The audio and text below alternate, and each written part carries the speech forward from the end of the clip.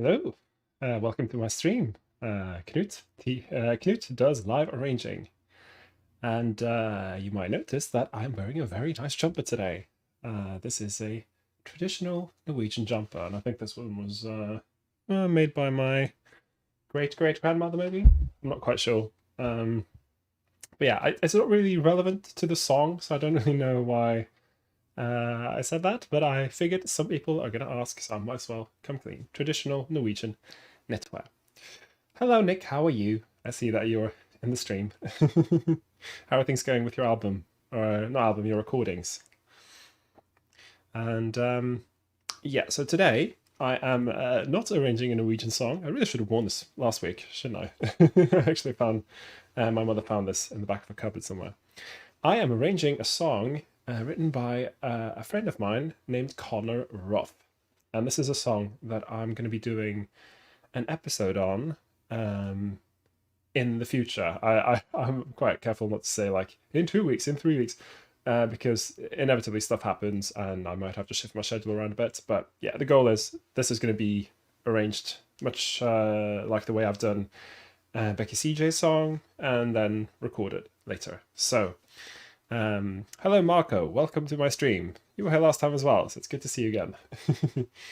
Okay, so now this song, I don't think it's actually been released. So the way I'm going to work on it is I'm going to, sing a couple of parts and talk about how I'm going to arrange them. And I'll, take you through the whole process. I'm very fine, Nick. How are you? Okay, so let's start. Now, I've, of course, cheated because no one wants to watch me in silence transcribing a song for, an hour. So I've already got the transcription done. So the song is called, hang on, let me get the, it's a bit of a mess still. The song is called Soldier, and it's written by Connor Roff. And this song, it's not too, it's different from Becky CJ's songs for sure, but it is very much in the line of pop folk music, if you will. So it's got the the acoustic guitars. The version that I was sent by Connor to work from was very well arranged, very beautiful. And so what I've done is I've just listened to it loads and written out. Now this is going to be for SATB choir, soprano, alto, tenor, bass, plus lead vocals. It's not going to be accompanied by piano. This is something I've written in just for myself. I tend to do this when I do transcriptions. I write out the little bits in them, in the song that I find important. And sometimes I do this on the choir staves. Sometimes I do it on a piano staff, which I've done here. It doesn't really matter. It's just a way of storing your ideas and your transcription until you're ready to use it. So, right, just to give you a brief idea of what the song sounds like, I'm just going to sing first verse, verse note. I've got my piano set up. There. Battle cries and compromise. Mobilize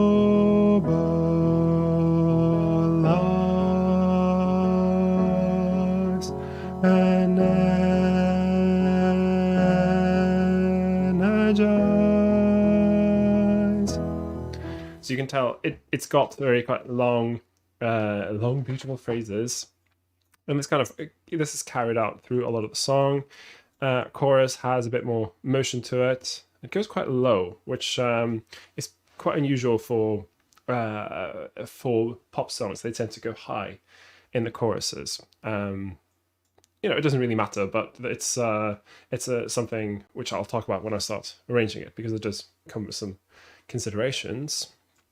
More verses. Like it has these nice long phrases, and you see I've just written in chord symbols. I'm not there was nothing in the track that I thought this absolutely 100% needs to be in the song. Like even this stuff, I might want to keep it. I'm not sure. I'm going to decide as I go. And the climax, if you will, comes in the form of not one, but two kind of bridge areas. One's the bridge and one's the outro. There. I have heard the whispers, they come from all around. It's the same thing, and that's when it starts to go in quite high. And definitely the climax comes at the end, where you have finally some high notes, and like for most of the song it stays fairly low. So anyway, that is a brief explanation of what goes on in the song. You know, if you've not heard it, then maybe it's not terribly useful, but at least it's, you know, it gives you some idea. Okay, so where do I start? I've written out my very kind of simplified transcription, and now I need to decide, right, what do I do first? Well, if you watch my my shows, you'll know that the first thing I tend to do is a dynamics graph. And I have not done this, so I'm going to do this now. Now, for this song, it's not going to be as easy as, you know, verse quiet, chorus loud, because the choruses are quite low in pitch. And a common thing I keep bringing up is that when people are singing low in pitch, it can be tricky for them to get it loud. It's possible, and it also depends, you know, on the singers you're working with. But you will find you have an easier time if whenever there's low notes to just keep it a bit more quiet, and then the opposite for high notes. It's easier for them to sing them loud. Some people can sing them quietly. That's not impossible, but you'll find that it's probably easier for them to sing it louder. That's why I'm probably not going to go just for a straight loud chorus, quiet verse like I often do for pop songs. Nick says, thank you for these live arranging. You were wonderful. Oh, well, thank you, Nick. I'm very happy to hear that. I'm happy that people are watching.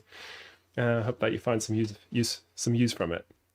Okay, so now when you do a dynamics graph, again, unhelpfully, you're not going to be able to see my paper here, but I will had some issues doing this with the computer the other time, but I'll just have to show you. So essentially, you do it like a graph. Now, if you've done GCSE math or whatever equivalent you have in your country, then this will probably not be too far-fetched. So let's say we have verse, chorus, verse, chorus, bridge, and then then the structure is not completely. Did you have bridge, then chorus, and then outro? Okay. Chorus, outro. Okay. Verse 1, chorus 1, verse 2, chorus 2, bridge, chorus 3, outro. So just to show you what I just did on my paper. Let's see. This close, you can see. So you see, it's just a graph. I've not drawn it in yet, but essentially you've got your x-axis, you've got your y-axis, and this is going to be loudness. And this is something I do, not because I will follow it strictly and it's set in stone, but because it helps me always refer back to something. Where's the climax of the song? Where's the quiet part of the song? What am I working towards? And you'll find I often start with the loudest part of the song, because that means I can always scale back from that. So let's see. Highest part is definitely the outro. I'll assume that just going to end on the loudest. And now let's look back at the music. Let's see. So here I am deciding what's going to be loud, what's going to be quiet. Chorus 3 is fairly quiet, and I think that comes off a rather loud bridge. So let's do that.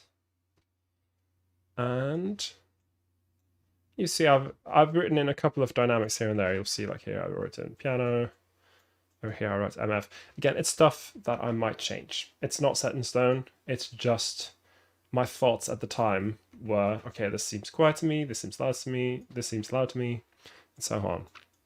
I think this bridge should be fairly loud. This chorus might be more like building up towards the bridge, maybe. And this is more of an MF kind of deal. Chorus 1. Okay, so if I go with maybe slightly louder on chorus 1.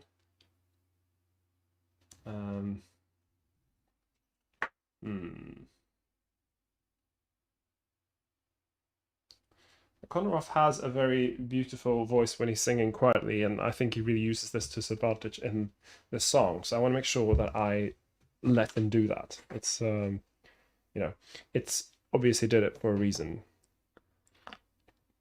If you want to check out some of Connor's other songs, I'll write his name in the chat, and let me see. I'll just quickly get up his SoundCloud. Now, as I mentioned at the start of the stream, I am worried that this particular song has not been released yet, but he has a lot of other songs available on his SoundCloud, so I will put that in the chat now.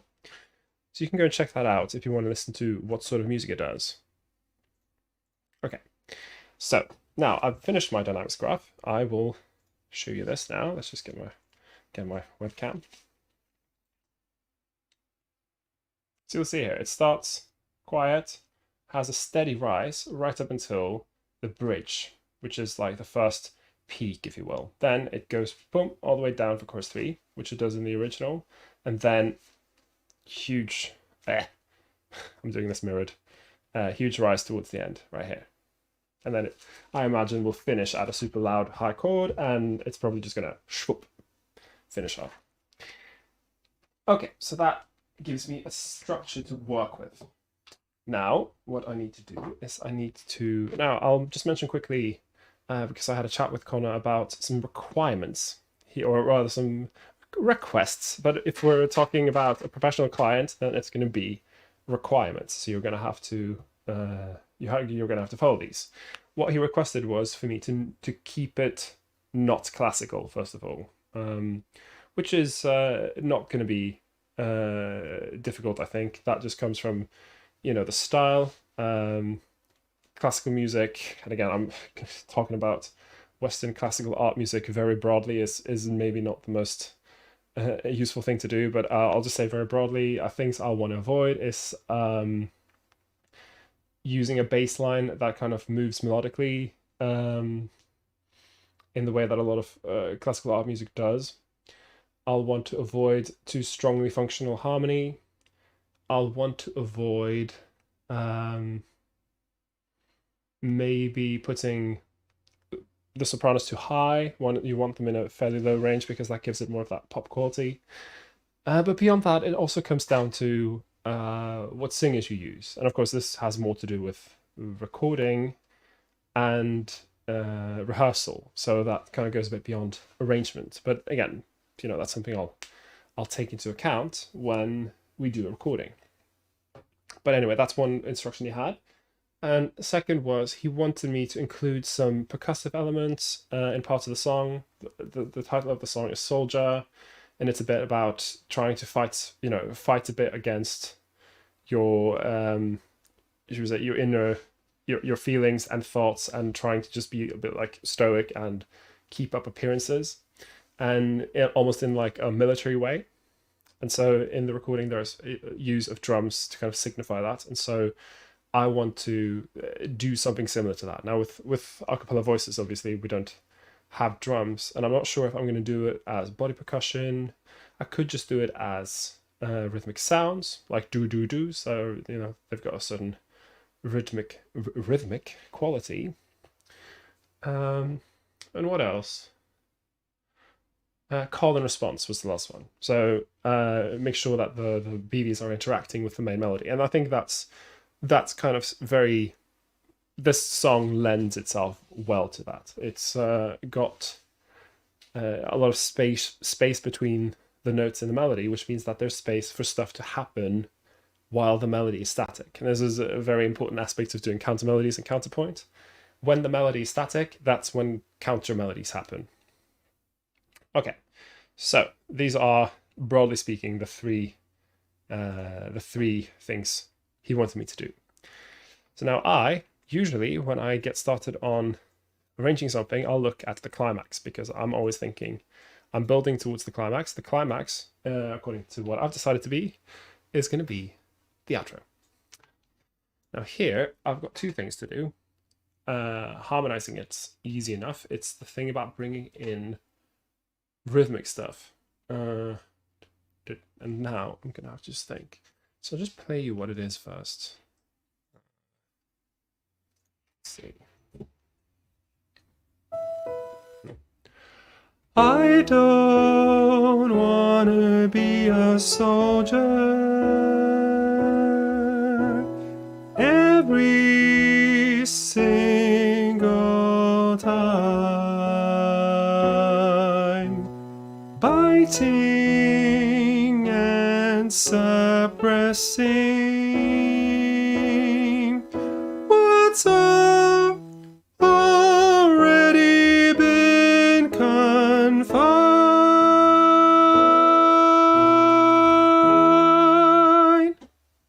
That's it. And it goes quite high in the original track. There is a lot of production happening. So now, how do I introduce rhythmic stuff and also, you know, keep it driving, give it, you know, a sense of motion? Now, I am very much a fan of the call and response technique. So I immediately spot, okay, I don't want to be a soldier. Here, huge gap right here. Stuff happens in the BVs. Every single time, huge gap again. Stuff has to happen in the BVs. Sorry, I keep saying BVs like that. I mean, it is an accepted term, like backing vocals. And when I say backing vocals, what I mean is essentially any part that's not the main melody. So that'll be the choral parts. Now here, it might be interesting as well to have a bit of a ringing high soprano. This is something, I know that Connor said don't do classical stuff, but this is something that goes beyond just that. At the very last chorus, you know, in a lot of classical music, you have the descant. You don't have to do a descant as such, but I think people will kind of, it will speak to people to have the sound of a high ringing note in the last verse or the last chorus of a song. That's usually when the singers start to ad-lib and there's stuff happening. So I think I will definitely want to have some sort of high notes happening. And the easiest thing to do then is to do the dominant. Yeah, let me just, due to the way this is streaming, you can't see all the little windows I've got up. So, but I need to just get a little window up. I don't know. I don't. Something like that.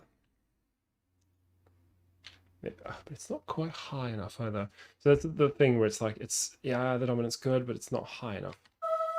Let's give it an E.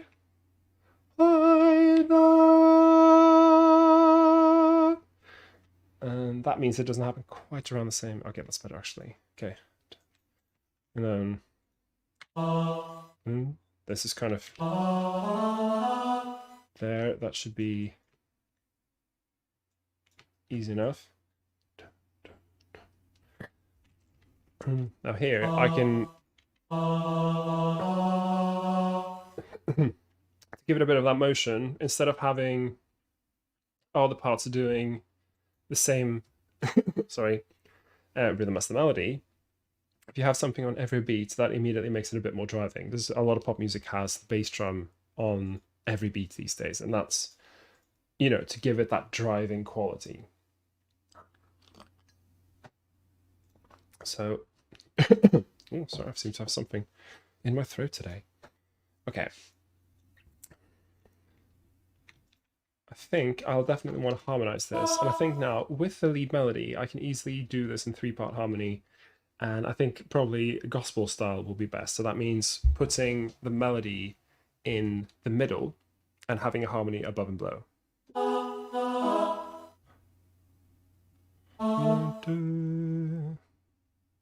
Want to be a soldier.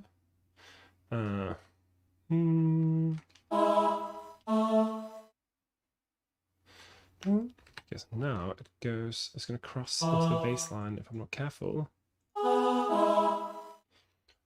So let's tick it up.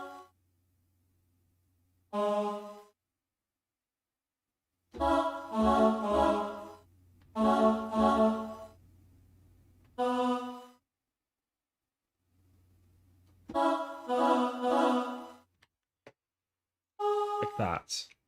That means it's not super loud, but it does allow the tenors to get up into their higher range. Like so.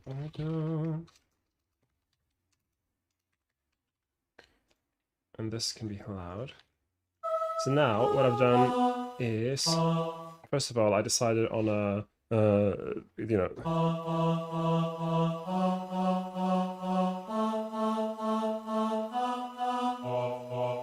that kind of bass line. Give it motion.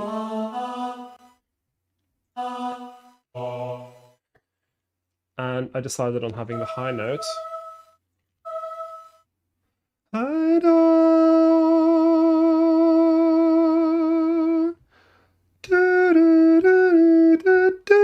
Something like that.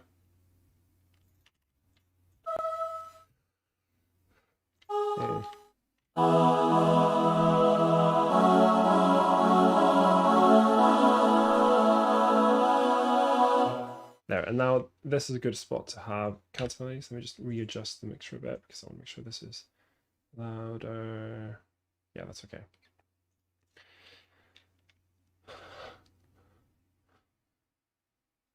So,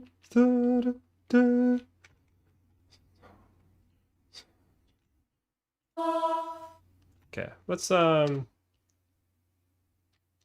do this. Okay, that might work nicely.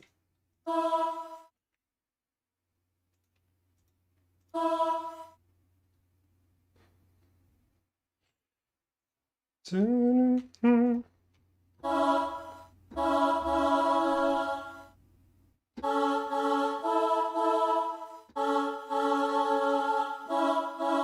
we have that. Don't want to be a soldier, soldier, soldier.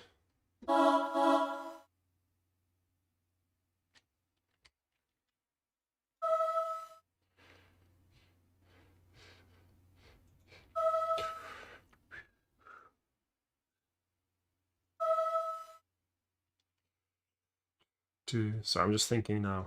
There's going to be a little bit of this happening where I'm just thinking, trying to, and like experimenting and stuff. But I am just thinking about what will work here.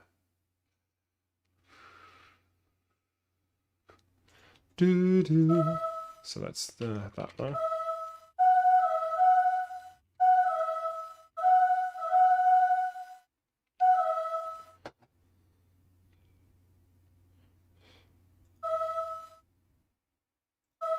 It's not quite up to the G sharp, maybe. That's like maybe stretching it a bit too much.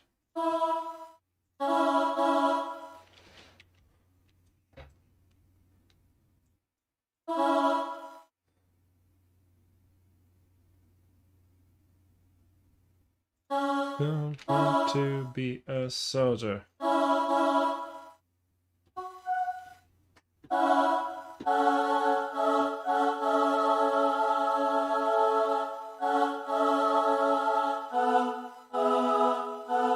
There we go. Yeah. So let's do it for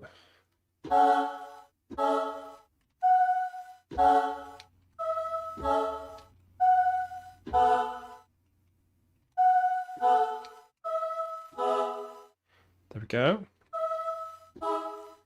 Oops. So now I've created a slight counter melody here. Let's go. I don't. want to be a soldier.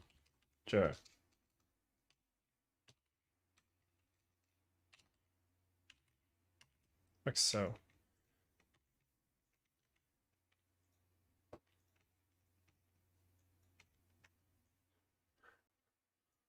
And even out the bass can want to be a soldier.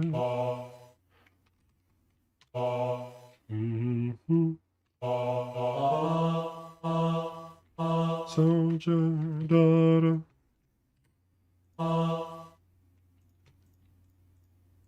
Like so. Just have him do da da da da da. Even have him do I don't here.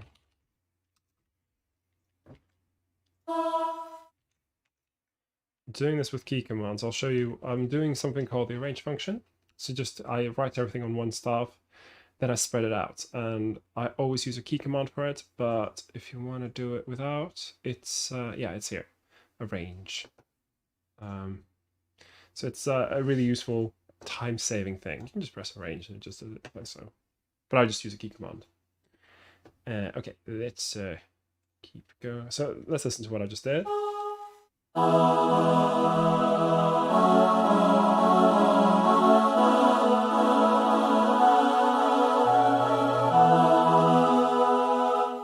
There we go. Well, that's sounding quite right. And then they repeat basically with the new.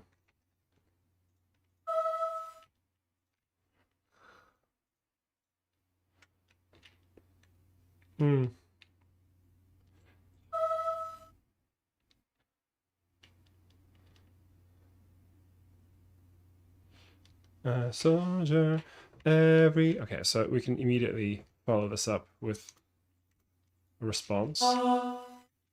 And now. Every. No, I'm trying to match what they just did, so I get them in the same range. Everything. Go.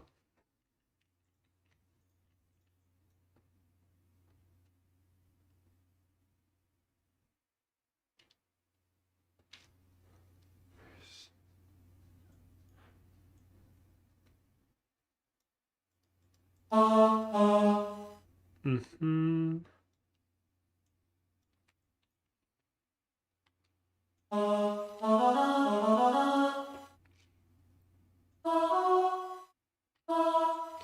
There. This chord is missing a third. I don't like that. No, sorry, it's not. It's there. Okay.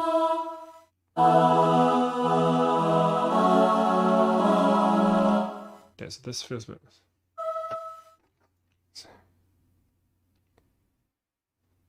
Can I preempt or not? I want to see if I can preempt this time in the BBs, but I'm not sure if it's really going to work. Because now I feel like it's got a fair bit of motion before.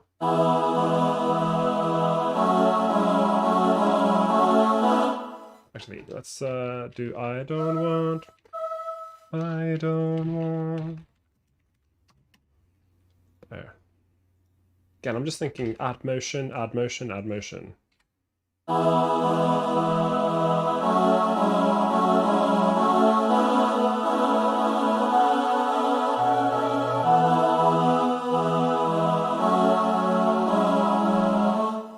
So now I feel like there's enough motion before there, but then what happens next?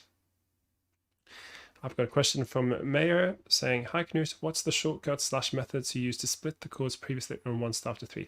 Yeah, so this is called the arrange function, and it is, in my opinion, the most useful feature in Sibelius.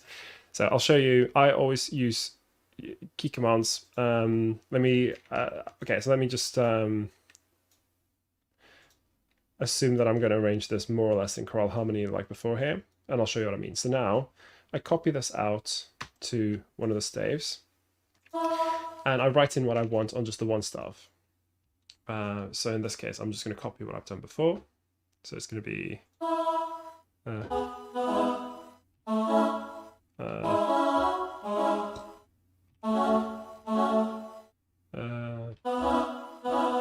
say that. Then I select it and I cut it out using cut. And I'll show this with just the buttons on the screen. So cut takes it out. Now, the arrange function, it describes itself as an intelligent copy and paste, and that is more or less what it is. So you select the staves that you want to spread it out on. So in this case, I want to spread it on the alto and tenor staves. And I use arrange, which you find in notes input arrange. And I'll read you what it says. Intelligently copies music from any number of staves into any other number of staves, deciding, if necessary, which instruments to use. It can be used to produce piano reductions, to explode chords onto multiple staves, and even to automate simple orchestration. And that is exactly what it does. So for stuff like this, when it's going to be, you know, 4-part chorale harmony maybe, where like the rhythms are the same and it's just a matter of spreading it out very, you know, obviously, then you can use this. So you can either just press it. I honestly only ever use standard arrangement. There's all sorts of options you can use. You can use like brass band and woodwind band, and I've never ever used them, and I don't really know a situation where they would be useful. I just use arrange. Boop. There. And it spread it out. And because I wanted the altos to sing above the tenors, it did that automatically, because that's what it's going to assume.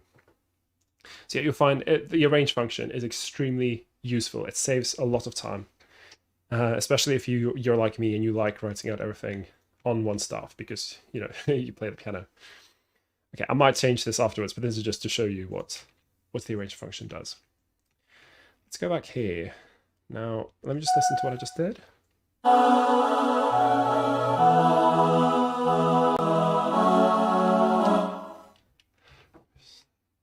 Go every single.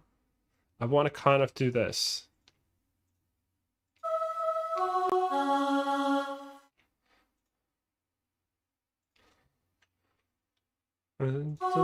Single time,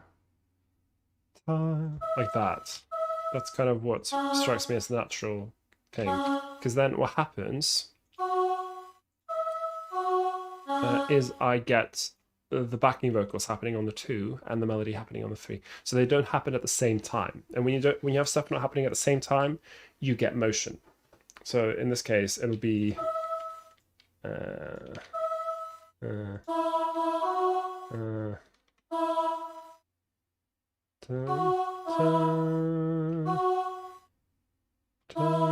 this stays on E, and this one stays on C sharp. Like so. And I'll just show you what this will sound like.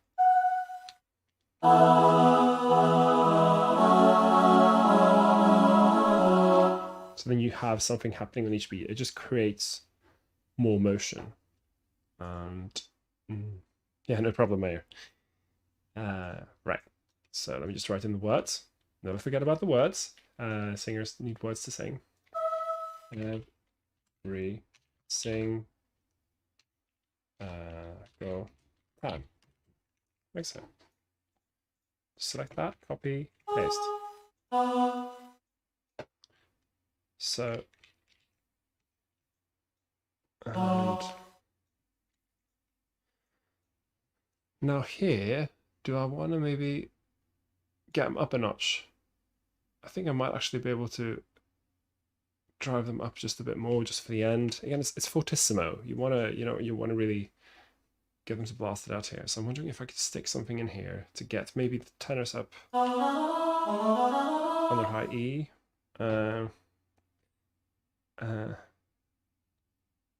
Like so. It's not necessary, but I think.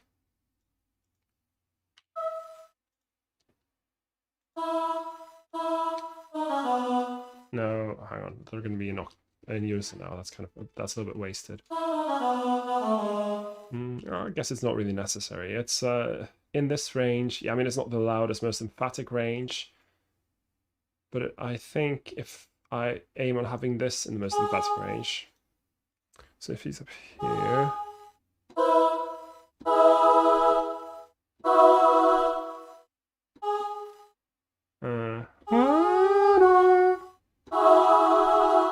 This chord is wrong, by the way. this should really be something like F sharp. And where's my sharp? There it is. Oops. F sharp minor. And then this is more like a typical, you know, classical music ascending thing. And again, I know he said stereo clear for it, but it's basically just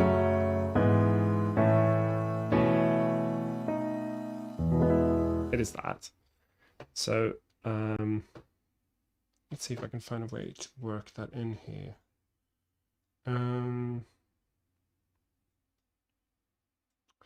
Every single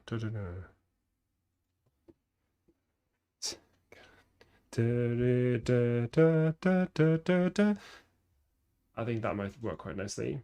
Every time. That's probably going to be stretching it just a little bit, but that will get them up in a high range. Okay, why not? You know what? It's the end of the song, and I mean, in this case, I am going to pick singers who can do this. And this is an important thing to remember is you need to know what singers you're working with. And I am, my worry is then, can I dare getting a soprano up on a D sharp? And I think I can do this.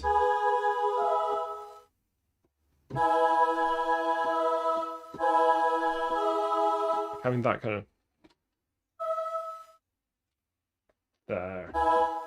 That is only something you do when you know for sure that the singers use. So I tend to work with a soprano. Well, it's not really fair to call her a soprano because she sings alto as much as she sings soprano. I work a lot with a singer named Therese, who basically sings from there to there, somewhere up there. And so I will, of course, be asking her to do this recording, and so I'll know that, okay, if I write a high G sharp, it's going to be fine. Because what I want to do is every single time, that kind of thing. Do, do, do. Like that. And I'll just do that in choral style harmony because it gets that nice little triplet thing happening. How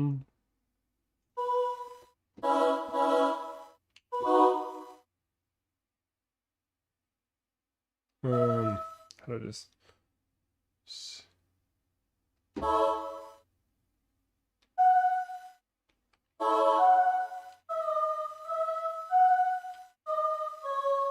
Every single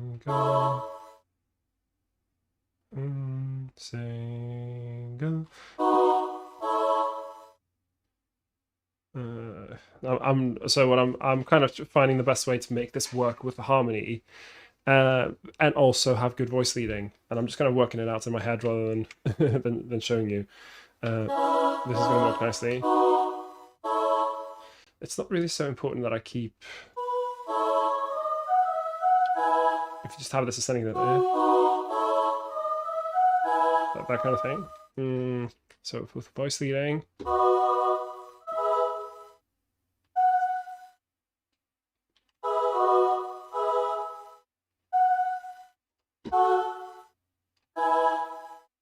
Yeah, that should be fine, and that should be, again, that gets a tennis up on G sharp, and in this case, it's going to be a singer that can do that.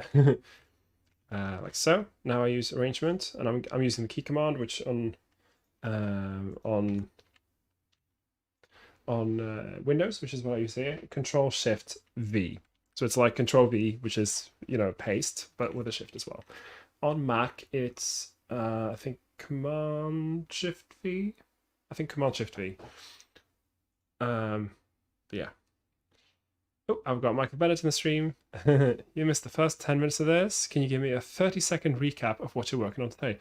No problem, Michael. I will do this for anyone who's just joined. So the song I'm working on is called Soldier. And this is a song by a friend of mine named Connor Roff, who is a singer-songwriter. And I will... I've already shared his SoundCloud. I'll just put it in here again. This is his SoundCloud. This is an unreleased song, so I'm not going to be able to play it for you. I have kind of very simply sung and played through it just with the piano. But it's something I'm doing that for an episode, which I'll be releasing in a few weeks' time, hopefully, and which we're going to do a recording of. So that is a 30-second recap. Now I've done my dynamics graph, and I've started arranging the last chorus because I find it's really useful to start with the loudest part of the song. So what I want to get here, every single time, like that.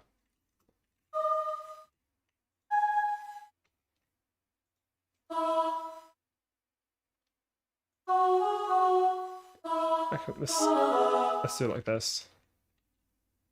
And let's have a fall. Why not? Like so. So let me spread this out and you'll see what I mean. To have them follow.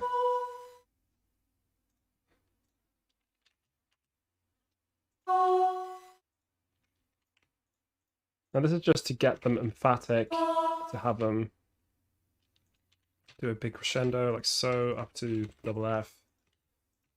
And just breathe here.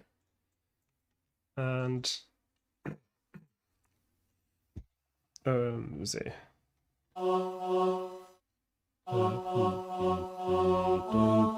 Every single time. I'll just have that too. Very simple. Very simple. Every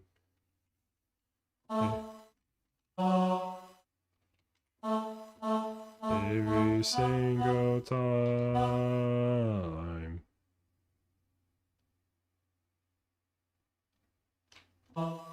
There. Copy that out, like so. And then just go straight back to keep the motion going.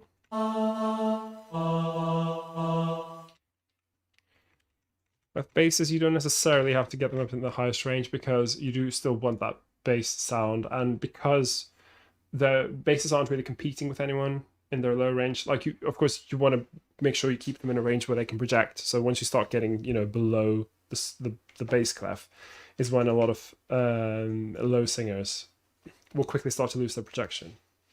But this should be like, even though they're not all the way up on their highest notes, they're still going to be heard because they're not really competing against anyone in that part of the range. Okay, biting tongue and suppress. Okay, let's see if I.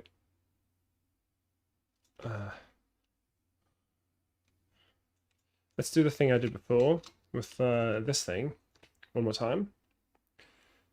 In fact, I can basically just copy this and change the text. So then I just remove this and suppressing. Now it's going to be, there's going to be what's called rhythmic dissonance. And that is something you talk about mostly with Latin American music, but it's definitely relevant in any kind of music where there's rhythms kind of clashing against each other almost. And I do this to create motion because the melody is a biting and suppressing. I played a bit wrong there, but essentially it's very, very much like da, da. It's very much there. So what I want is da, da, da, da, da, to create some rhythmic dissonance.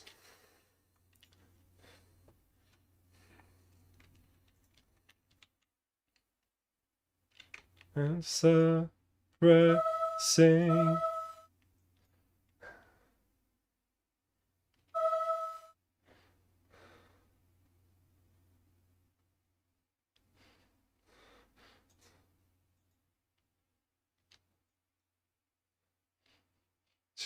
Okay.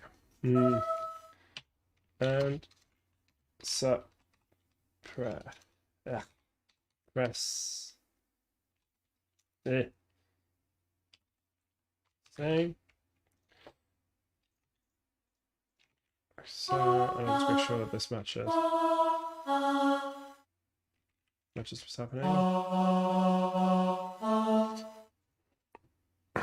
And what I think here is I can lay off the rhythms just towards the end, because what I want to do is I don't want to end on the tonic. I want to end on the dominant. And this is, again, a very typical thing in pop music where you're building. If you finish on the fifth, so the dominant rather than the tonic, I'm talking in terms of chords, not intervals here, then you can keep building towards the end and just kind of cut it off.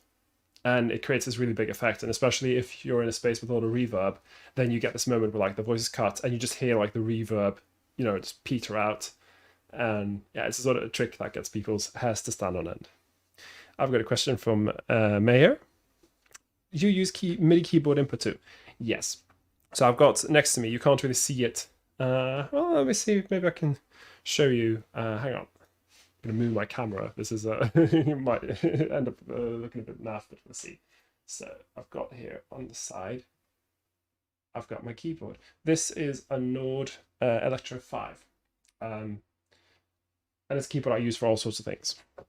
But I've got this hooked up to my computer, and yeah, I'm essentially using that to input the notes. And it saves time. There's loads of different ways you can input notes in Sibelius. MIDI keyboard is definitely the fastest. Then you can also, if you want an A, you can press A on your keyboard. So you can do that. And you can also use the mouse, but I never use the mouse because it's slow.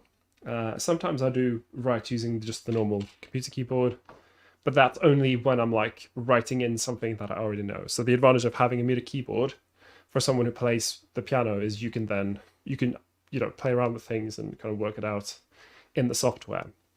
And I think you can also do the same with sorry, no, it's the thing where you move you move the camera and then you have to recenter it. Yeah, if you play using if you prefer to play with a guitar, then I think you can also set up your guitar to do MIDI. I've got a question from Shaktival. I'm sorry if I'm pronouncing her name wrong. Shaktival is asking me, where are the lyrics from? So this is by a friend of mine called Connor Roff. So this is a song that isn't released, so you won't find these lyrics online, I don't think. I'm not quite sure when Connor is planning to release it, but essentially the lyrics are all about the idea of being at odds with your identity, feeling like you have to keep up appearances like you're a soldier in a uniform. And so there's a lot of those kinds of that kind of symbolism in the text. So yeah, Connor Roff is the composer or the songwriter. Okay, so I got here. Suppressing, pressing what is already. So by the time I get here, I want them all in choral style harmonies. Now I'll show you how I will use the arrange function here. So I think I now have 5 voices at my disposal. Might not necessarily need 5 voices, but I can choose not to double the melody.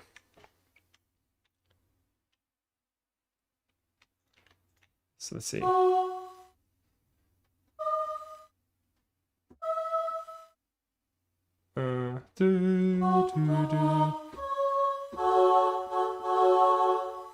So I want to make sure that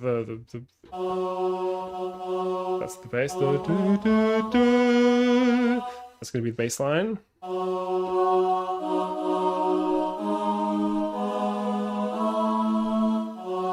So now, because I've got the chord symbols written down below, I can then just fill in the harmony. Now, I want to also keep everyone in their high range because it's emphatic, it's, fortissimo.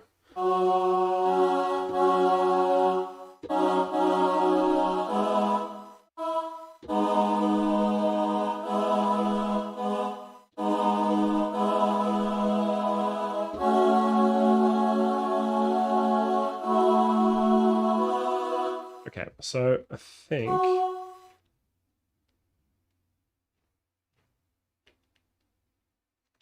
maybe like this.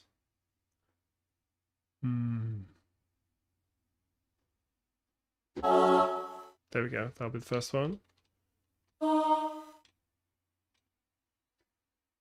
Now I'm gonna watch out here.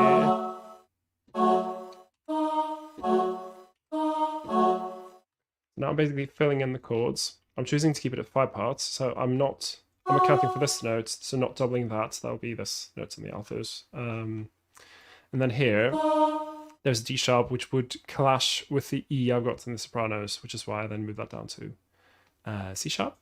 And then I just kind of fill in. And again, this is all just music theory, essentially. So I'll keep those there. Not doubling the third. Let's have the altos. Can I get away with that kind of chord?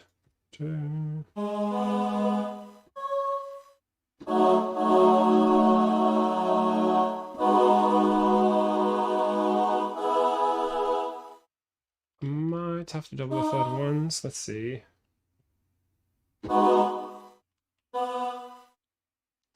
I think I want the sopranos to jump up here. It can.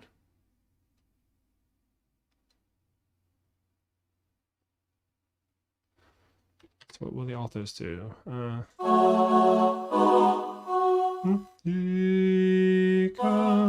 I think I'm actually gonna do something I usually tell people not to do, which is to double the third.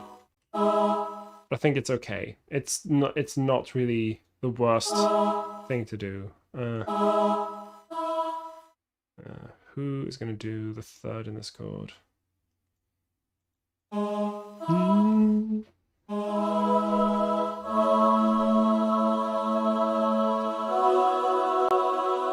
That's the chord I want to end up on.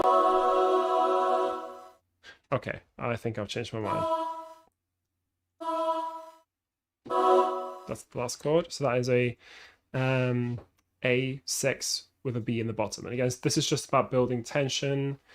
And I'm choosing not to do it as a full B chord because the melody is on E, and that's going to be very stingy against the melody. Then again, I guess I could, really crunch it in there.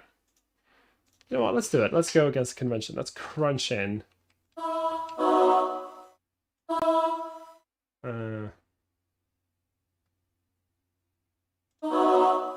Not like this though. I do kind of want the sopranos to be on that E. And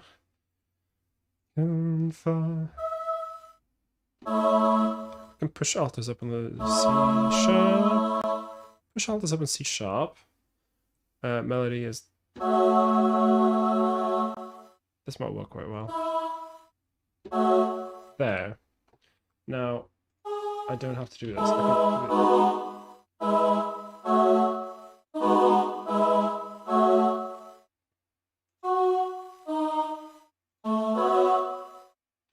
there. That, I think. Now, this is... Okay, so now I'm going to make sure, because I'm... Obviously, the backing vocals are only going to be in 4 parts, and I have accidentally written these in 5. I've written in the melody, so take that out. Now it's always in 4 parts, so that means I can use the arrange function very quickly. Select the staves, cut, select the staves you want to paste it on, note input, arrange. Boom, it's done. It even understood that I wanted to push the altos up into the very top of their normal range. So, I mean, again, this is the thing where you'll have to know if you've got a female singer who you know is comfortable, singing across her bridge and going into head voice and doesn't find that difficult, or find that it gives her a worse sound quality, then you can do this. So I think this is going to be fine. This is also a point where it's double F, which means that if you've got someone who can belt, then this is their moment. They can really blast it out. I'm not going to demonstrate because it's going to blow your earphones off. But yeah, this is a belting area, and when it's like a really empathetic last bit. In fact, let's just blast it up. Triple F. Boom. They're all in their high range. This is going to be fine. Okay, let's just work out the little link here, and then I will have arranged the last chorus. Let's just listen to what I did.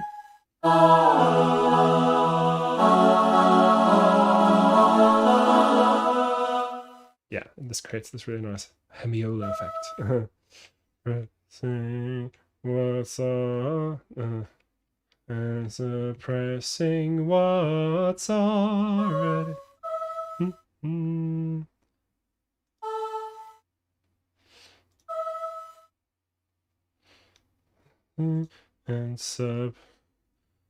suppressing what's on. Okay.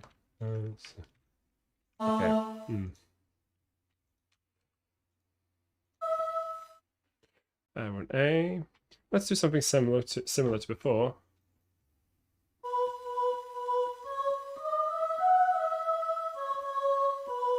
Yeah, that should work quite nicely. And it means I don't have to work it out differently again. It's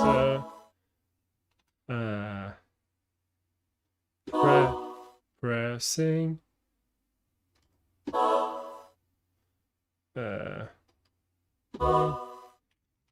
what do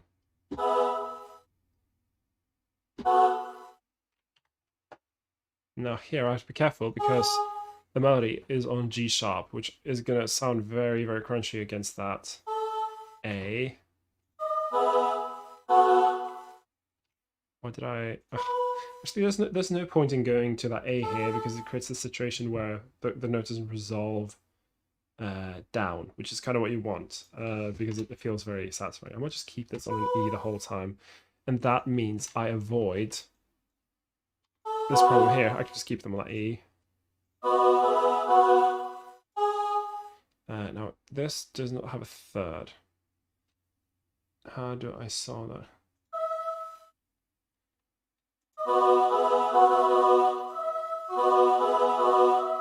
Could just do that. Because they're not aiming for G sharp, they're aiming for E. So going down again is fine. Again, this is all about working out voice leading, working out how to get from one point to the next in the smoothest, most logical way, where the singers aren't gonna, have to fight against their urges to sing something other than what you picked for them. And suppressing what's all ready been confined. Again, all in full parts, cut out, mark up the staves, arrange. There. Now this one, I just clean up because these guys aren't changing notes, so then you keep it just there. Same with altos, are just there. There. Make sure I use slurs. Okay, let's listen to that.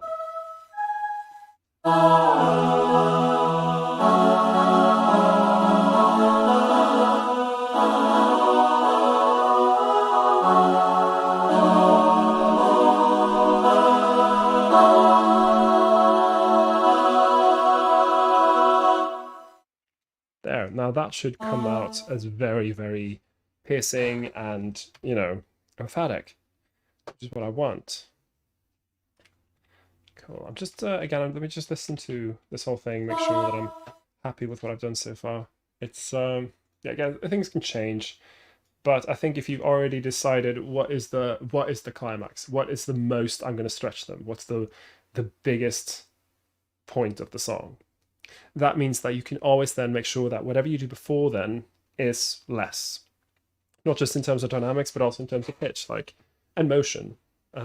Here, there's quite a lot of motion.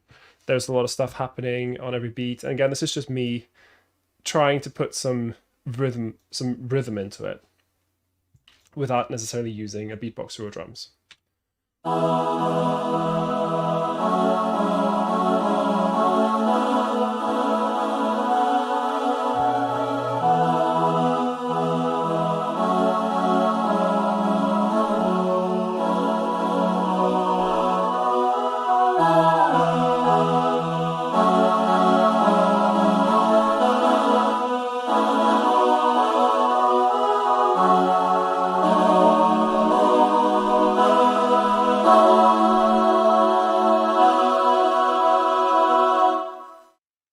here, I'm wondering if I can make the ending slightly more crunchy. I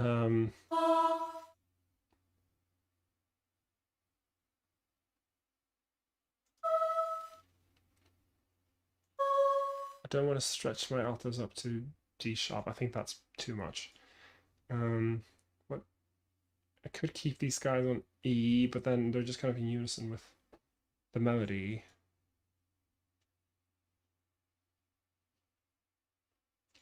Can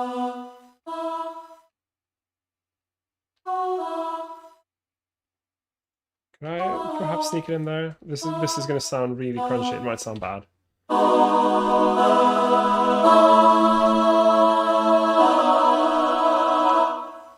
I don't think this is set up correctly.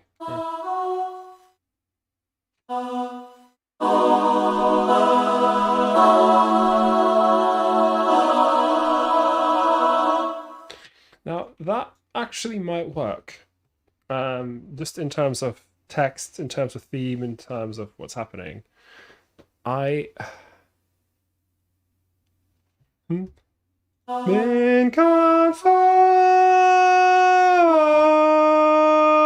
Then you have this clear clash with the E here and the E here. Maybe I can even put these guys up there.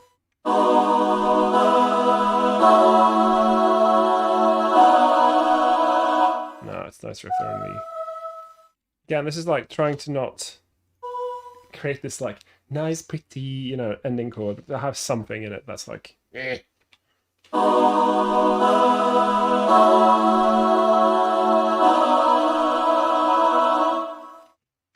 Yeah, and then I can, you know, just have a little format on this. Oops. There. Okay, so this might change, but that is, I think, roughly what I want my last chorus or last part of the song to be. So this means I've now decided this is the benchmark of the loudest part, the most intense part of the song. Everything else has to kind of be under here in order for this to be effective, in my opinion. This of course depends on what sort of piece of music you're working on, but I think it can be quite tricky if you blow your load too quickly, if you say it like that. If you save the really high bits to the big climax, then it's going to be really, really effective in a space. You're gonna, you know, you're really going to get that kind of emotional reaction from the audience. So the chorus before here is basically the polar opposite. This is quiet and there's very little stuff happening. I don't think I've actually played you the chorus. Let's have a look. Because this is really a bit too low for me. Cause I was born a soldier of a different kind, sensible and stubborn, strong within the night. And then it goes into, you know, the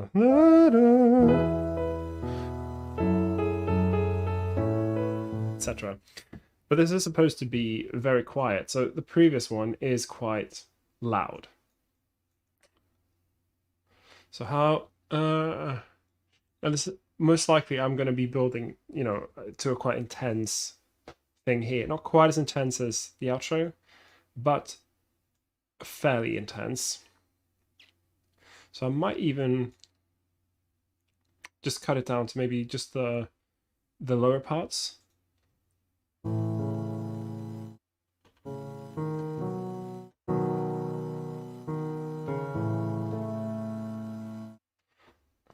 And then I was going to be sure. Let's just assume something like that.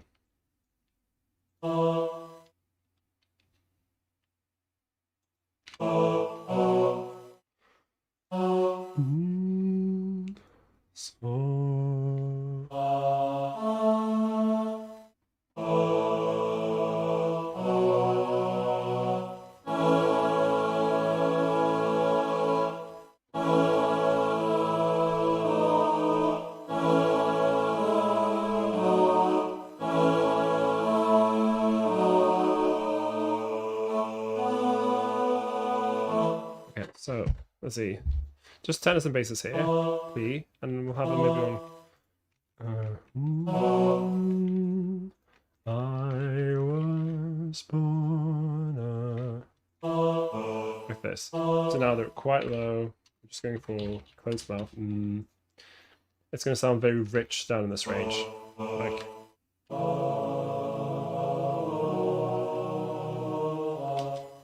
And then I want the altos to come in with, just because I'm worried here, the third will disappear, and I don't really want open fifths just here. So I was born a song on us. Born, actually, this is born with the tenors. There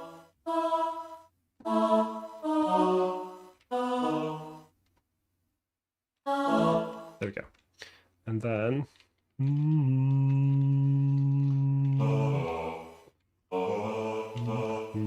just stay there. So I was born.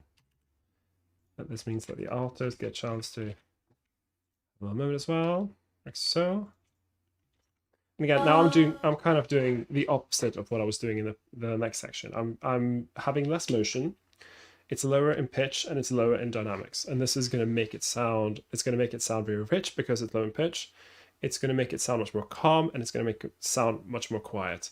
Both because it is quite literally quieter in terms of dynamics, but also because there's less motion. So there's less rhythmic dissonance.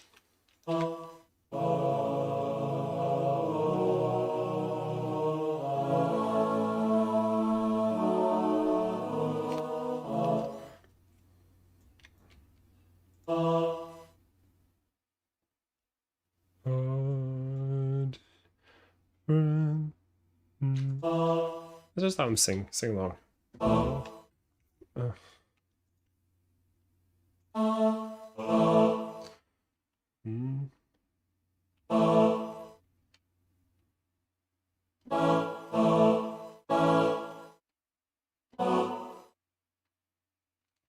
And then slight rhythmic dissonance here, but just different.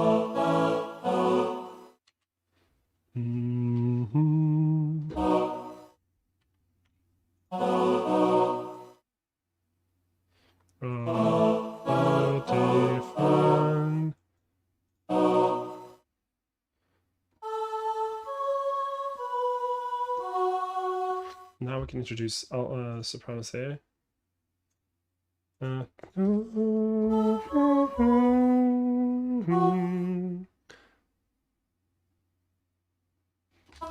Different kind. Introducing parts one by one. This creates a very natural increase in dynamics without having to increase the dynamics, because there's literally more people singing.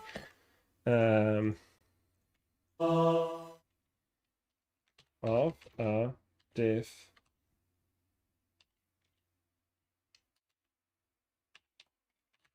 You'll notice that I'm always, whenever the words are shortened, which they often are, we usually say different. We don't say different. That is not normally how it's spoken. Different. So I always reflect this in the way I write the lyrics in. So I will use apostrophes to indicate that there's a shortening of the word, so that people don't, if I wrote differ and then rent, some people might start overcompensating to get that E in, and that's not what I want. I want them to just say different. It's all very quiet.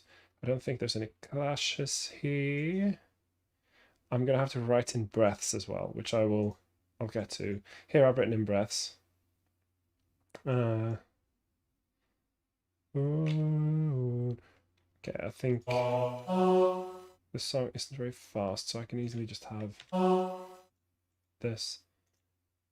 And I'm a very fan of writing in breaths just because it saves rehearsal time. It means that we don't have to go through the situation where someone's like, where we have to spend 10 minutes marking up every breath because I've already done that. It's done, and you can just focus on other things. There. Now I've marked up the breaths.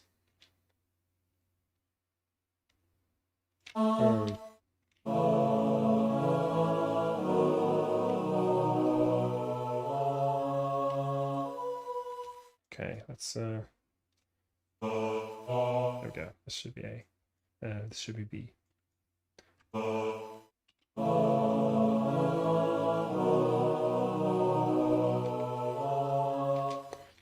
There. Very, very simple. Like there's nothing earth-shattering happening here. Um,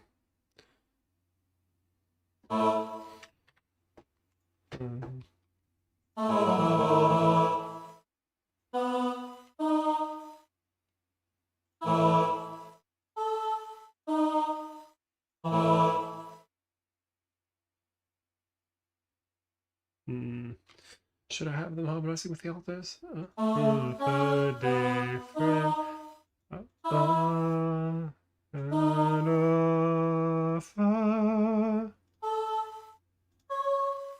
Why not? There we go. Why not have them?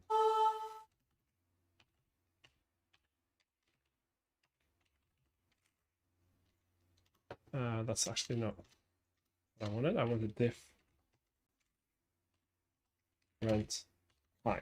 So again, the cadence of the language matters quite a lot when you do this. You have to make sure that there's no well, I mean, to a certain extent, you can of course play around with it. I'm not saying you're not allowed to play with the cadence of language, but I'm saying for the most part, you'll want to make sure that the cadence of the language works with the music you've written. Just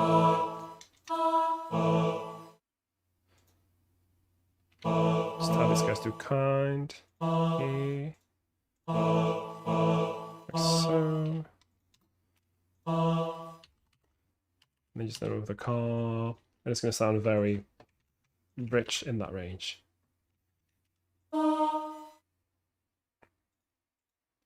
Oops. There. Actually, let's respell this so that they look the same outputs.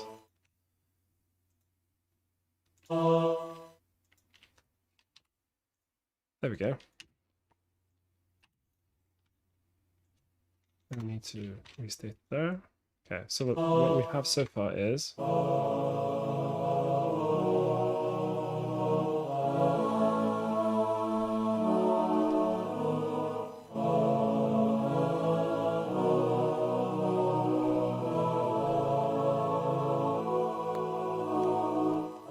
so now here's a concern I have here is the fact that this, again, this is where you need to be quite careful. If the melody is really low in the male range, you can end up with mud, and you don't want mud. So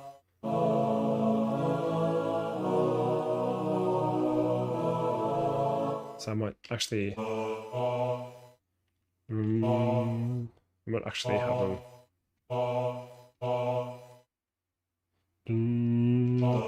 I think I'm gonna have to just match the lead here because you can end up with mud, which is not ideal. Might be able to get away with having the tenors go to that E immediately. Let's try not. Like so. What's the sound?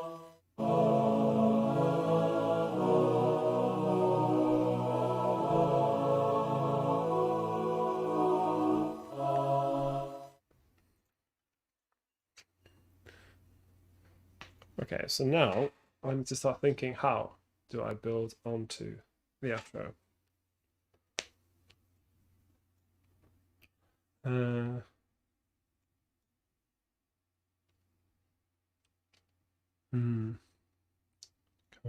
So this sounds like phone.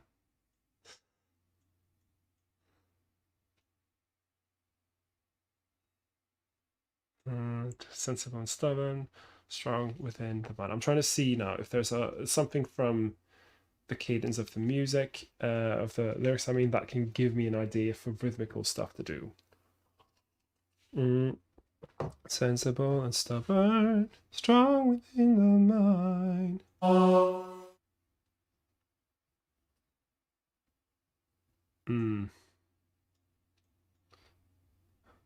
Okay, so now I can use the cadence of like sensible, sensible and strong within. I'm sensible. Okay, so we can do.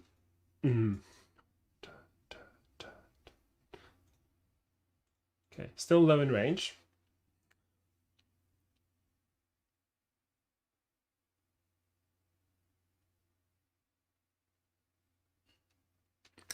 Sensible and stubborn, I am sensible and stubborn. I adore. Yeah, something like that.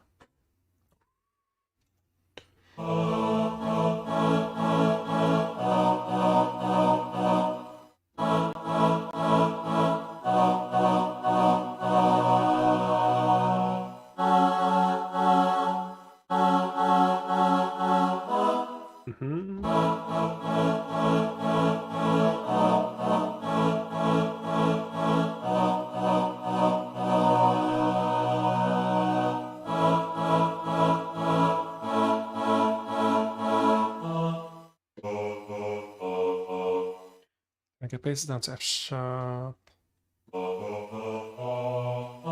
Yeah, probably. So here's what I'll do. Sensible and stubborn, I am sensible and stubborn.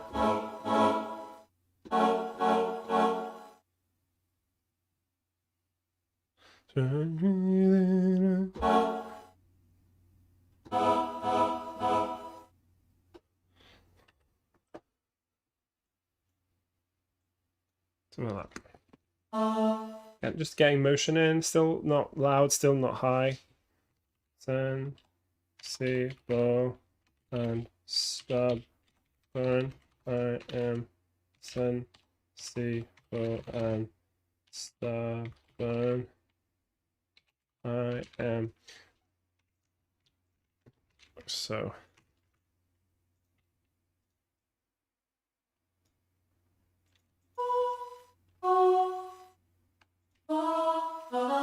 Should we do it with this?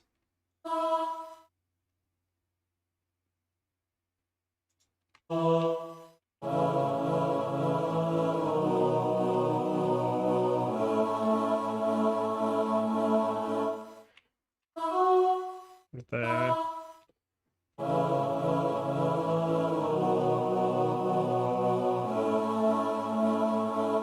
There, I don't have to double the third here, so again, it doesn't really matter that much.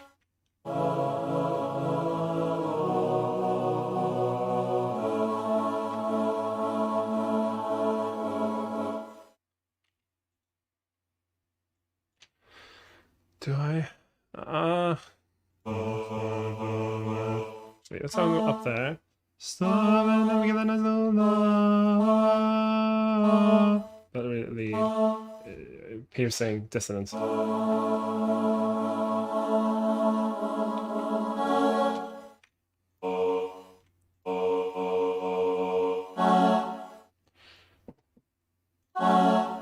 Yeah, this is going to work quite nicely. Let's have this PP there.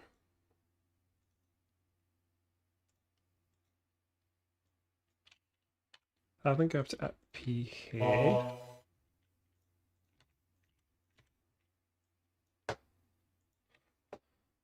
And then up to MP. Going up to MF here. Again, I'm just deciding how, you know, when does it increase? When does it get more? Actually, that was supposed to be MP. Actually, MP. And this, why not? I mean, more detail is better. Now, what do I do here? So I'm trying to get here. Strong within the mind. Let's see, sensible.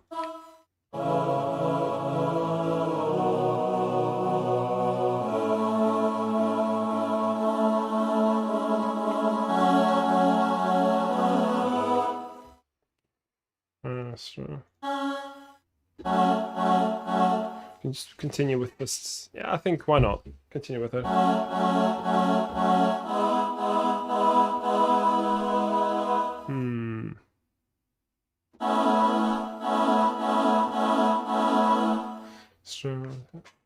Strong with him.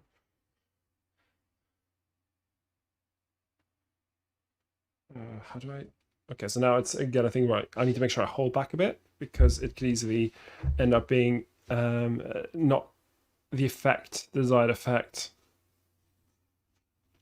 I think I actually need to change this up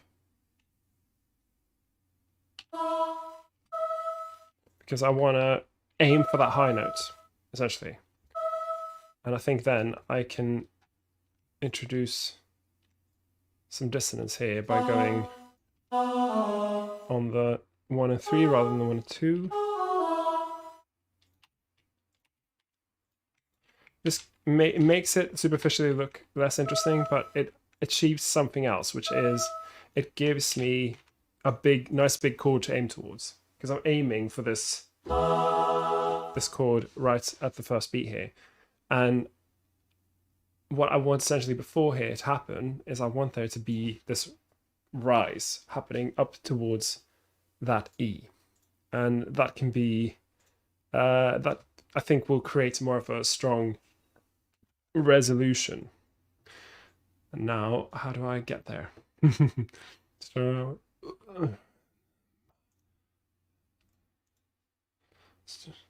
strong within, I'm strong within, I'm strong within the mind. I don't like that. That'll be something that'll work. Strong within, I'm strong with.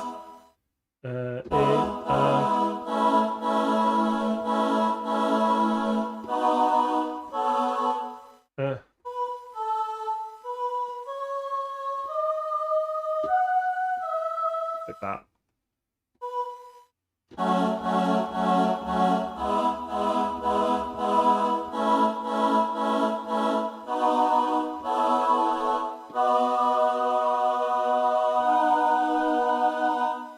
No, I don't want to get tenors too high.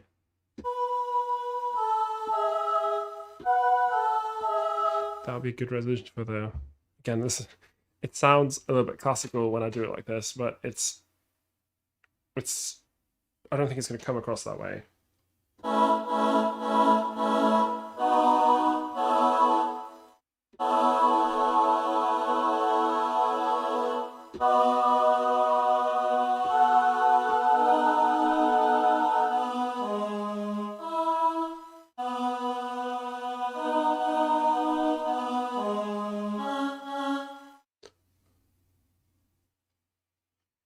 Maybe just because it feels very natural to.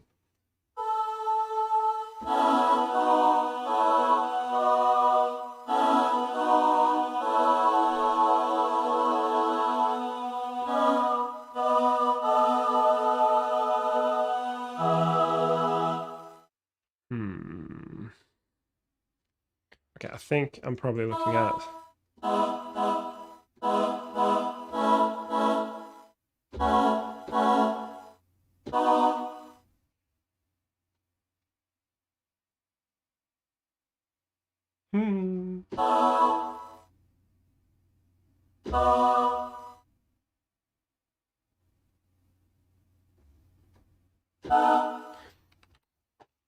That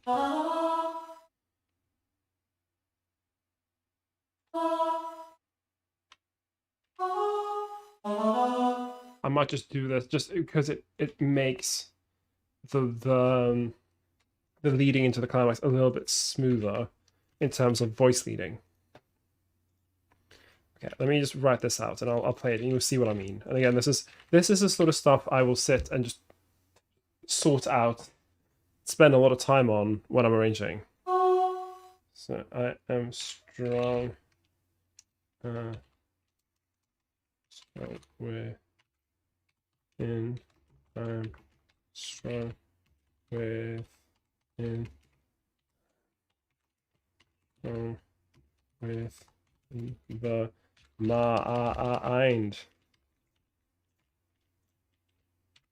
So the goal here is it's going to sound gospelly.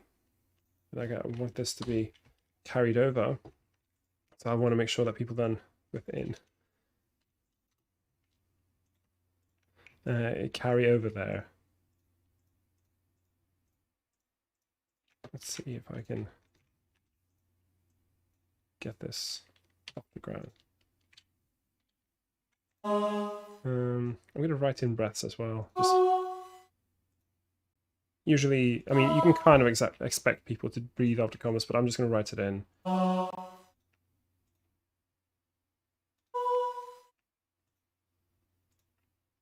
But then it's just completely obvious. You could also use the comma signs. I tend to just use rests because why not? Rests, it's basically the same thing.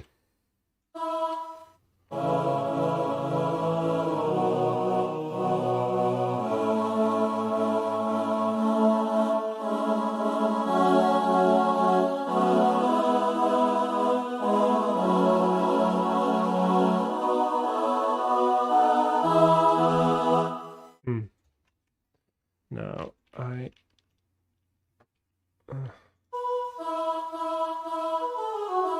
that kind of comes out a little bit weak.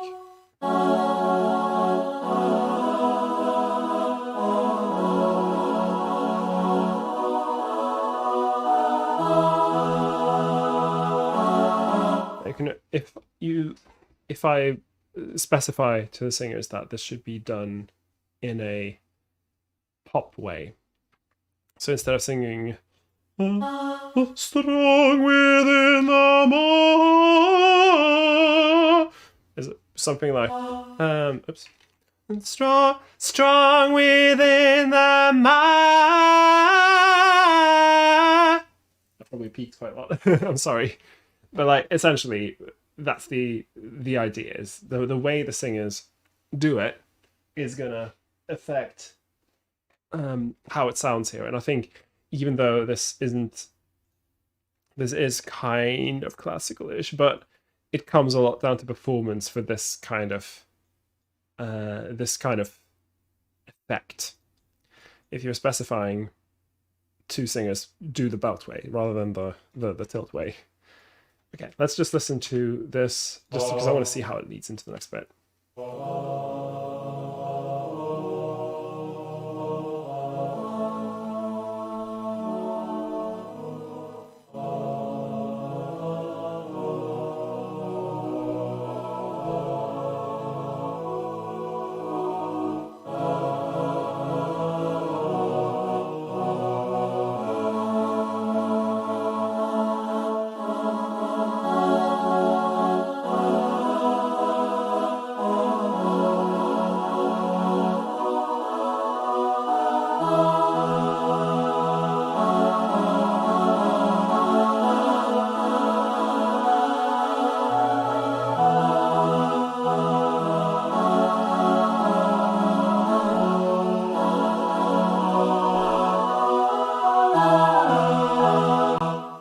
Yeah, you know what? This, I think, is going to work.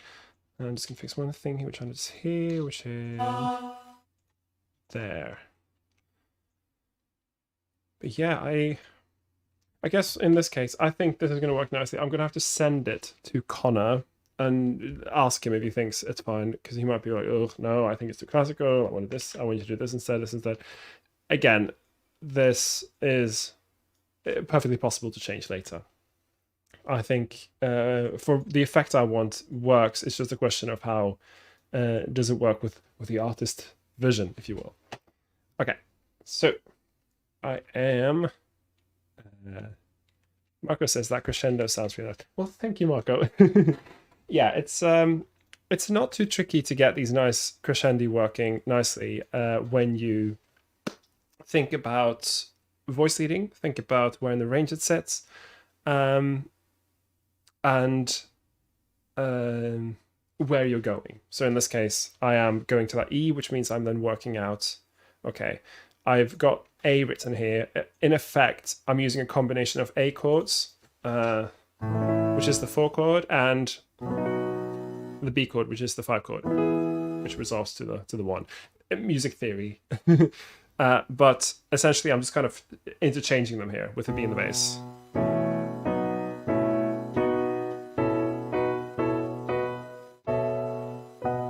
It's a really good way of building tension, using the 4 chord over the 5 notes in the bass. And it's also very common in pop music. Okay, right. I've now arranged this teeny tiny part of the song, and I still have all of this left. But now I've kind of established what is going to be the loudest part, and what's going to be, ostensibly the quietest part, which is here. Which means everything else is going to be between this. So here, for instance, I have heard the whispers, they come from all around. So this is same as the outro. Now I just have to not write it as high and as, in your face. I think this could actually be in choral style harmony. Because this is, in terms of the story of the song, this is kind of a turning point. This is where the narrator is having a moment where, like, I'm admitting to myself, I've heard the whispers, I'm living a lie, I'm pretending to be something I'm not. Before here, it's more general, stuff about, it's questions, it's stuff about, there looks like something's not quite right. It looks like, you're playing a part. This is an act. Whereas here, it's an admission. I have heard the whispers. They come from all around. So I think here, yeah, choral style harmonies mostly. And then it's a question of, okay, so what dynamic are we? I think this is, so it's kind of approaching F, I think. Maybe MF to start, and then F here. And then it goes, loud towards the end. So let's get that going. So I think, I have.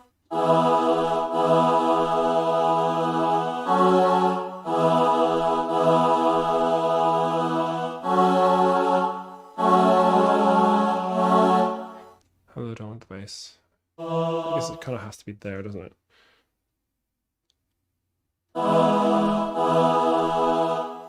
There.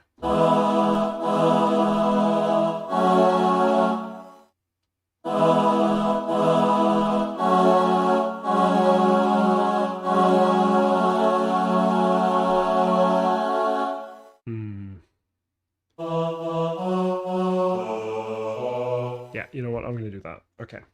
Sorry, I know that I'm not really explaining what I'm doing. I'm working out where I want to put the chord in the voices. I think I'm going to start here, like so. And again, harmonic dissonance with the melody. I have... Where's it going to be? I have heard... It's on the beats. So you get slight motion without too much. Again, this is coming off of a quiet chorus, and it's still, it's still not quite that intense.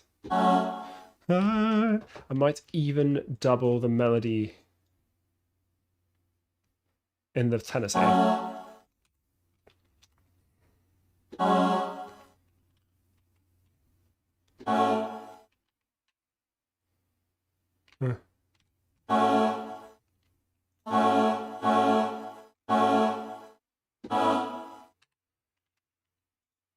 like so. Let's just get the lyrics. Keep just copying them the hard way. I'm just going to do this and then like so. Sibelius is quite easy to work with when it comes to putting in lyrics. It tends to divide them up correctly most of the time if you just copy them off of like a lyric site on the internet.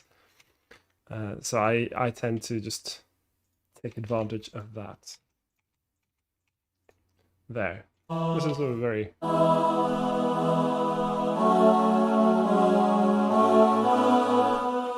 And then something happens. I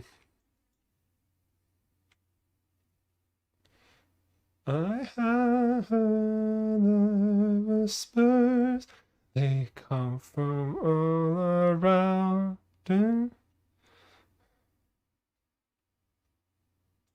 Yeah. How do I? And I have heard the whispers. So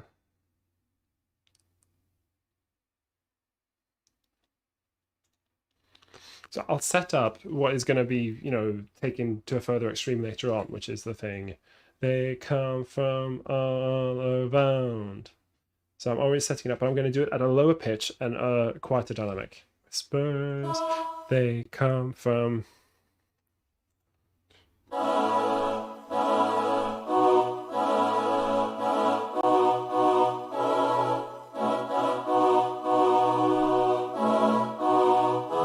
Something like that, where it's not going terribly high.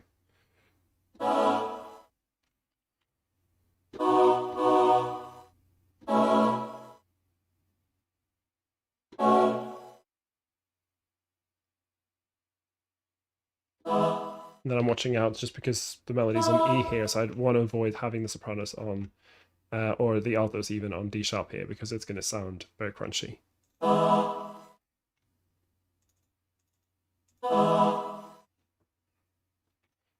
So then if I aim for here, they come from all... Actually, I've heard the whispers.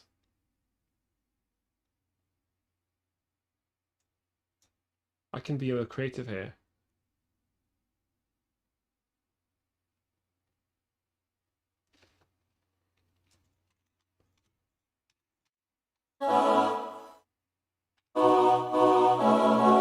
Actually, maybe not. Whispers. Oh. There.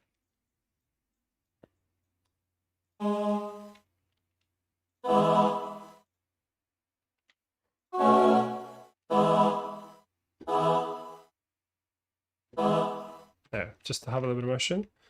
Again, so I was thinking, I can probably use this word whispers a bit more, but the thing, the word whispers already has two S's in it and a W sound. The whispers. The word whisper sounds like a whisper if you just say it. Whisper, whisper, whisper, whisper. Whispers, whispers, whispers. I think I don't need to be too what's the word? I don't need to hammer in the metaphor here. But I want to use the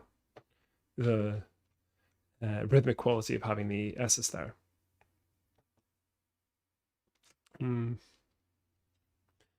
I've got a question from Project Anvil. Stupid question, perhaps. There are no stupid questions, only stupid answers. Famously. But I only just started watching. You have SATV plus lead. What is the lead going to be? Okay, so when I write lead, what I mean is lead vocal. So that means whoever's singing the lead vocalist. In this case, the lead vocalist is a male singer.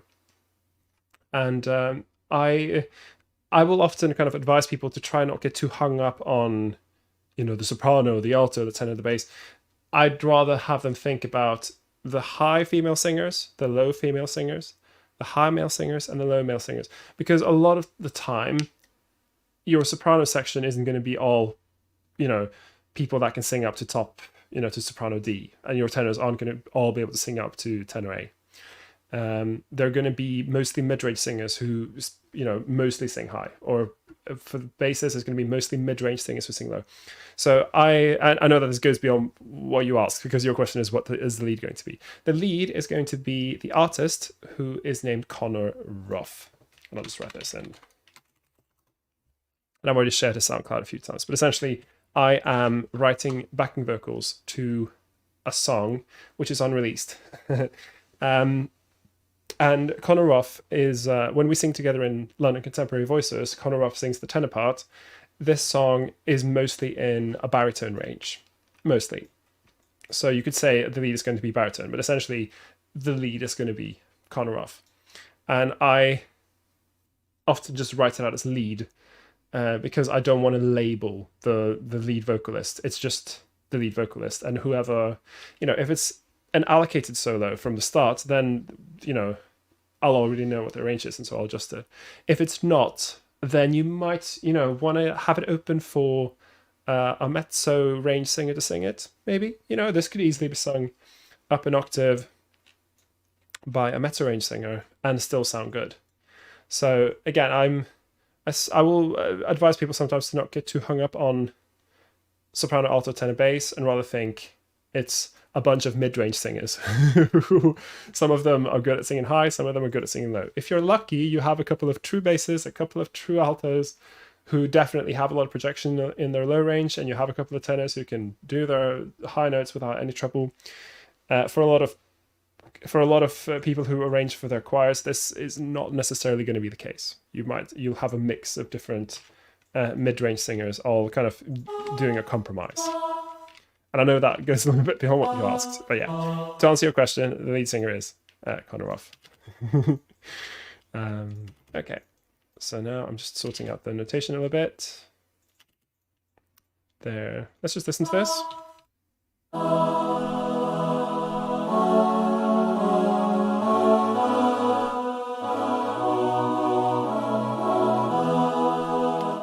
Okay, so now just this. Where I come from. This is going to sound a little too.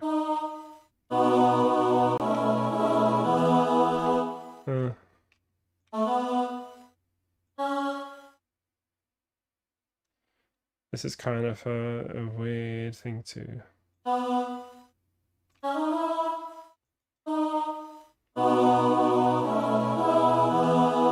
Just do it like that, where it's gone to the tonic a note early. It's fine.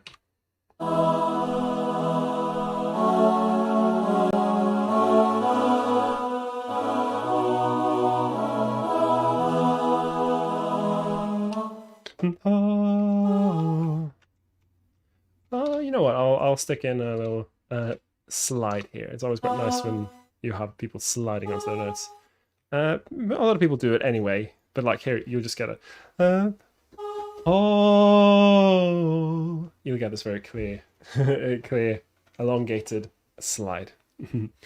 Project Animal says, thanks for the answer, Knut. That's good advice. I mostly do orchestral stuff, but I've been interested in doing vocal writing. So that's how I came across your channel. Well, I'm happy to have you here. Yeah, I am very, I mostly work with choirs, so you've come to the right place. Okay, so all around they come.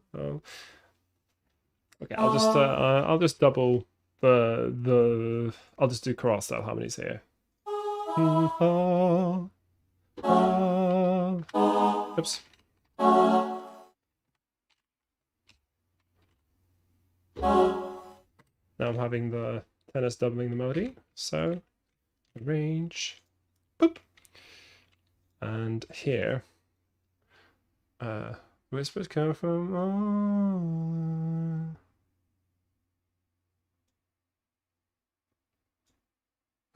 Okay, so now counter melody happening again. They come from all around.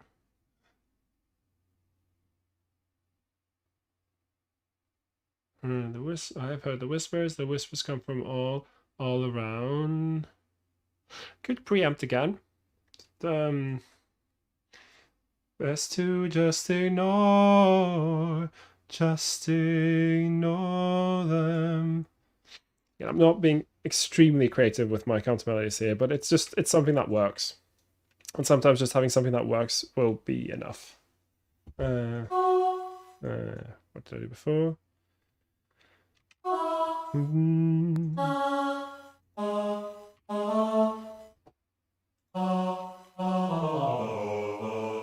we go, just dropping.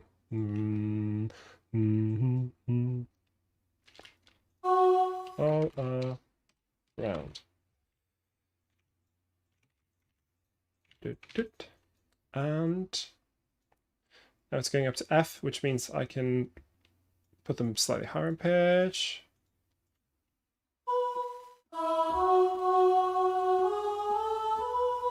This might be okay.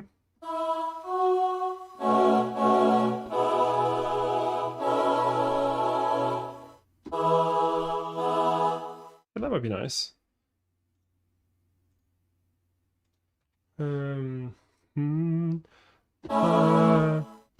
Spurs. Now it's F minor, F sharp minor over B. Again, doing the same thing where you have either a 2 chord or a 5 chord over the dominant. That always sounds really nice. Second inversion, tonic, A over B. There. Now you have them gradually going up. And again, not using too kind of in-your-face functional harmony, more using, you know, the 4 chord over the 5 chord, for instance, which is a little bit more in line with gospel and pop music. It's best, to just ignore. There. And arrange that out.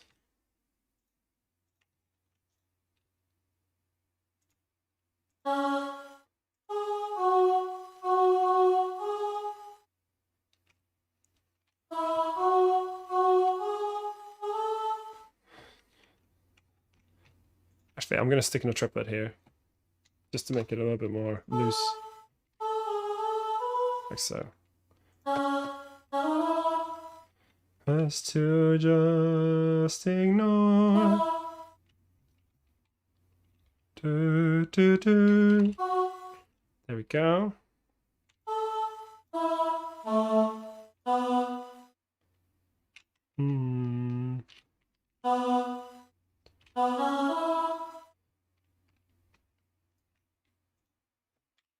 And then down an inversion.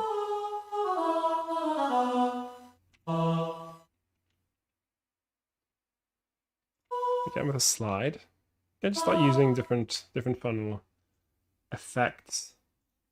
With rhythmic dissonance. This is on the 1-2. This is on the 1-3. Just take northern. Like so.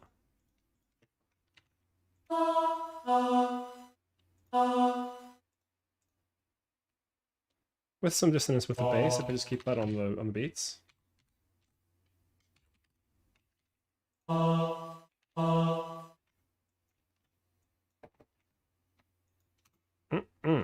There we go. Let's listen to that. Let's have a. Hang on, I'm going to write in the crescendo as well.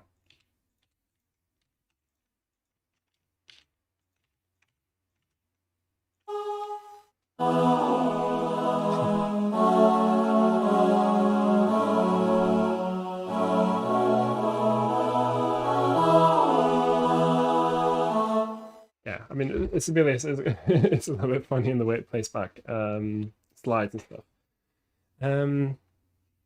President Ivel says, glad to hear I've come to the right place. I figured as much. Interesting to hear what considerations go into vocal writing. Anyway, I'll try not to distract you too much. But I mean, I'm streaming this, so the idea is that people ask questions, and that's why I'm streaming it. If I was anxious about getting distracted, then I wouldn't be streaming. I do want to give people the opportunity to look and to see. Like it's a process. It's a lonely process. Often you're sitting here, you're working stuff out. However you do it, I do it, in sheet music, but some people work in recording software instead, where they record parts, try stuff out that way, and you can end up just kind of being a bit in your bubble and you know, and also maybe, you know, being curious to see how do other people do it, what goes into doing an arrangement. You know, it's a process that takes time and trying stuff out. It doesn't just happen on the page immediately. I have to try stuff out too. Okay, let me listen to this again. Sorry.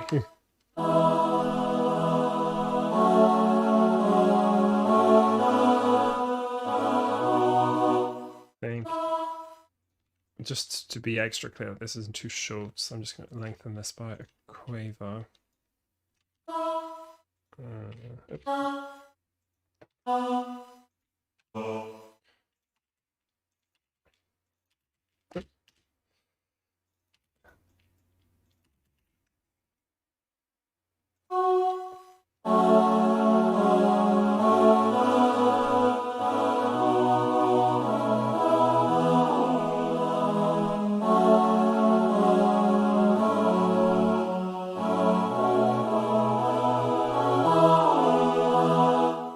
I think this having the triplet there and the slide does kind of steer it a bit clear of the classical sound. For those who joined late, a bit later in the stream, the artist gave me a brief where essentially he requested three things.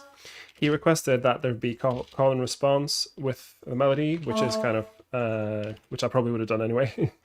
It requested that the call and response that it shouldn't sound too classical is the one I was trying to get at, where it wants to make sure that it's very, very in the pop aesthetic. And this can be, especially with acapella voices, it can be a fine balance to tread between having it all do contemporary acapella and have something that's, you know, a bit more call and responsey with less imitation. But again, it doesn't have to be perfect in the first draft. I'll send this to him, and then he will tell me, you know, what he thinks and whether I should make any changes. Inevitably, you know, a lot of the effects we use for arranging do come from classical music, such as choral style harmonies. But you know, choral style harmonies happen in gospel music as well. And a lot of the time, when pop artists want choir on stuff, they're thinking about gospel choir. So then that has to do with just knowing where in the range to put it and what and how to harmonize it. And in terms of gospel, it very often tends to be melody in the middle and one harmony above and one harmony below in three parts. That is a very, very general way of seeing it. Okay, best to just ignore them. Ignore them. Just ignore them. I think here we can benefit from the fact that the melody is on off beats by having the BVs on the on beats.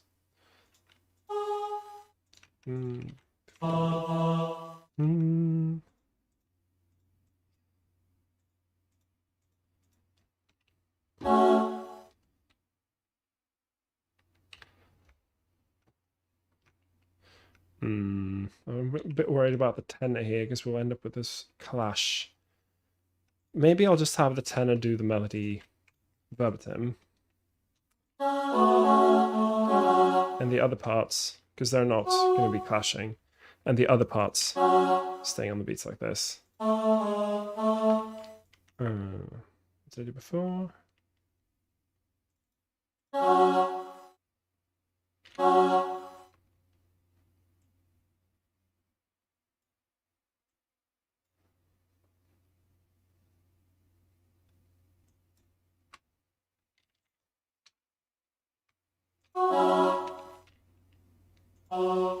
Oh, this is the okay, I see. Sorry, I'm being confused.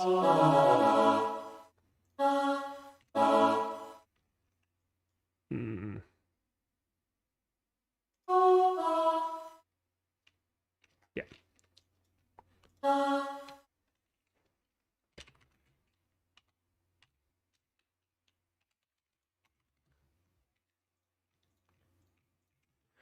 So, for those wondering why I write everything on one staff and end up with loads of ledger lines, it's because I'm writing, usually when I arrange, I write a lot of stuff on one staff and then spread it out afterwards using the arrange function.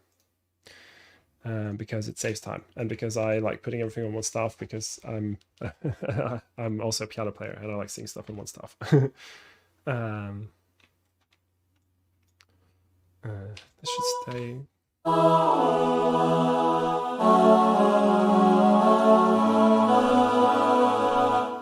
Maybe I can even have, let's, I've had the tenor doubling the melody. Let's have the soprano doubling the melody. Why not?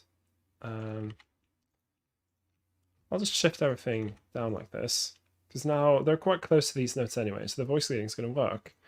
They're at a louder dynamic, so that's going to work. This goes up an octave. It might be nice as well just to have that octave.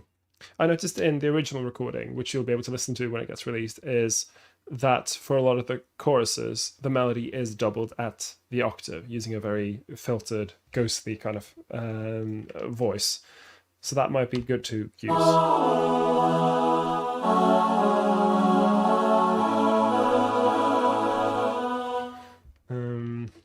Okay. Now here, march to my own sound. Oh. Now I want to build a little bit here, because the idea is that this goes down to a very quiet, bare kind of accompaniment. Now,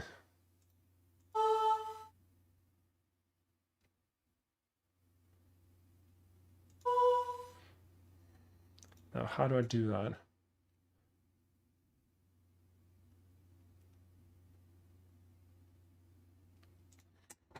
A march.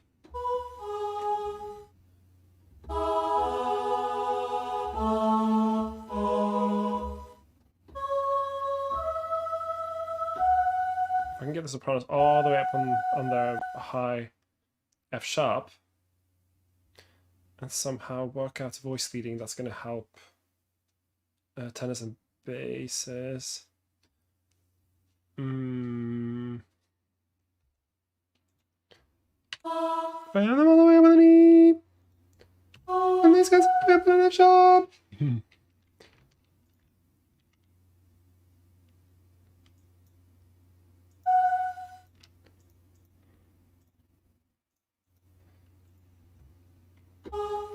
To my heart.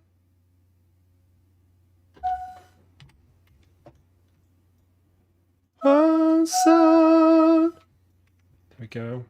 And I'm just thinking about building, and that therefore going up in pitch, so that you get this natural increase in tension. Got a comment from Project Level. I realize now I have it easy with orchestral. I can hear the distinct voices timbre more easily, even in notation software. With all these it's a bit more challenging to hear the harmonies for my relatively untrained ear, at least. Yes, that is true. You do, when you arrange for choir like I'm doing here, you do need to use your imagination, and this is something that comes with practice. I actually will recommend that people use really terrible quality samples when arranging. I'm doing it in using something called the Garriton Personal Orchestra here, which I'll just write that in the chat because I just said it. Garriton Personal Orchestra, which it's a perfectly fine entry-level sample library for notation software. The reason why I like using it is because it sounds very neutral. A lot of sample libraries color the sound quite a lot. I mean, just to demonstrate, and this is something you will definitely deal with orchestral arranging as well. Let's go from, for instance, let's go from this here. If I change, I have a few different ones installed on my computer. So let's, first of all, the built-in Sibelius ones. They sound like this.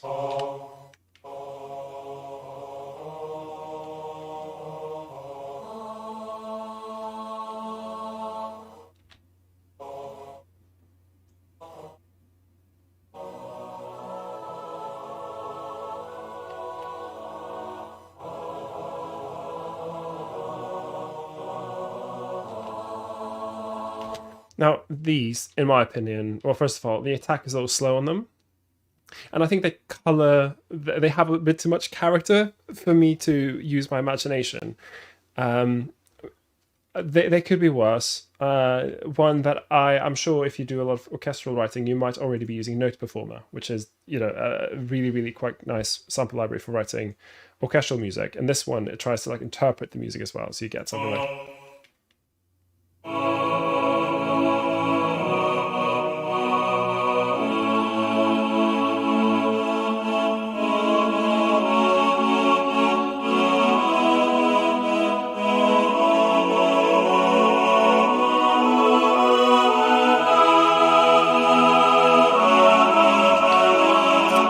So you'll notice immediately like this is extremely classical.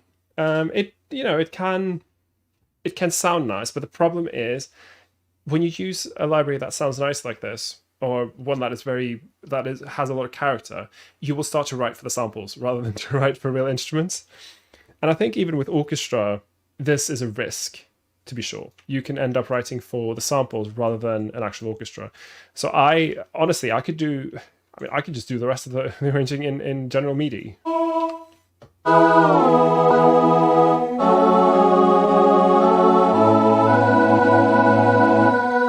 I find general MIDI is actually a perfectly acceptable sample library. Sample library. You can't call it a sample library.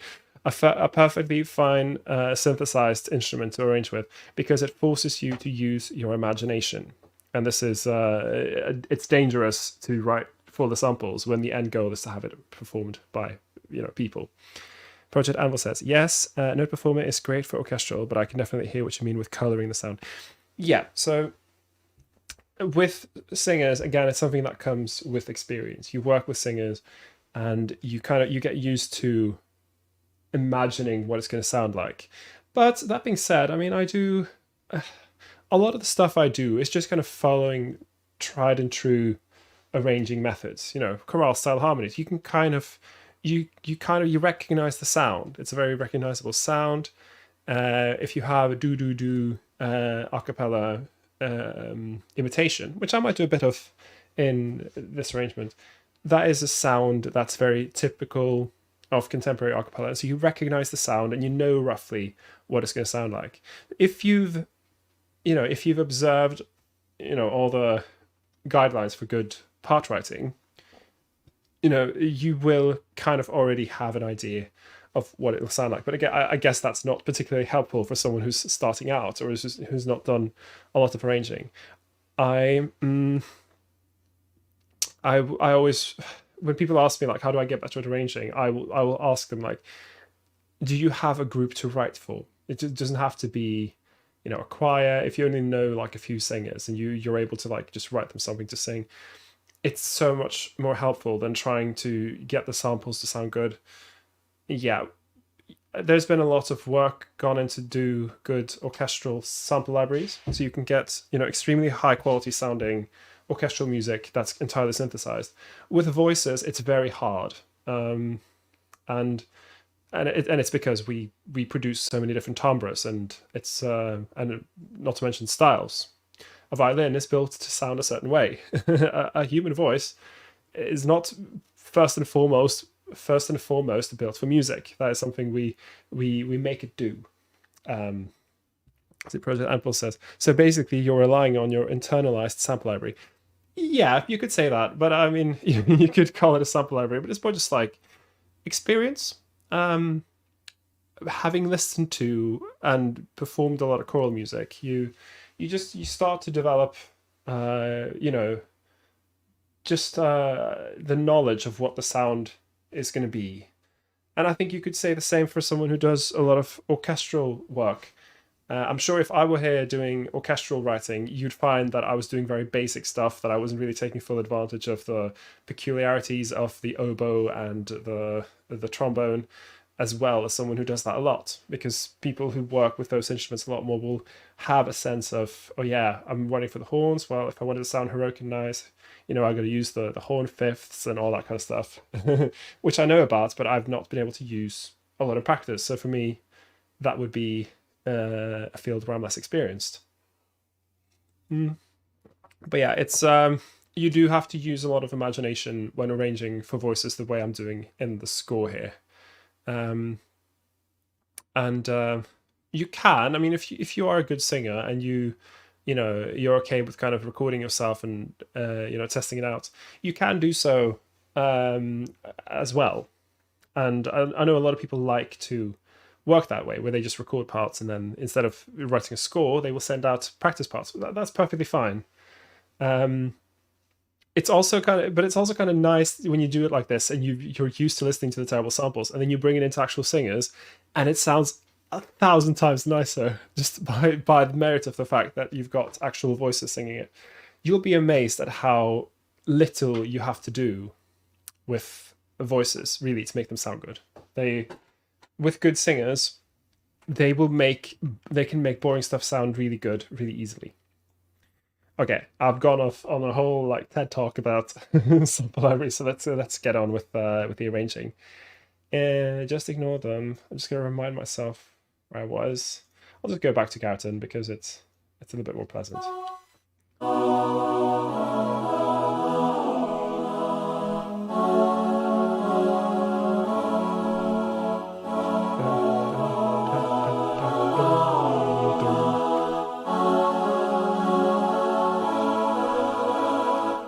Yeah, and though, okay, so I remember now. So I'm trying to build up to this climax here towards the end. Let's just aim for having this as loud as possible. And then these guys should be able to drop down an octave, so that's fine. Alto sopranos, I can basically have however high I want. To my own side. Why not? Much.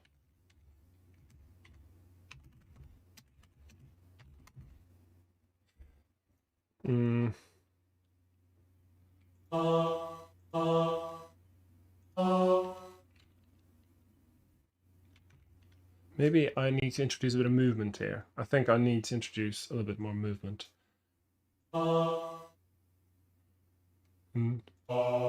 Just no. I think I will start having a bit more motion in the bass here.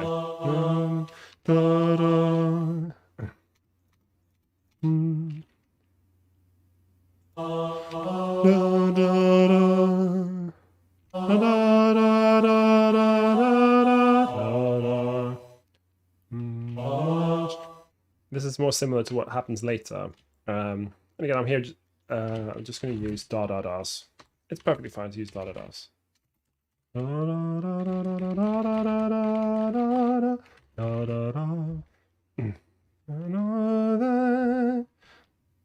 Much too.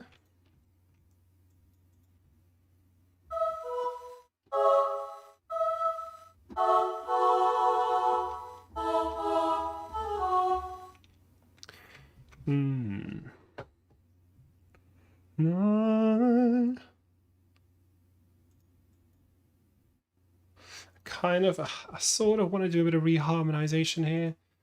I'm not sure what I. Project Anvil says, "Oh no, I am a terrible singer." Haha. Everyone thinks they're a terrible singer. Most people can sing just fine. Like, don't worry about it. It's you don't have to be a trained, opera superstar to be, to be an okay singer. I mean, I'm not singing great now. That is to just ignore them. Da da da da da. I'm not singing it prettily. I'm just kind of voicing it out, trying it out, feeling how it feels like. Just ignore them. Maybe I'll have the sopranos doing this, and then altos, tenors do something else. Okay, how about this?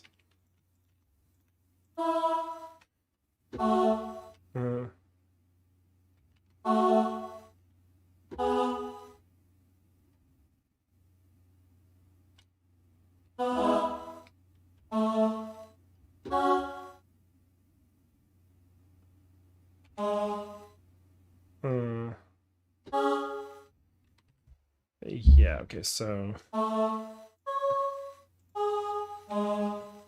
this means I'm losing the third.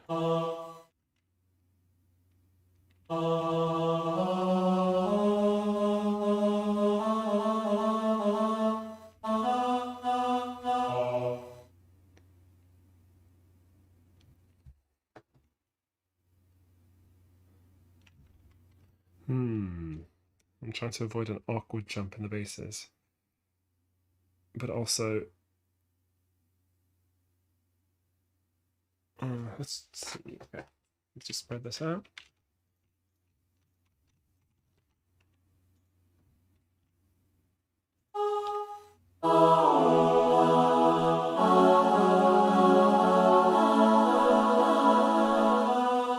Something happens.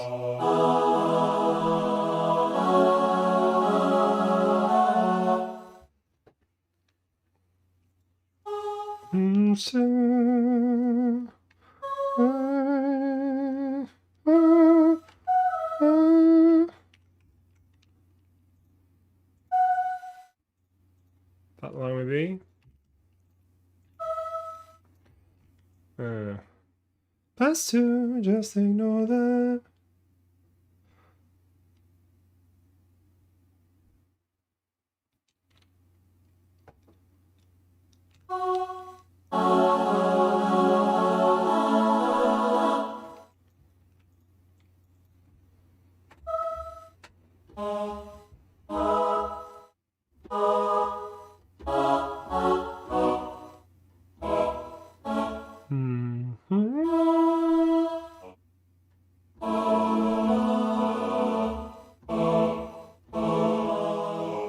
That's kind of what I want, but it's not going to work.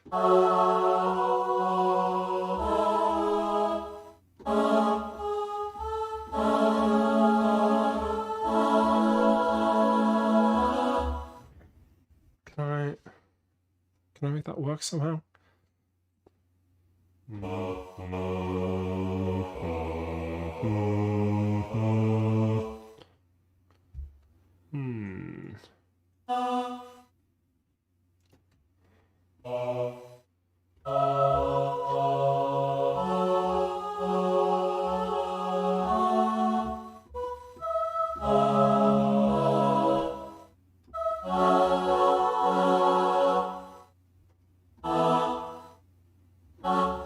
I need to get away from it because it's yeah, I'm trying to think about reharmonizing it somehow, but I'm finding that my ideas aren't working because I end up with a clash, which I don't think I can resolve very easily. It's because of this A melody here, and I think I should just get away from doing that. Okay, I need to figure out this transition. So let's do it again.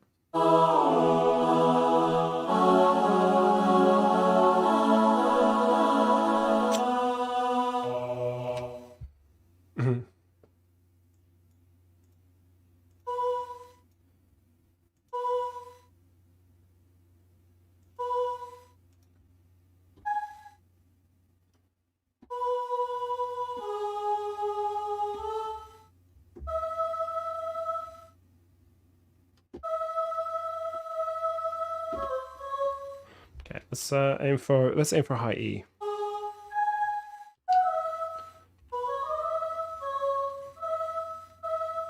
Okay.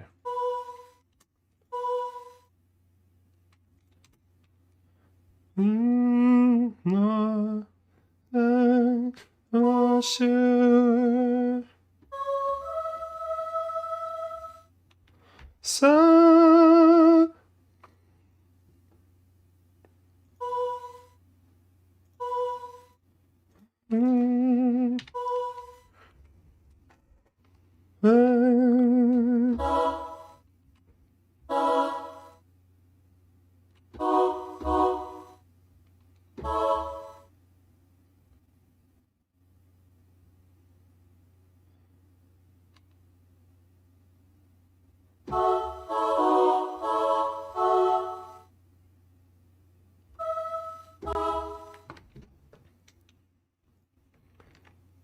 like this.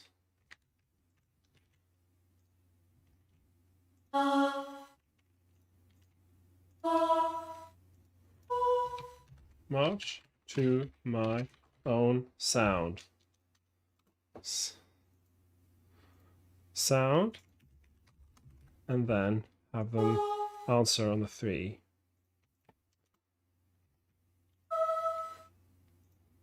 March to my. It's a.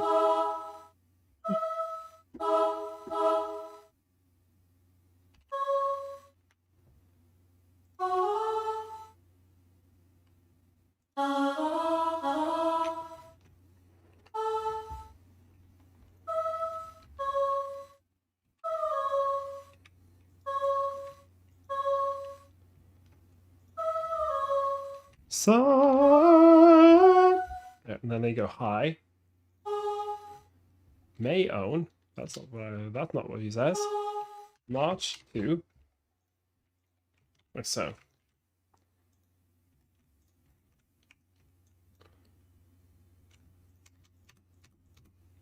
Okay. Let's do this in all parts.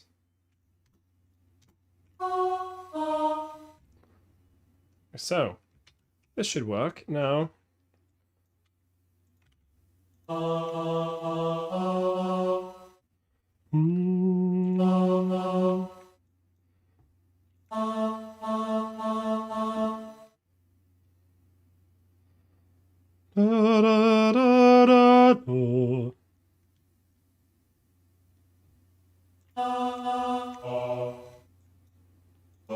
okay, I think this is just about acceptable. I'm always a bit wary of having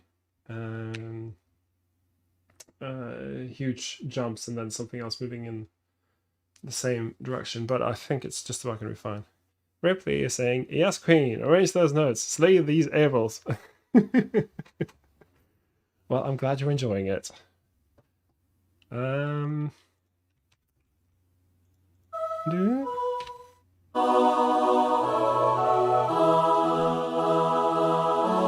might even be able to get away with a really clear tonic dominant resolution here.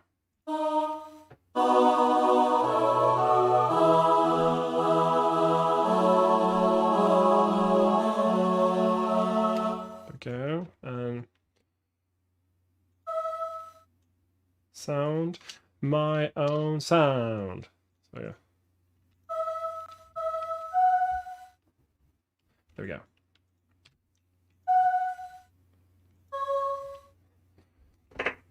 The sound my own.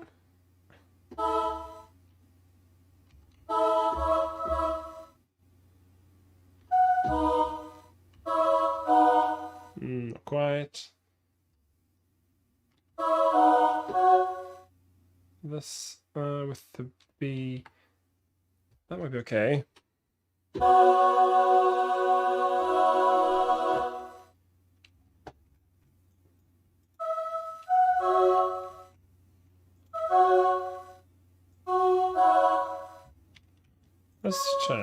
Let's try this. Sound my own sound. There. Now this is going to be very high and very piercing. And I am a bit aware that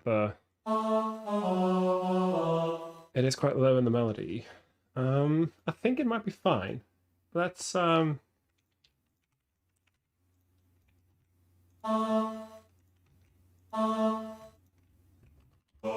actually, let's jump down here. So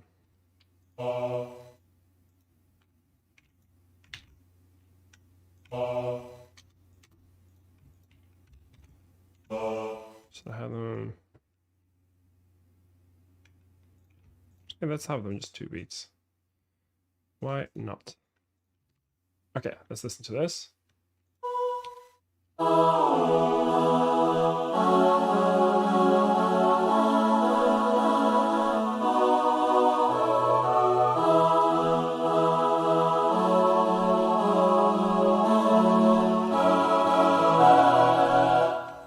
No, this one wrong. I know that this is high. It really is. It's fine.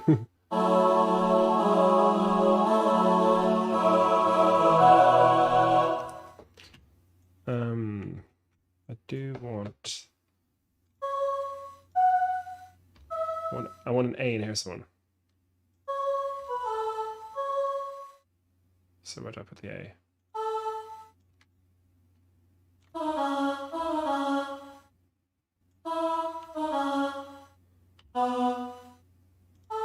This might be okay, actually.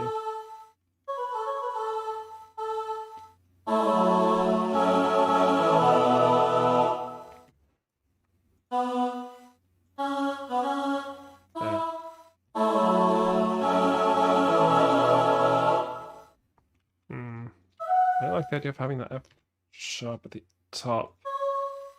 How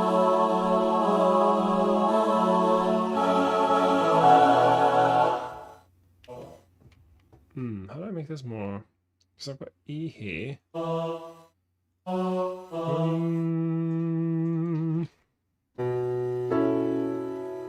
That's the chord I want.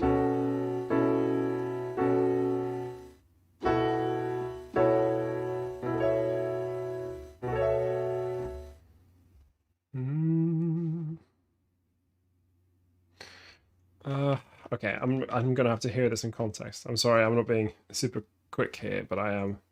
I want to make sure it's exactly right.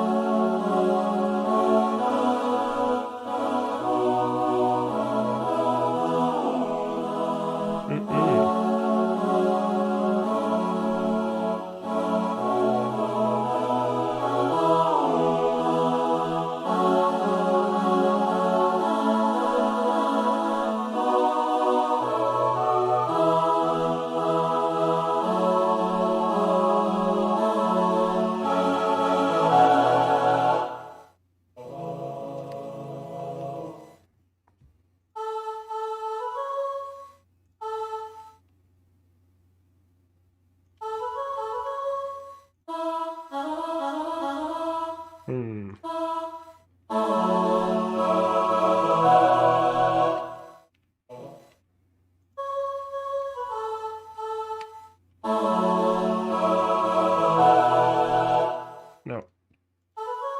This is not the strongest kind of dominant, but I also don't want it to be. So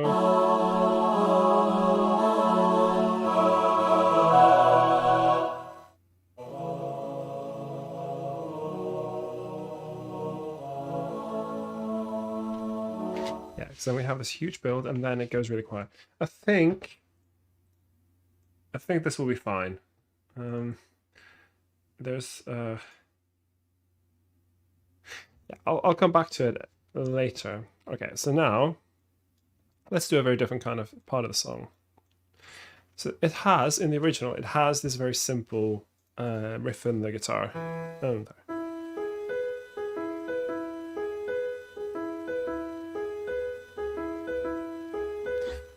I wonder if I can just recreate this in the voices for the first part, just so I don't just want to have long notes. I want to have something that's a little bit different. So let's try. And we can even just have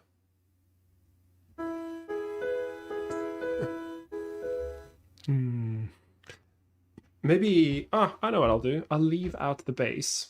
So I'll have no bass at the start. Maybe I'll change.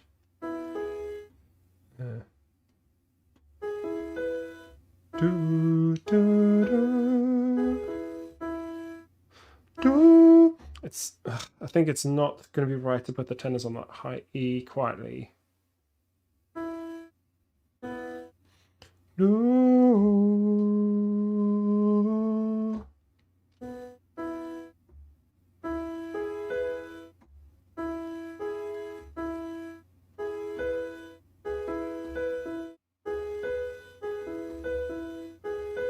Okay, here's what I'll do. I'll do it with altos and sopranos. It's going to be about open 50, but this is fine. Now, when you put lines like these, arpeggiated lines like this on voices, it's important to divide them up in a way where you're covering the most important parts at all times. And whatever note you hold, especially when you have only two voices really that can do it, in this case, make sure that you're picking the right ones. I think it's okay to go for an open fifths kind of sound here. Do, do, do, do. It's there, like that. Do, do, do, do, do, do, do, do. That's going to be the alto line.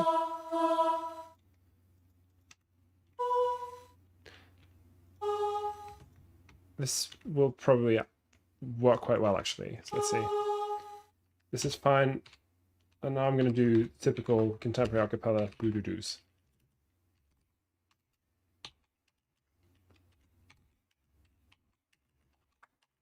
Like so. And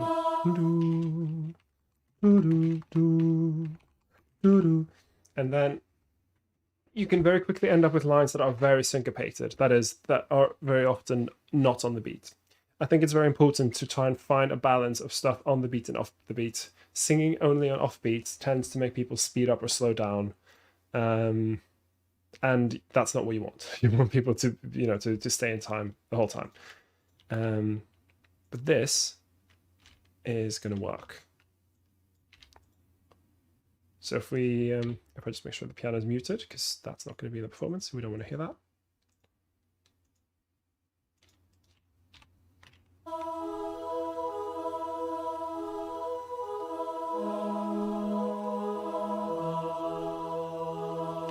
Like this might work quite nicely, and then I can even have the tenors very quietly on top of this.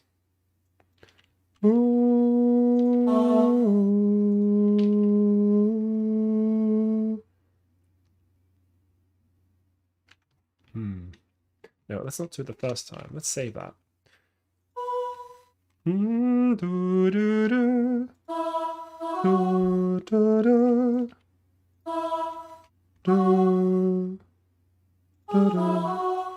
Just change the bits that need to be changed, which is only the one alto note. And then it goes back to this. This is probably going to sound quite nice to start with.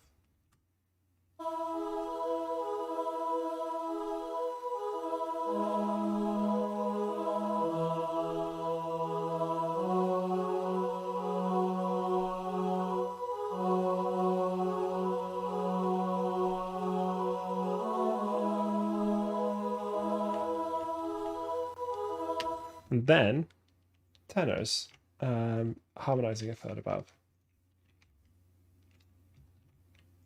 Extremely simple. This is basically the simplest possible solution. Mobilize and energize.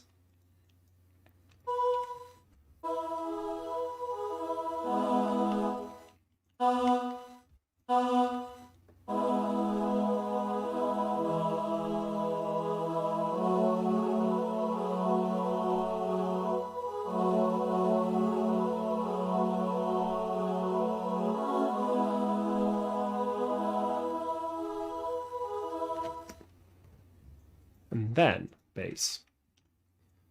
I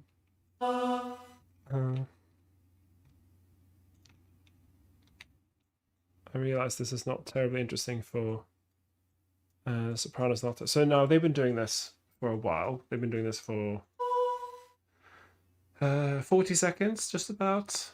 So it might be time to change what they do. But one thing I definitely want to do here is just have the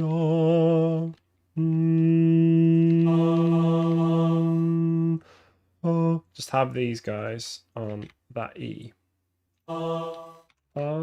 Just stay there.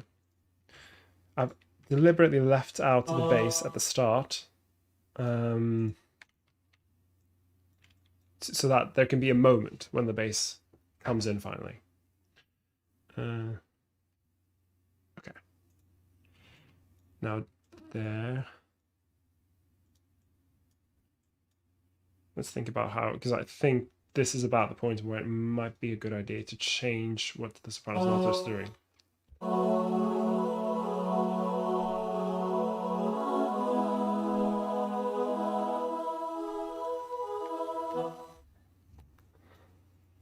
Maybe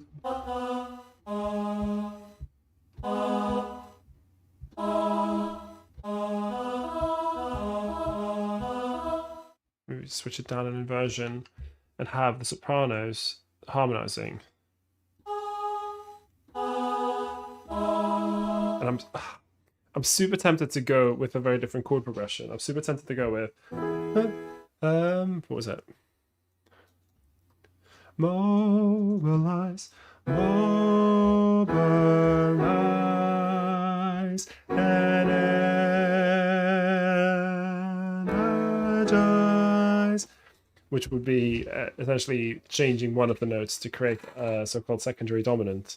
I'm trying to not do that here because I imagine that this is a sort of arrangement that would be really nice to have guitar accompaniment to. And you know, if Connor Roff were to use this for a live performance, I'd want him to just be able to play the song, not have to think about changing the chords, because he's probably used to playing certain chords. That's what he expects, that's what he wants.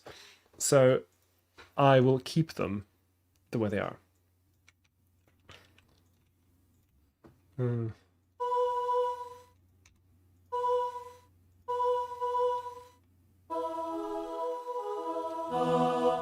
These are way too low. I wanted them up there. I think actually MP is probably fine. They don't have to get loud. Just by nature of the bass being introduced here, you will have a shift. Stuff will happen.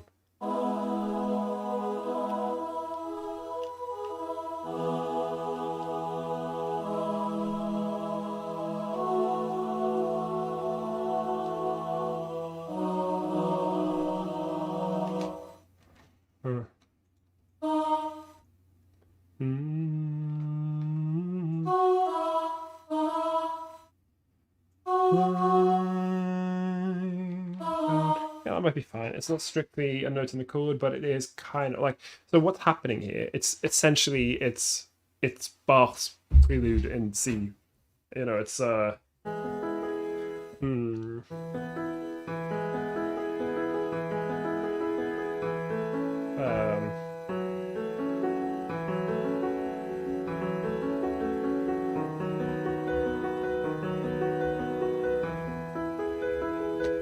I don't remember exactly how it goes, but yeah, essentially it's that chord progression. It's a very common chord progression.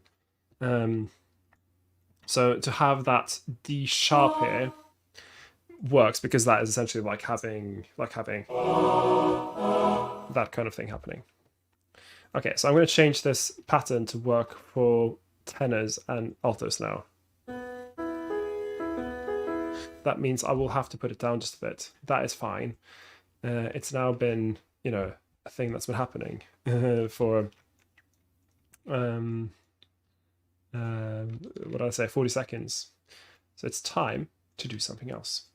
So I'm just gonna take this and put it down in inversion.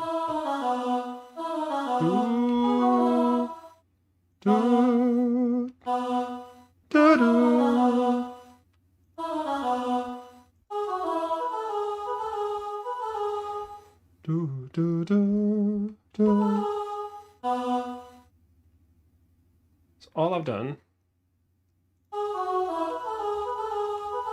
is I've taken the exact same thing and shifted it down in inversion. I've gone from here to here. So you get the same harmony, but you now have things just a little bit lower. It does two things. Makes it sound a bit different and also makes it sound a bit more rich. If you can put stuff lower, it's going to sound richer.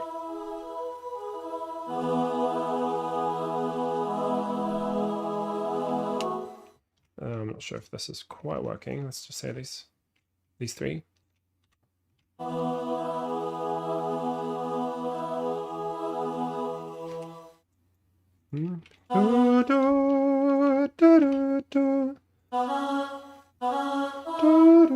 Yeah,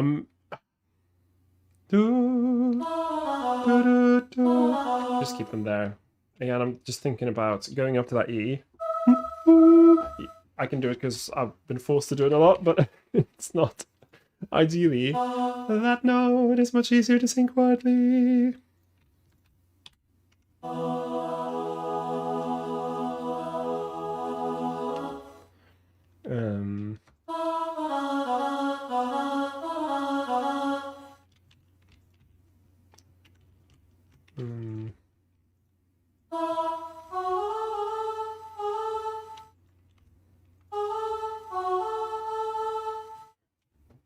this.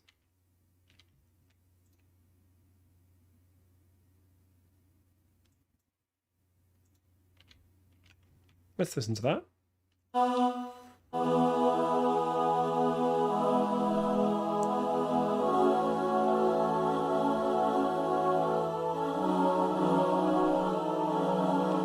Let's have these guys do a little approach note there.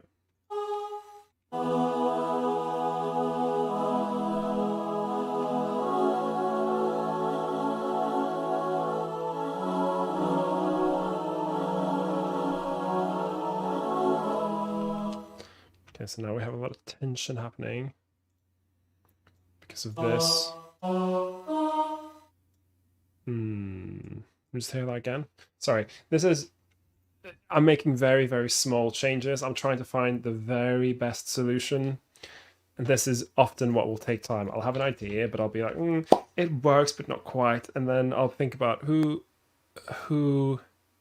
yeah, it's always a compromise. How do I get the thing that I want, but in a way that actually works with the voices? And I think I'm nearly there, but there's just one thing I'm not quite happy with.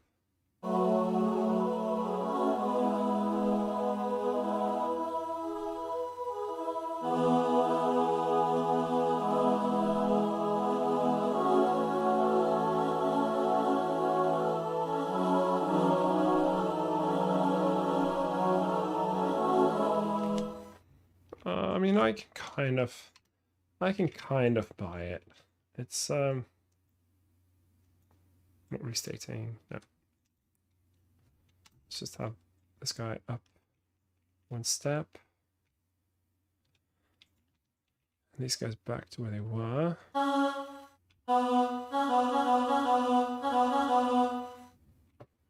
And then what I want to do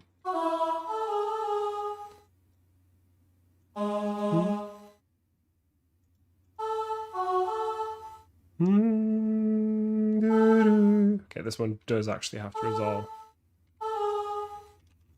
Like so. I was hoping I could just carry it across, but I can't. Oops. Wow.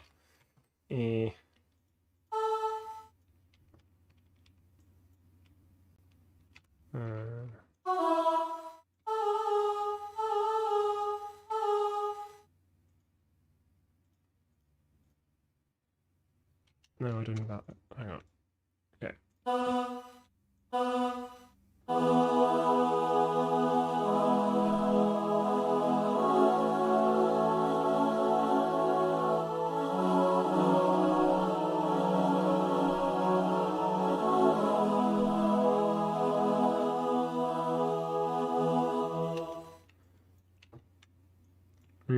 And then no bass, I think.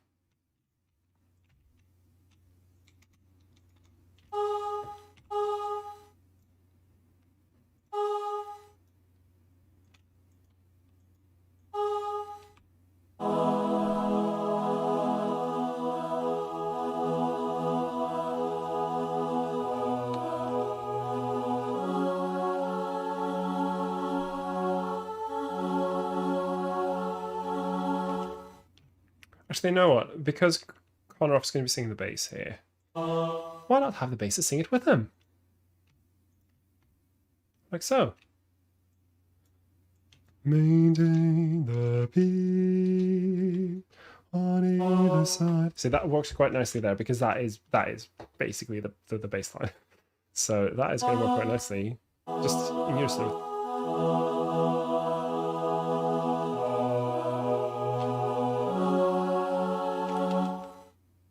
Actually, maintain the peace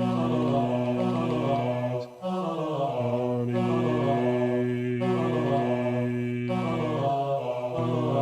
either side. Okay, so I'm going to try something. This is called a dominant pedal. I love doing this, and then classical composers love doing this, and big band composers love doing this. Putting the fifth in the bass. The fifth step of the scale, that is, so you get this kind of effect where there's always some tension happening.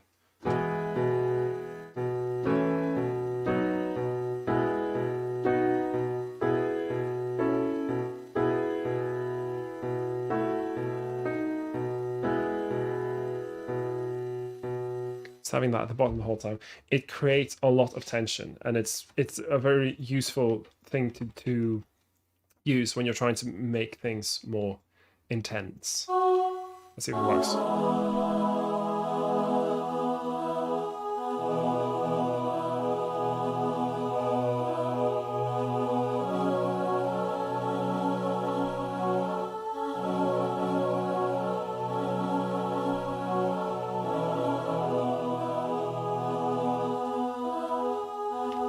Now, what do I do with the sopranos here? Maybe I'll just do what they did at the start. Why not? They got a break from it. They got to do a bit of harmonies. I think the way it's written, it should sound good. And then we'll be done with that.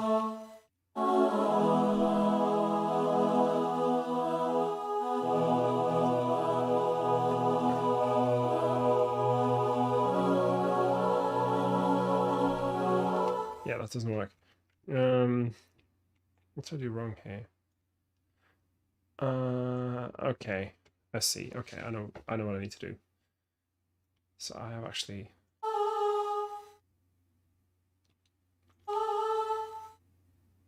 see, this works a lot nicer in Latin version. I think I can't actually just copy these out. It's just not going to sound good.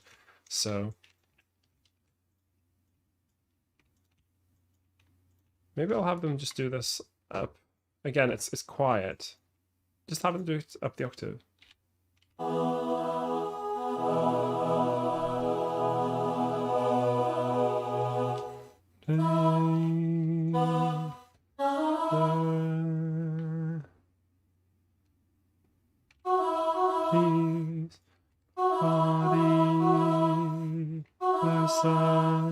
There, so we get a bit of extra tension happening in the sopranos.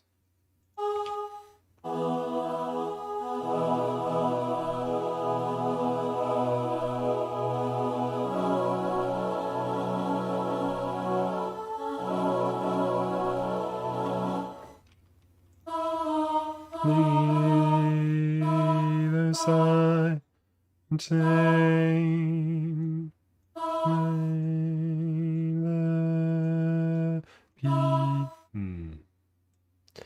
the peace.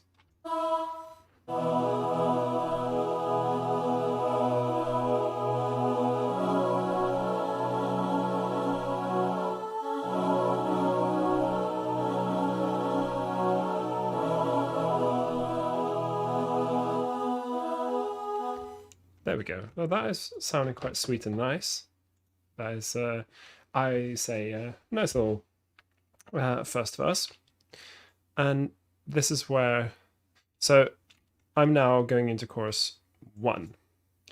Do I want to carry on this thing or not? That is the question, because I think it works quite nicely. I think if I have all the lower parts doing this,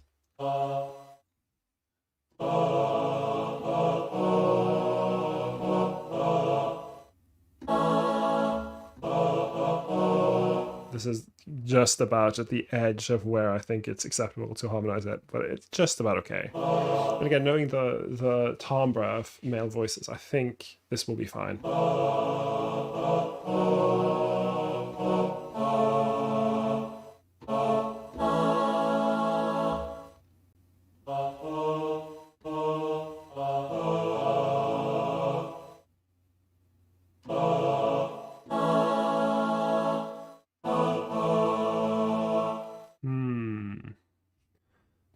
Let's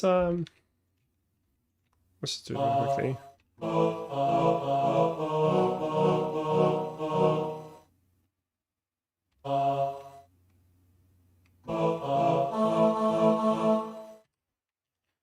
There, and then I can probably fill out the harmony from the other parts. I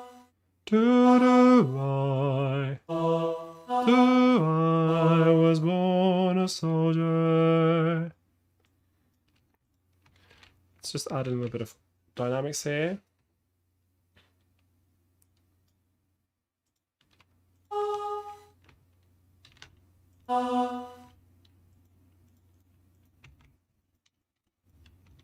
These guys will go down. Actually, yeah, they're okay. MP. No, let's have them down on P actually.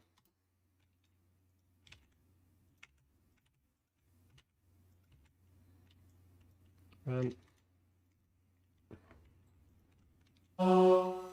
here, MP. There. Yep. I'm just checking dynamics now. And let's see. I was born a soldier. Do do do do.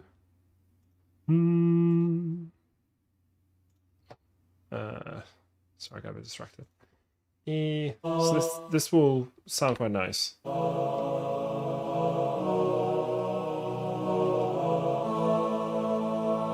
And this is where I need to make sure that the third is covered in the upper parts. I mean, I could just continue my pattern.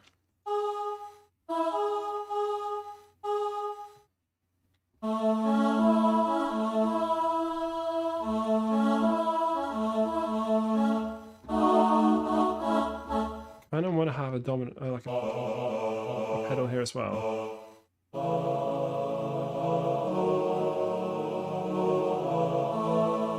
Like that, and that means I can then have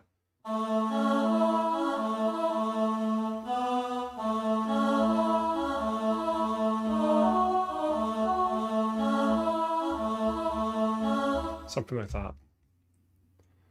I think let's give it a go. I mean, worst thing that happens is it sucks and I have to start over.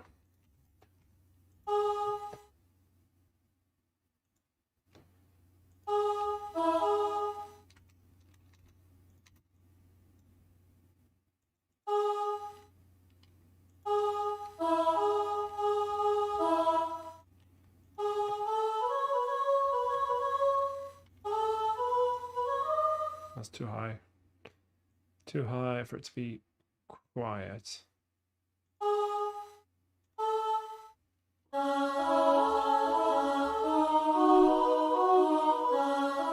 Go to cross parts here. I think that's just about okay, but I think also sopranos will have a better chance of getting it sounding quiet at the top.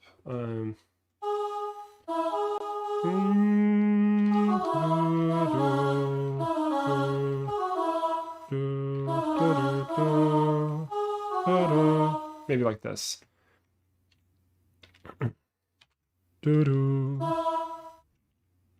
Oops. So this way, I can have them go.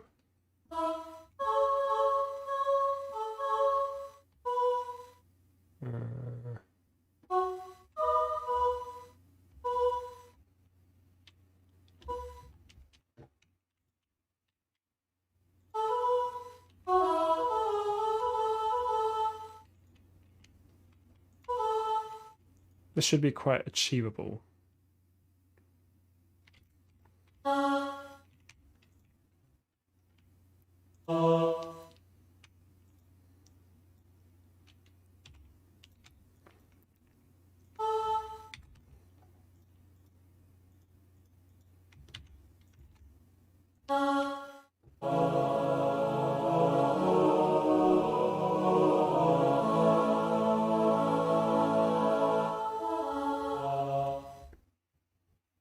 Yeah, this might work quite nicely for this part of the song. Let's just listen to the transition.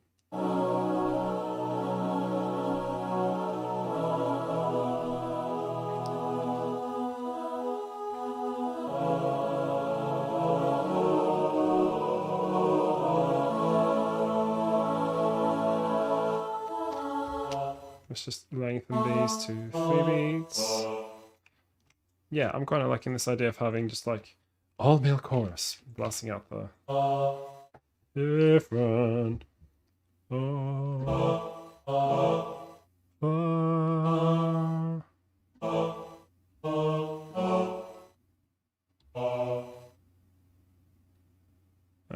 gonna have this really, really low.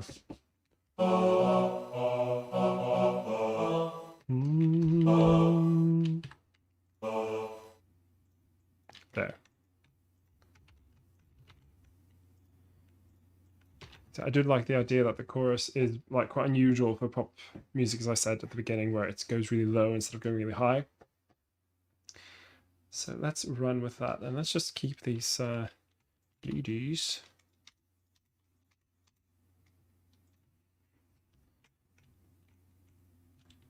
Actually, there's something, you know, why not step up to MF here,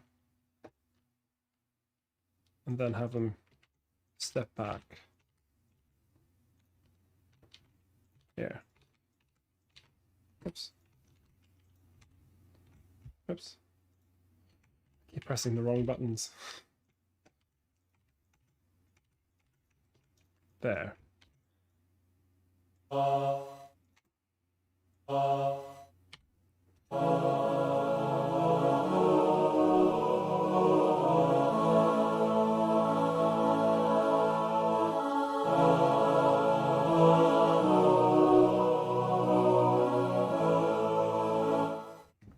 I know that this might end up sounding a bit muddy, but I'm going to give it a go anyway. Oh,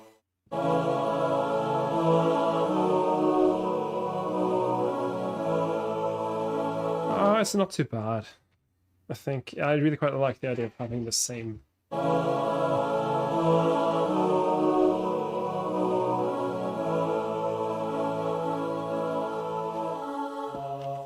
Yeah. And then here. Something has to change at the strong within the mind. But I think sensitive, sensible, and stubborn, that should be as before.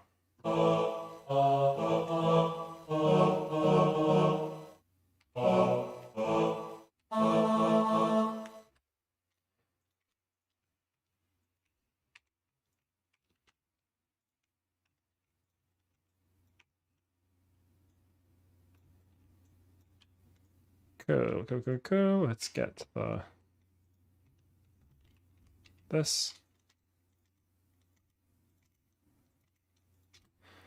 Let's just have these go down to E here. And right back up.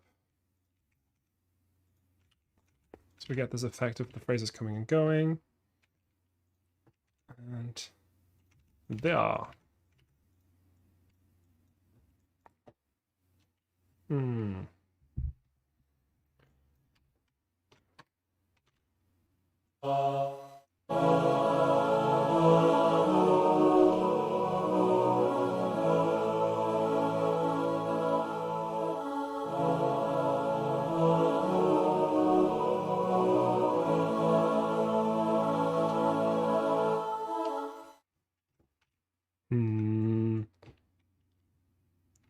Okay, so now, not necessarily choral style harmonies, but something has to happen here.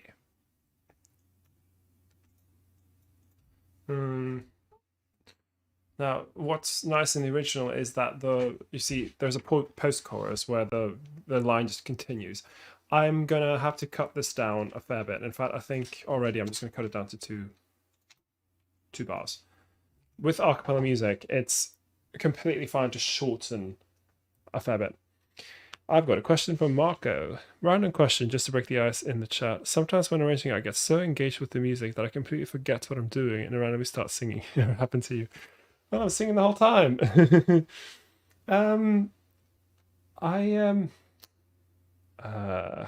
So engaged with the music that I completely forget what I'm doing. Yeah, I think I've been arranging professionally for so many years that I tend to I'm able to keep that kind of distance from the music while I'm working. So like I think also the fact that I'm always arranging in notation, which means I'm not, I'm not hearing the words, I'm imagining them, I'm thinking more, should I say it? I'm approaching it fairly intellectually, where I'm just really like a scientist working it out rather than letting it wash over me. I don't think there's anything wrong with either thing.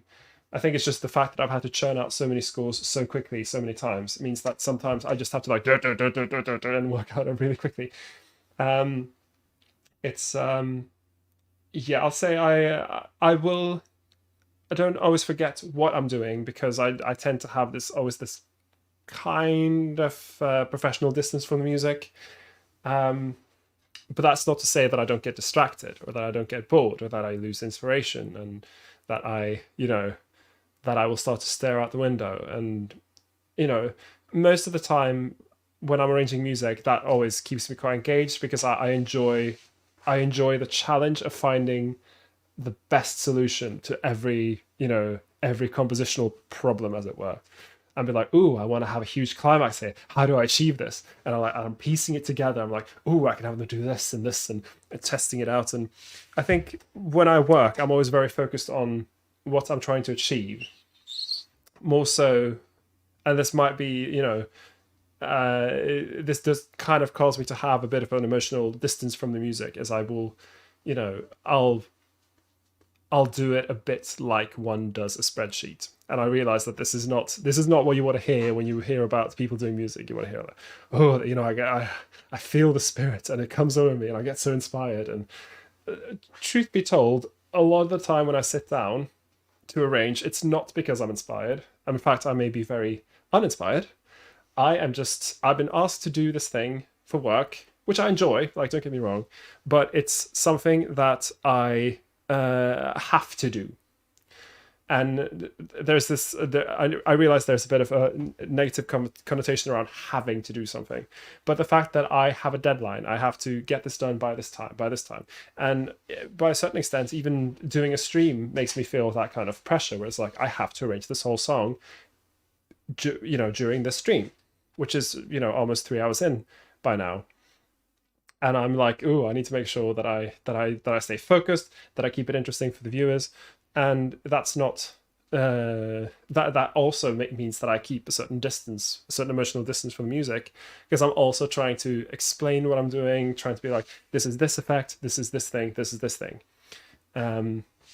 So yeah, I'll say it's not very often that I get completely lost in it, but if I manage to find a really, really good solution, or if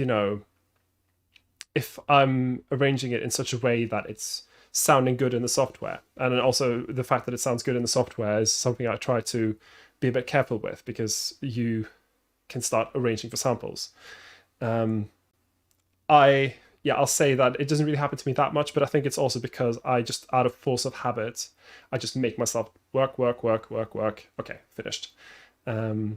So there's absolutely nothing wrong in it. In fact, maybe that just makes me a little less interesting as an arranger. I don't know, but I just kind of enjoy the musical puzzle of arranging the song for a new group. Okay, I hope that that answers some questions. I am going to continue. Strong within the mind. How do I get through here? Have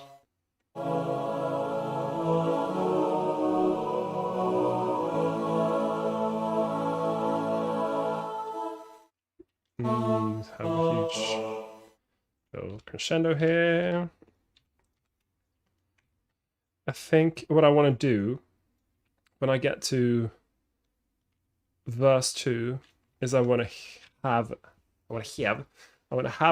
harmonize. I want to have the altos and sopranos harmonizing, and I will have some sort of motif in the basses and tenors, so that I'm switching it up. So that now the sopranos and altos have taken on the accompaniment part. Now it's the tenors and basses turn. It's not just the sopranos and altos doing the same thing over and over. Now we switch. I might even figure out how I'm going to set that up already.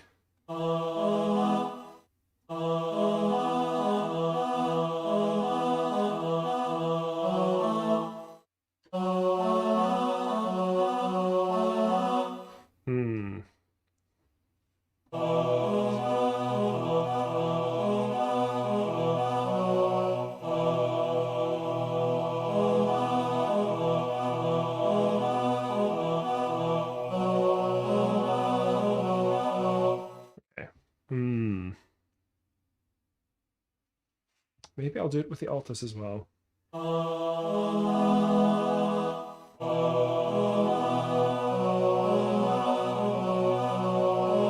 know what? Let's try that. So I will stick with this motif here, but I will spread it across tenors and altos. Like...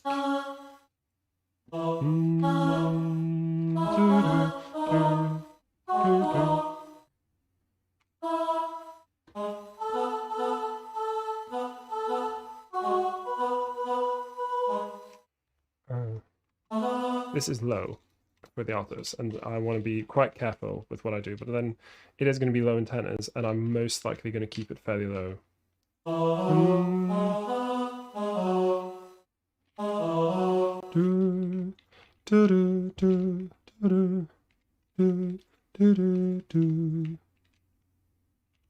See, this can work nicely. And then you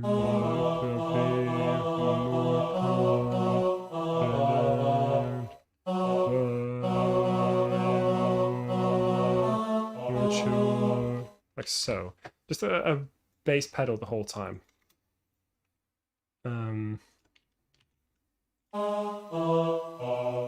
This is going to sound very rich. Yeah,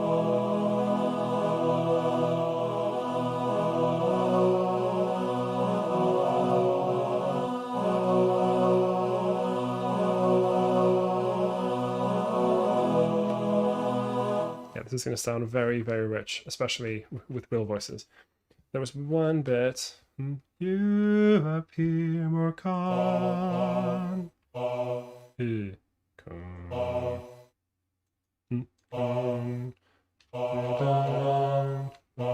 think I might change that just because it's going to get really muddy otherwise.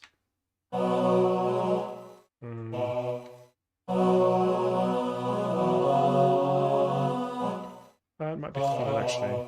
Let's try it again.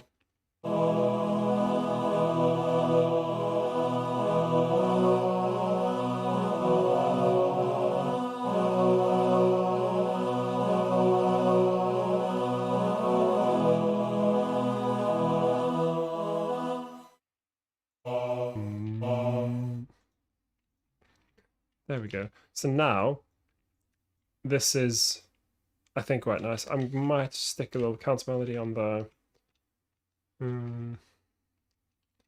maybe not exactly.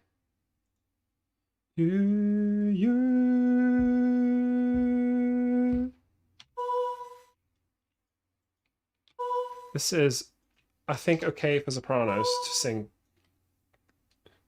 quietly. In fact, I'll just mark it as slightly quieter than the others because they're so low that they might just dominate a bit.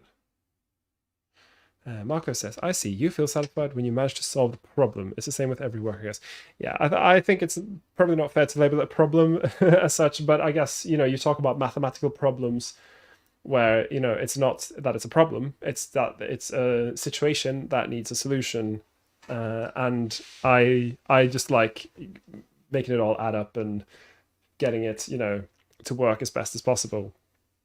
I think people find very different things that they like about the arranging process, and I think finding that you get a bit lost and you get inspired in other ways, and you feel, you know, that it gives you something less kind of exact that I would, you know, the sort of thing that I get, which is very like exact, like, ooh, it all fits together. But just like I feel like I'm rendering or I'm lending the piece the correct emotion, and by extension I'll be giving that to my singers. Then of course that's also a great feeling to have when you're arranging, because it feels, you know, you're creating something new. And especially this idea of creating something, there wasn't something there, now there is, and then you bring it to people and they sing it and now they have it. And you know, it's you know, it's this nice thing about creating new things, and especially things that maybe have, you know, some emotional connection. So I think you will find all sorts of answers for why people arrange and how they do it and stuff. And I'm probably the more should we say, cold, cold calculated doing it that way. That's not completely fair. I do get an emotional response from music. I mean, if I didn't, then I wouldn't be doing it as my job. But I just when I'm doing the arranging, I'm also thinking of terms of trying to make the rehearsal process as smooth as possible, take as little time as possible.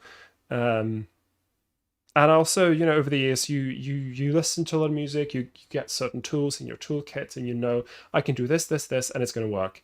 And then you just do it, boop, boop, boop, boop, and then it's there. And then you go to rehearse, and it sounds perfect and wonderful. And there's a certain satisfaction in that as well, just getting it to work and feeling like you're mastering it, like you've got everything under control.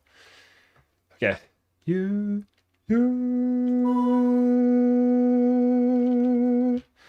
It's a nice little floating high notes here. Could be fine, and it's not too high, so it's gonna work quite nicely just to have it.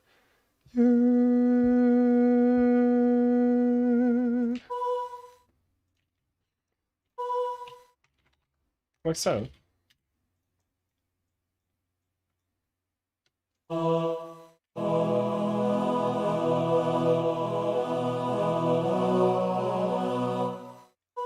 You can barely hear it because of the mix, but yeah, the sopranos are definitely here.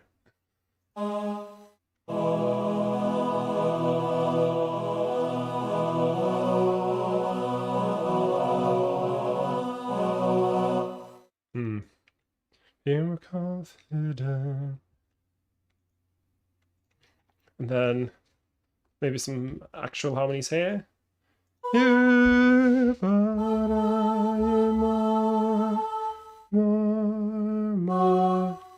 am more mature.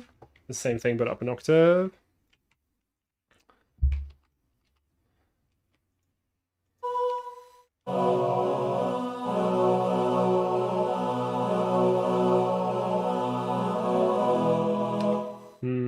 It sounds a little bit weak. Why does it sound a bit weak?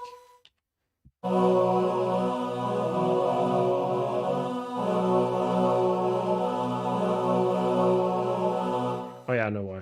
Because we're experiencing a situation where there's a minor 9 happening. Yes.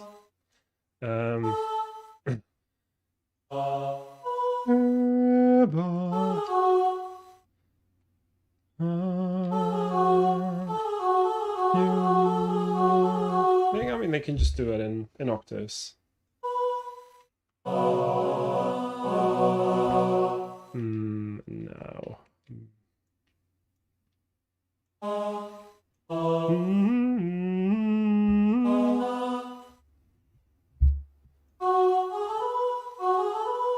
Okay, maybe just stay on that E. B.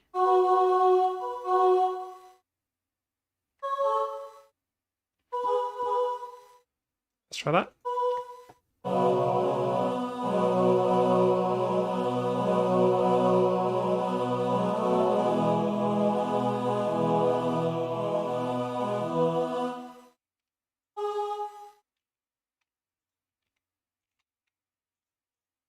So, just extending these notes so that it fills out the whole way. Cool. So that's what I'm aiming at. This is where the arrangement's going. Now I need to figure out how to get from one point to the next. I've got a question from John. How do you determine where the singer takes their breath and the average length of a long sustain note? This is not easy, John. It's I think it's the best thing is to know kind of what your singers can do here. Because I tend to work with fairly skilled singers, they can generally keep phrases going for a while, but you do have to account for breaths more than you probably want to. So I tend to think, how do I explain it well? I think a lot of the time I just test it. So for instance, for the first line is this one. That is just about achievable, and I can test it. Battle cries, and then that's the breath. And I think it's not easy to work this out. And I think also it's going to be very different if you're working with lower ability singers and higher ability singers, because higher ability singers can have extremely good breath control. But then again, not all high ability singers have great breath control. This is, it's something that has to be practiced. I'd say I will often be very conservative in my estimates, and I'll let people breathe more than they maybe need to, just because it's always a bit awkward. If people don't have enough breath, it's gonna cause a lot of problems. So look at here, for instance. I have heard the whispers. That is about as long a phrase as I would expect from singers. So here I have them breathe a bit earlier, and I mark this with a breath. Sorry, with with a rest. Some people use the comma symbol. So if you go into what is it? I always use the key command. Notation, symbols, and then it's called comma. And it's this one. Some people use this. That's also fine. I tend to use rest because people tend to just ignore the stuff that's above the stuff, and they just look straight ahead and be like, oh, okay, rest. Okay, I can breathe. And with a comma, there's a chance that they'll just not see it. Yeah, it's not easy. If you have a lot of singers, you can also do this thing called a stagger breath. And this is quite common in choirs where there's a really, really, really long note, and singers essentially just stop and take a breath whenever they have to and continue while people around them keep singing. And it creates this illusion of a long, infinite note. It's the same thing in string orchestras when players are doing really long notes and they have to switch, from their up bows to their down bows. They will, because there's so many of them playing together, they will be able to mask that kind of slight change. So yeah, I'll say ideally you'll want to know your singers. What's great about working with vocal music is that usually, because it is sung, singers will, in the original recording, be breathing, so you can hear how long their phrases are, and then you can base yourself off of that. Yeah, when it comes to average length, and that is, I have to confess, I'm not as I can't tell you it's exactly 10 seconds or it's exactly 15. It's going to be widely different from choir to choir, and my suggestion is be a bit conservative about it and rather assume that they'll be worse breathers than good breathers. And then if you find, oh, actually we're rehearsing it and they can keep going, then say that. They can draw it in with their pencils. And or even, I mean, if you're arranging by ear, then this probably won't be even come up, because you will, through the sheer virtue of just having sung it and recorded it yourself, you will have to breathe. So yeah, be conservative, give them more breaths than they necessarily have to, just to be safe, and then over time you'll kind of just get a feel for it. Okay, let's get back to this. Where was I? Yeah, so I want to get this transition. So let me just listen to what I just did.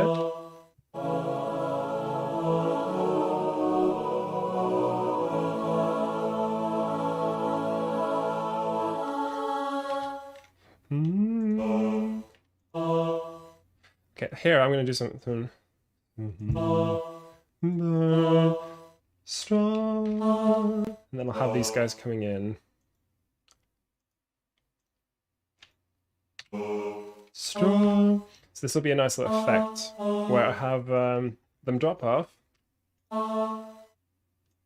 Strong,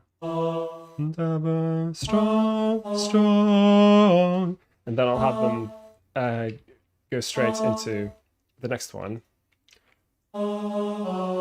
Like so. You have this great effect of the descending from the A, G sharp, and then F sharp with a minor second clash, which then resolves. It's gonna sound great. I already know. I think I'll continue with just having the lower parts do choral. It's not exactly choral style harmonies, but it's going to be exactly the same rhythm. Strong, strong.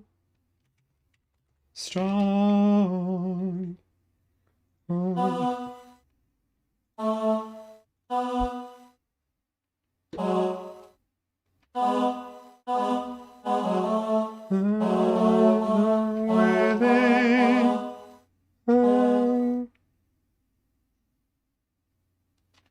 Okay, so now.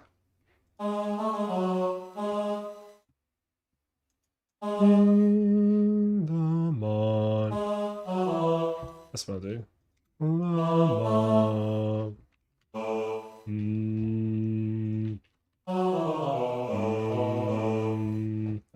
I've written A here, and that's in the original. I will put a B at the bottom because I think it's a missed opportunity if you don't. Yeah. Okay.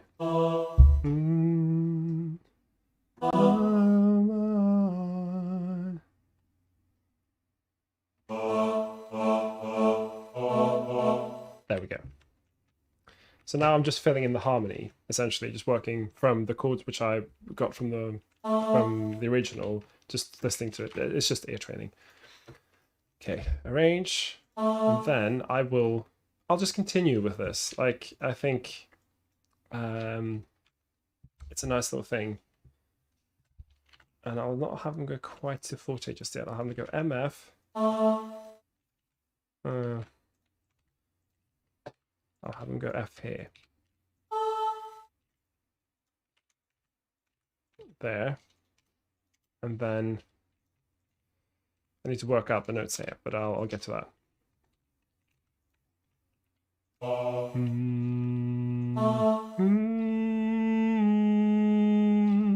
And the send down.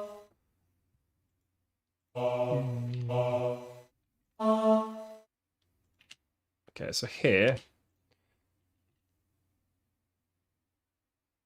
this is maybe a bit long for a phrase. I'll think about putting in a breath here, but let me just adjust my sopranos and altos.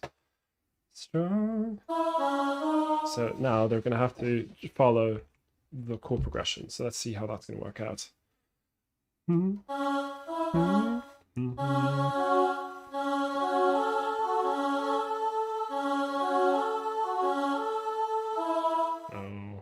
how can I make this a bit more satisfying? I'll put them down, maybe.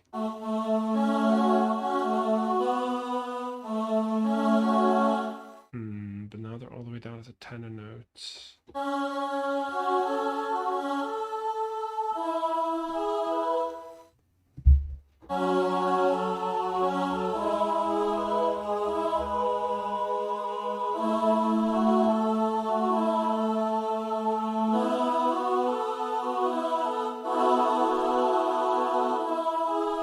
Essentially, I want them to go. I also want to get these guys.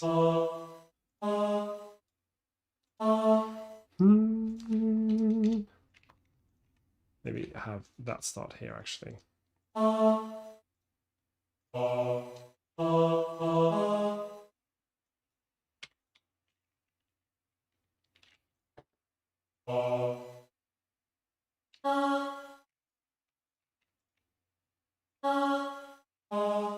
So if I aim for this is my aim. This is what I'm going to be working towards when it comes to or these 4 bars of sopranos altos.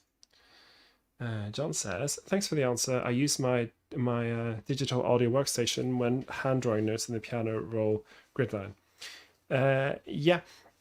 So I've never really. I think I may have used a DAW quite early. I found they often don't do very good notation for me, but I think it's also, if this works better for you, especially if your goal is to create, rehearsal tracks for people, then that might be, a better solution for you.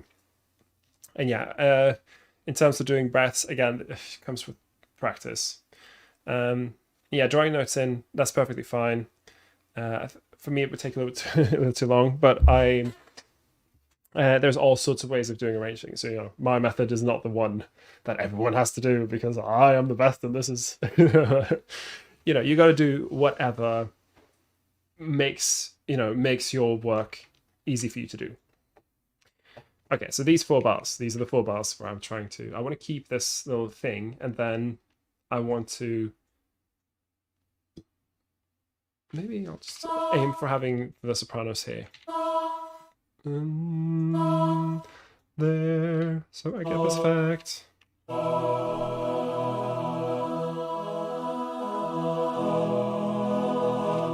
There.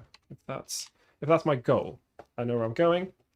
I know where I'm going, and I know who's going with me. Let's see. I'll be a bit more.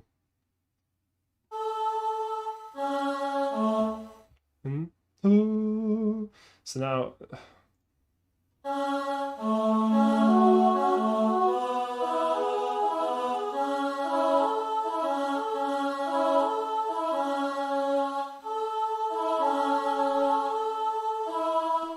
I might, even though I end up kind of doubling the tenors a bit, it's not the worst. It's fine.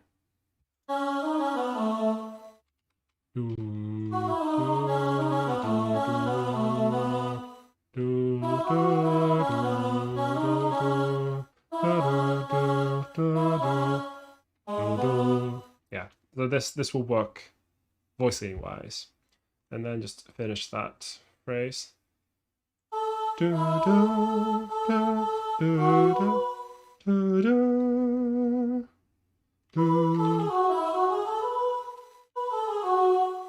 Oh no.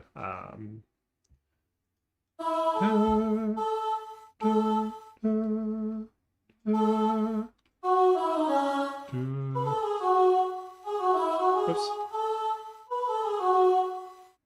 So in this case, I'm just moving notes. I'm not, I'm just moving them with the arrow keys, because I know roughly what I want, and I'm just moving them into place.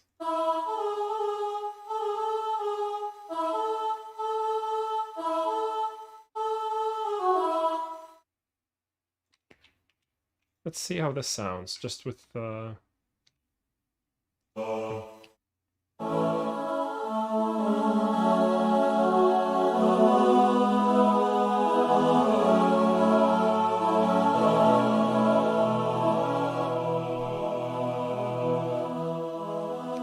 this might work. Let me just clean up my dynamics a bit. But I am.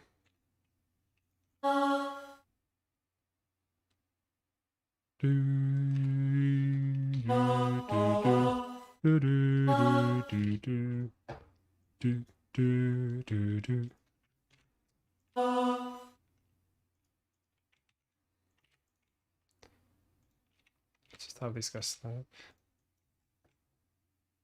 Let's even have a note swell here. Why not?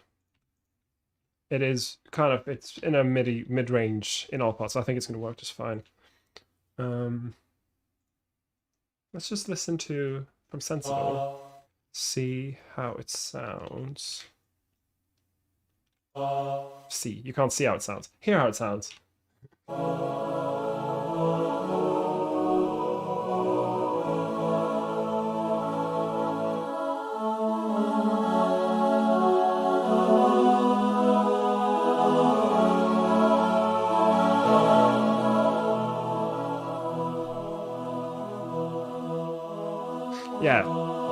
Yeah, this will work quite nicely. You get that nice effect here of this thing. And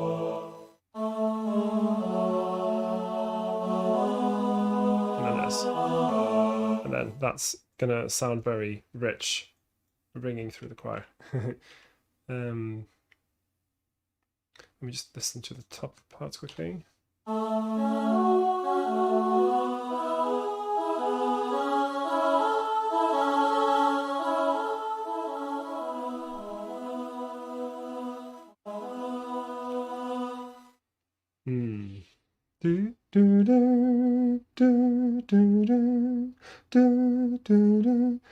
Wondering. I'm not sure if I agree with where I've chosen to put the breath. I think I kind of like putting breaths on the beat so that they become a part of the phrase. I think I might actually move the breath from here to here. So that do do do do do do do do do do do do, and then have it every time, because then that becomes part of the phrase, and it kind of it adds to the energy. I'm just going to quickly change all of that. Oops. So yeah, breaths do matter. People need them, but also where do people put them? It's definitely a good idea to think about it. I realize this is not terribly interesting, just me sorting out what I did. But this is, you know, this is all part of the process. It's, what you don't sing is just as important as what you sing.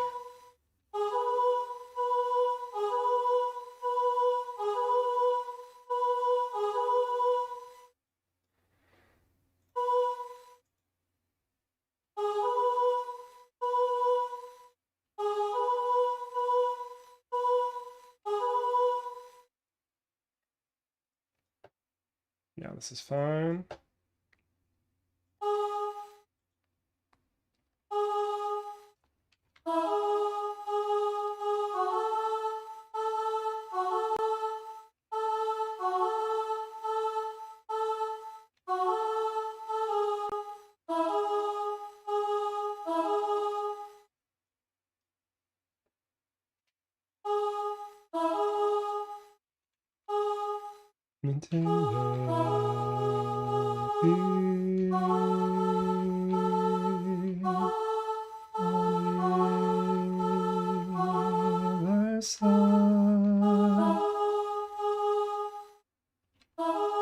It's so easy to make a mistake when you do this, and oh god, I've handed in so many scores over the years where I've made a very obvious mistake, and it's always a bit like, why did I do that?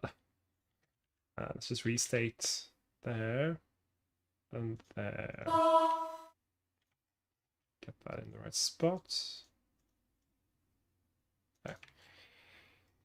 Okay, fix this. I'm sorry about this.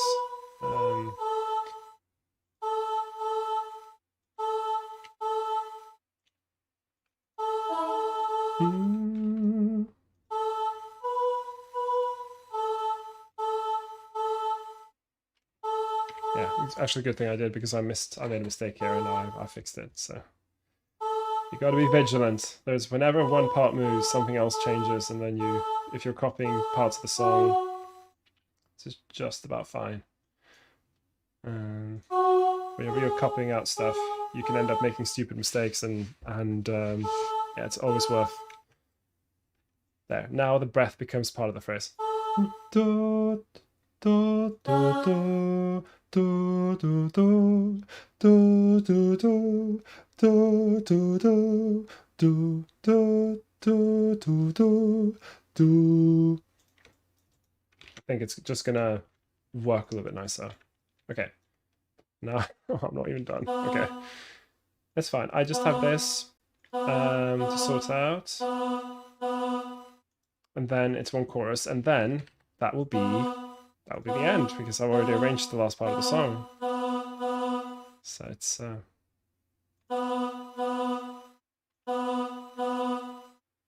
yeah.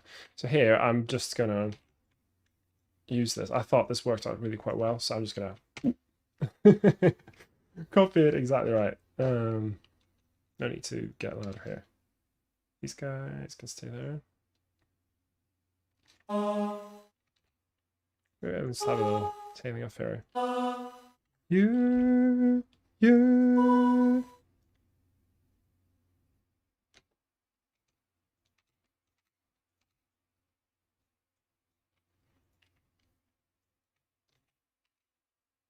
Let's get the rhythms right here.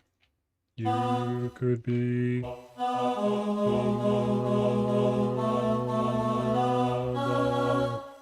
These words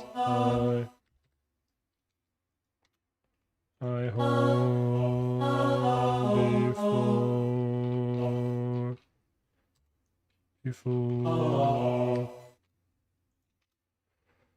There, that's better.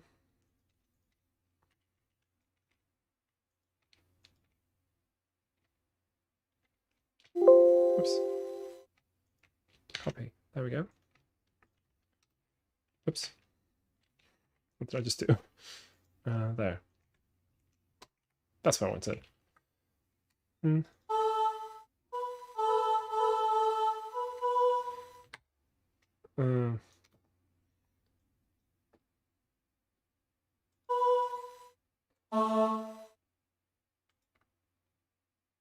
You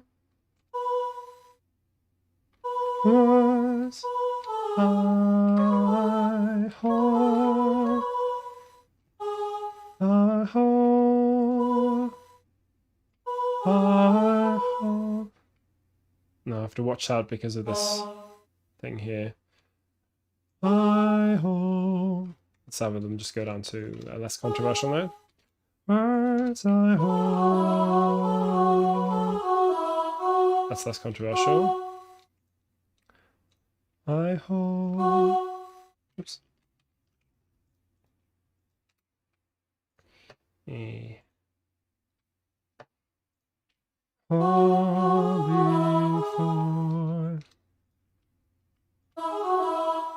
Before. Who's got the third? These guys have the third. Okay.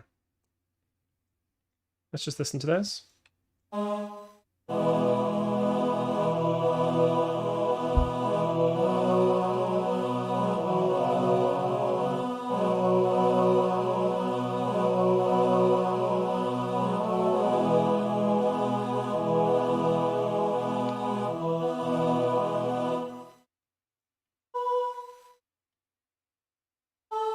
This is octaves, I don't know about. I know they're just on the B the whole time, but I don't want octaves.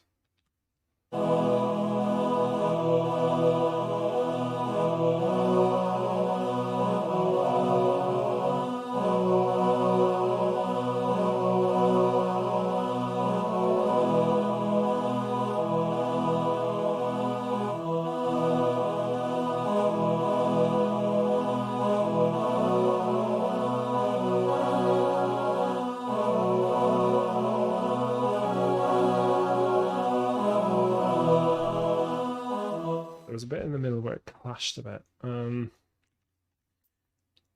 Maybe I can get these guys, I think halfway through here, maybe get them up in inversion.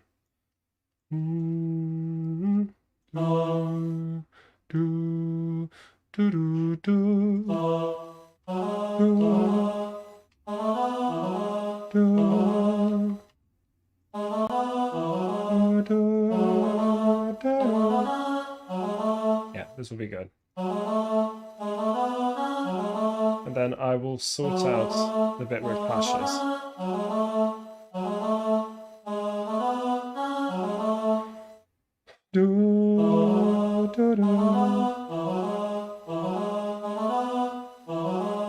Yeah, so here.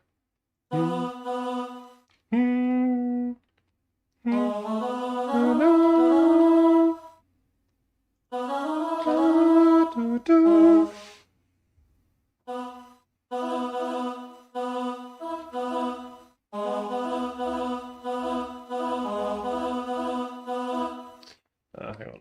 Yeah.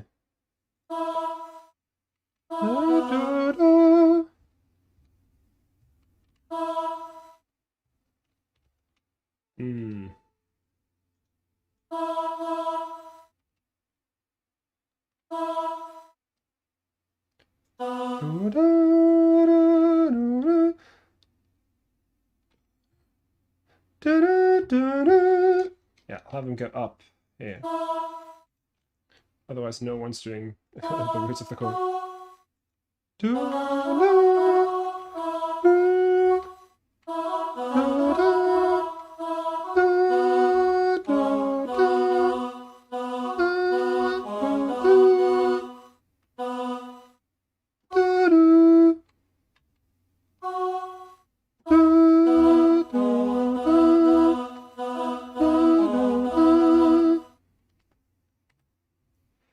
Then I'll have something more choral harmony in this chorus, I think.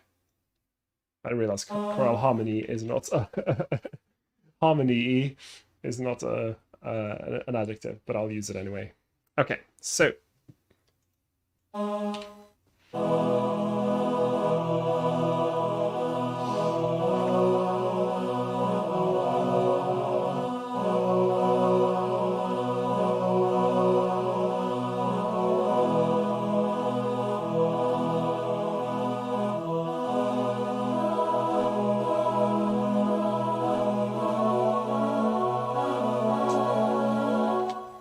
Maybe not here. Let's have them step up and just anticipating it. Yeah, and I do like having them go up here.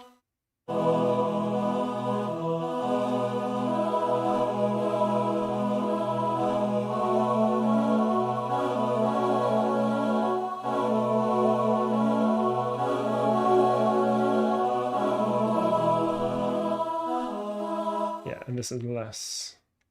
Oh.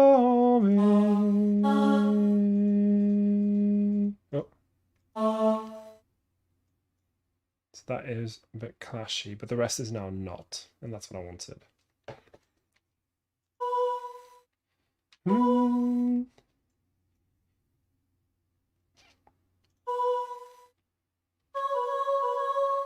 These words are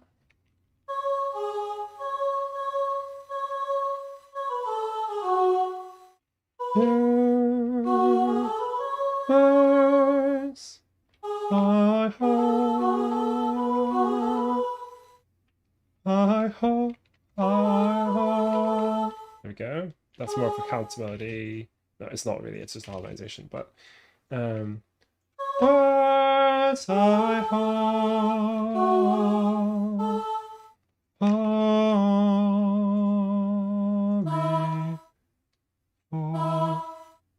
There. That should work quite nicely.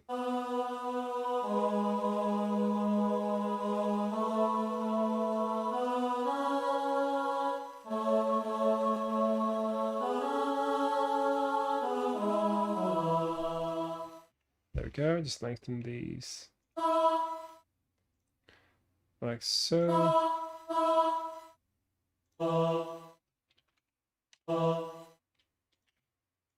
Okay, let's just listen to that one more time and then I'll work out chorus 2 and then I am going to be close to finished.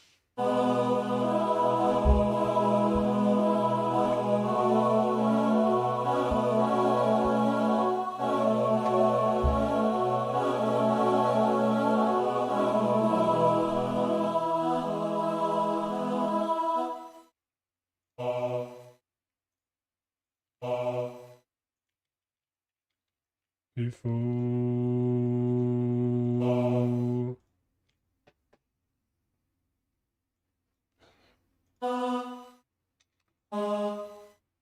Okay, so here. I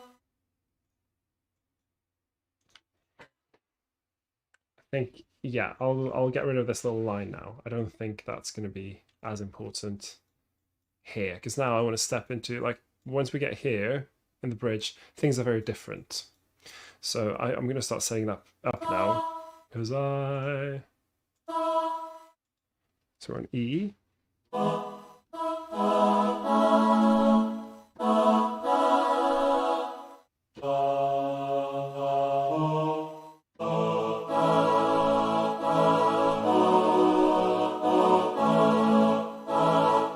There we go, I'll do that.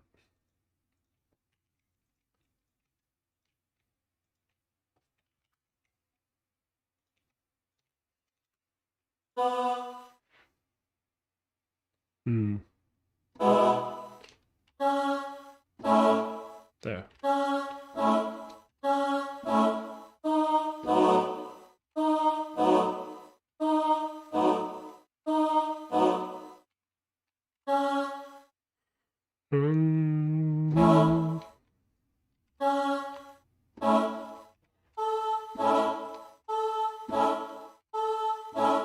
So I'm gonna have stuff happening between the notes here. It's not gonna be, you know, choral harmonies and then long, awkward break. But I will just lay it out like this now. I think still. I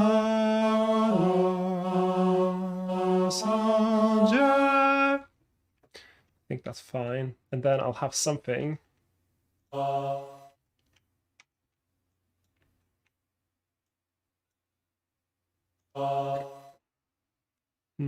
Okay, same thing again. Actually, I have changed my mind. I think I'm gonna make it even richer. 'Cause I was a soldier.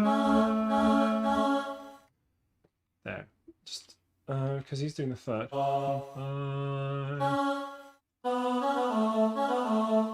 Yeah, someone needs to do the third here, I think. So let's do that.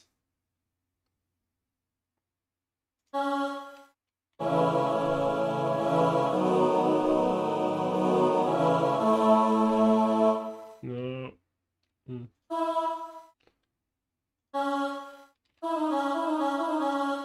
You guys need to do the third.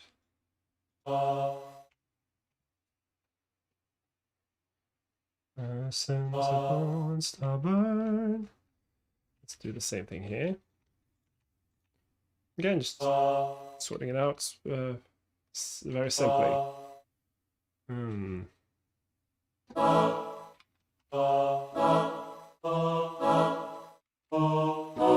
Oops.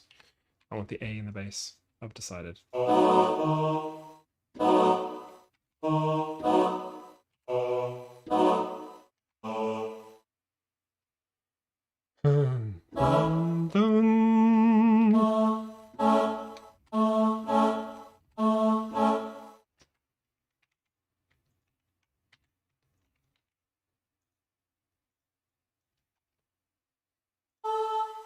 Okay, soldier, soldier, soldier, soldier.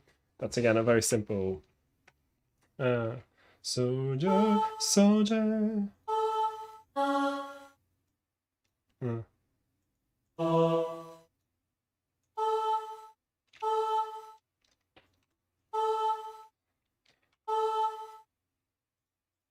Simple way of creating interest. First, and then sopranos. Soldier, soldier, soldier.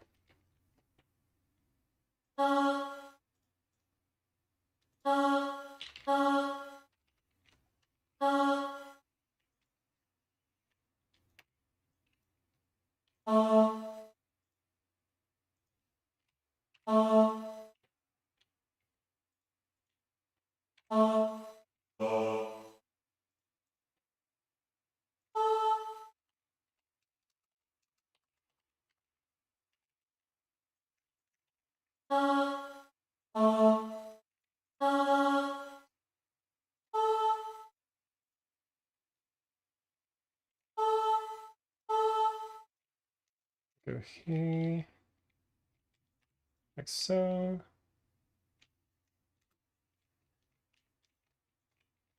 Yeah, why not just do the same thing here? And then what I've done is there's a big space. Okay, they've just done soldier, and then I have one by one the sections repeat the word, and this then creates movement without me having to do anything, you know, particularly, you know, outrageous. I've got a question from Marco. It says, random question number 2. What do you think about music composed by artificial intelligence? What do I think? Honestly, I haven't really thought too much about it. It's you know, it's something that's being worked on. It's interesting. You know, it's interesting how you can make, you know, and people do all sorts of interesting things with AI these days. So it's no surprise that you know, people will try and get AI to write music and see what happens. I mean, I'm curious. I find technology interesting, and so you know, I'll be interested to see what sort of stuff can come out of it. Yeah, it's really interesting to see what will happen. And I know that people can feel quite strongly about AI being used for stuff like cars and um, taking over people's jobs and stuff. I'm not sure if I'm really. That's not really something I think too much about. I'm more kind of more on the curious side, the interested side.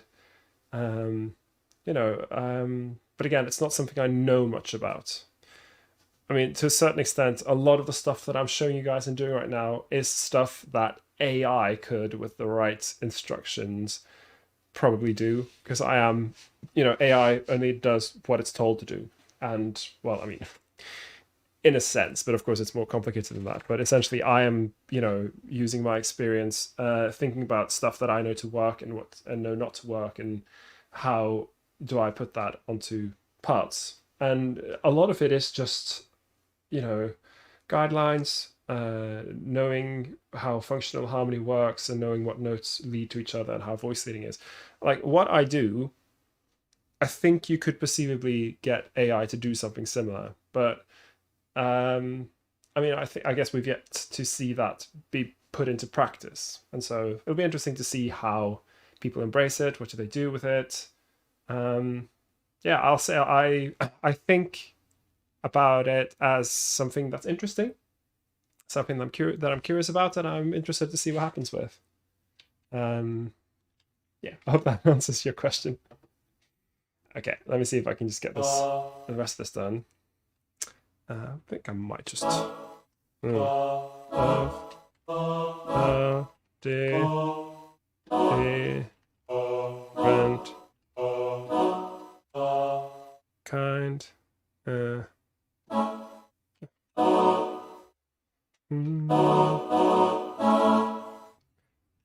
Will I create movement here? Let's see. So what I have so far is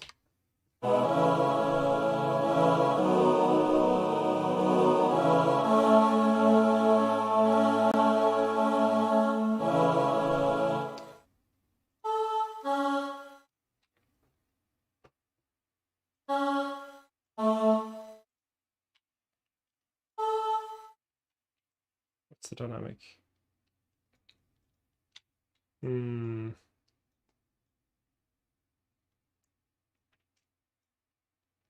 Let's have them go down to P.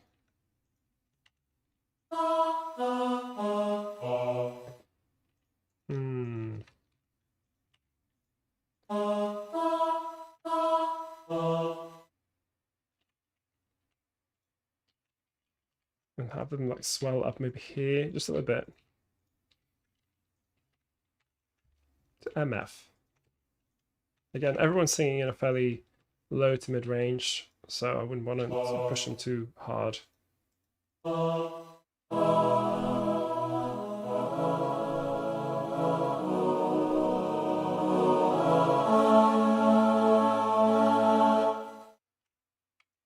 Actually, let's just keep them here because then I get them closer in pitch, like so.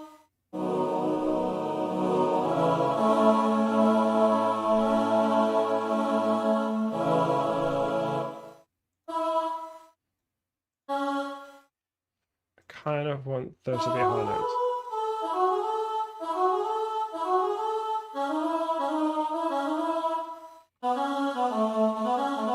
Like so.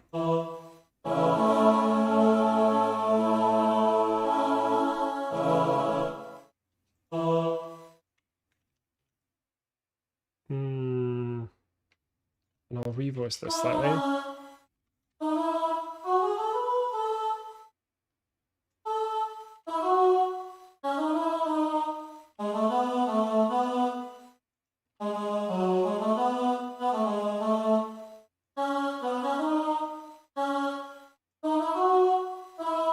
Yeah.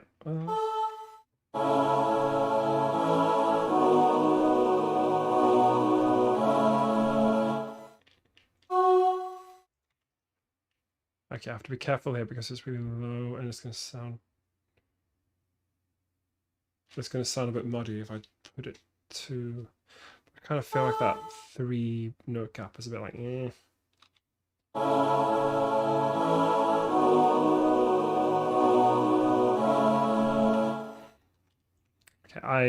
Okay, let's try it. So the issue I'm having at the moment is there's a 3 beat gap almost of just waiting. What I want to do instead, I want to get these guys here. But I am worried that if I'm not careful now, try to. So this is what's the problem with Sibelius is the hyphens. It does not like putting them in the right spot. Okay. And then if I can get kind on the one, and then there's space for them to breathe and for them to breathe and do accountability.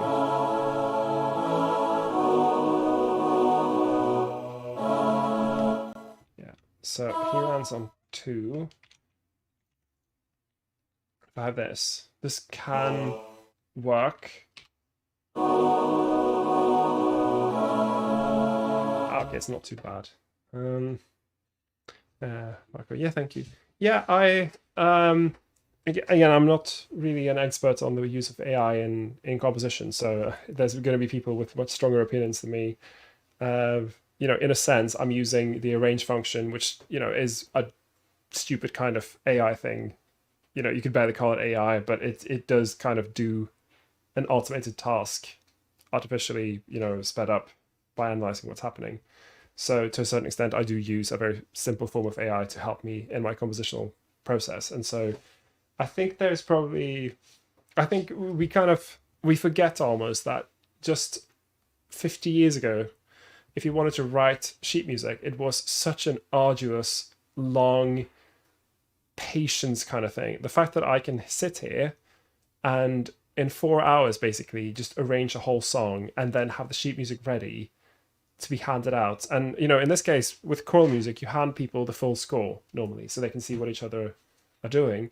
In other kinds of music, like say string music, they only get their own parts, which means that on top of doing the score, you'd have to do the parts as well.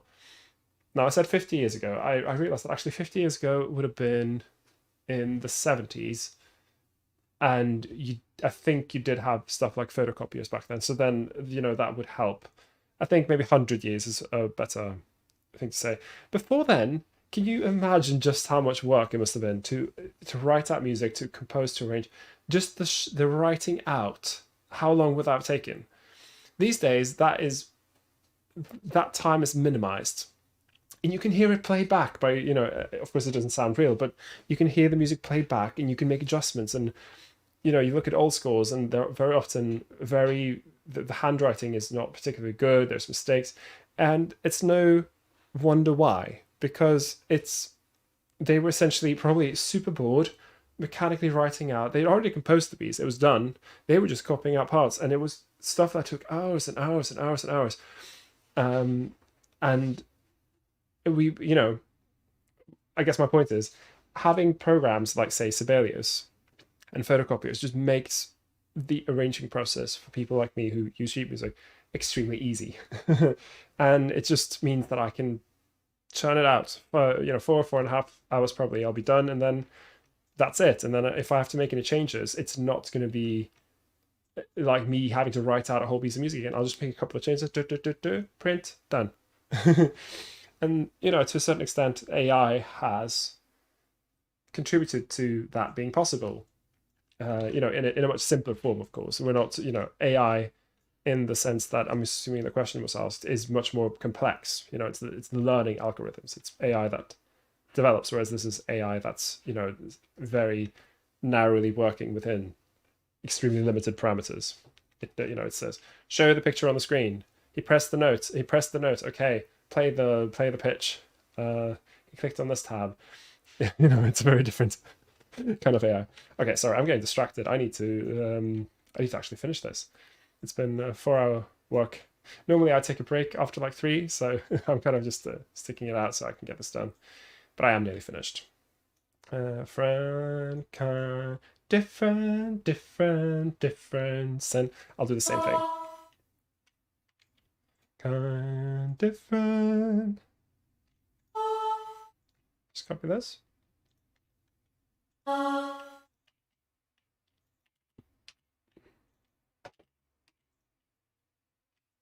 not soldier, but different. And this is simple. I'm just repeating what I did, but it's fine. Repeat if you have good ideas. Repeat them. It's not a sin. In different. Yeah, this is slow. Different.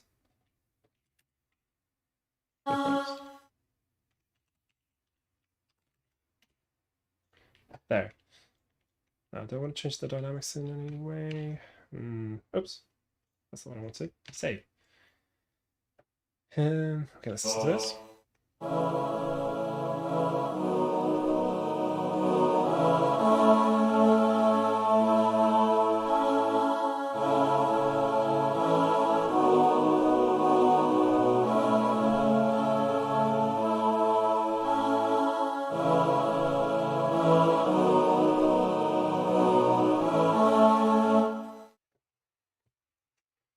Then I will probably use the same trick I did with the that thing because I liked it. Let's make this the same as before. Now here.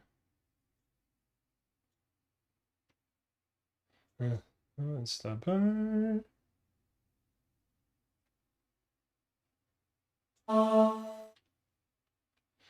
Maybe I'll reverse them, so I'll start with tears.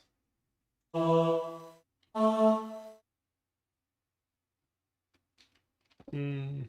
is that? Maybe that's not. Nah, I'll just do the same again. Whatever, it's fine. It's stubborn, stubborn, stubborn, stubborn, and then I'll have some stuff. Stubborn, stubborn.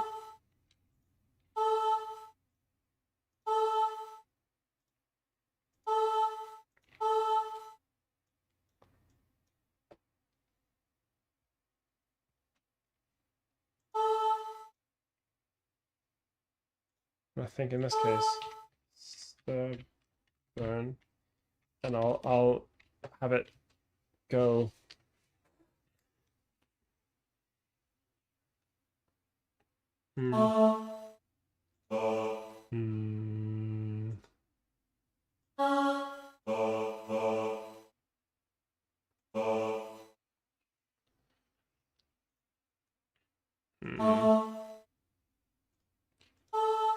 Snow.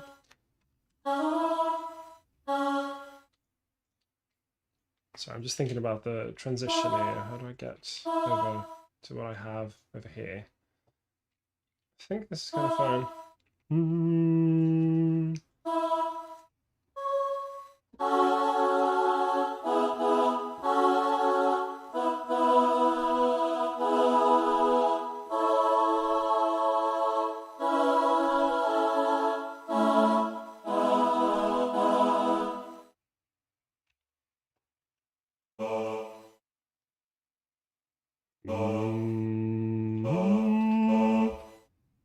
Stubborn, stubborn, stubborn. There we go. So that go down there. Stubborn.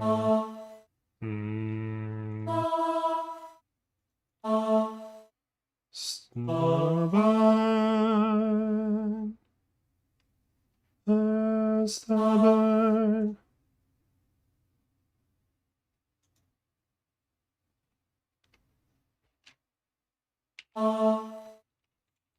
Stubborn.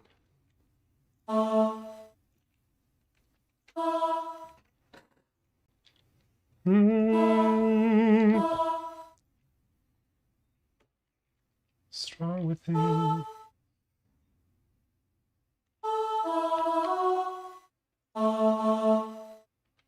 And this will be kind of okay.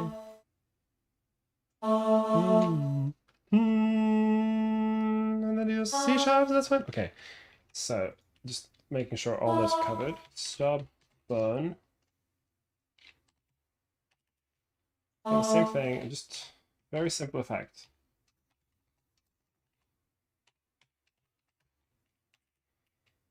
And they carry over like so. There we go. Like I said, that's a very interesting point. Yeah, it's the future is AI, as they say. It's gonna most likely make our lives, be simpler as it has already in many ways. So it'll be interesting to see how how it's implemented, what it does. There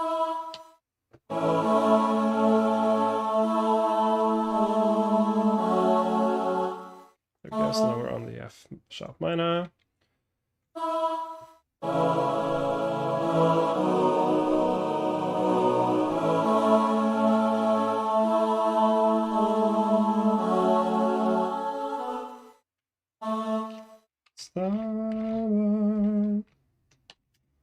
Strong within. Okay, so here's what I'll do. Just to create motion, I'll have them on minims the whole time. There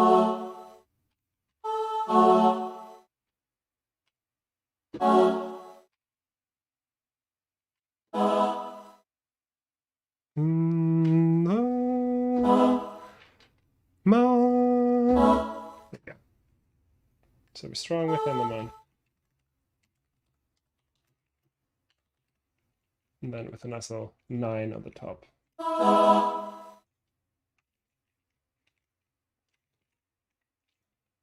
There, and copy these out. And can I get them?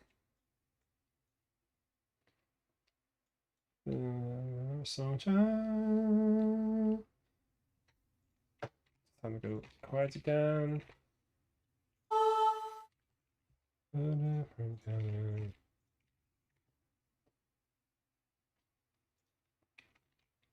Quiet here.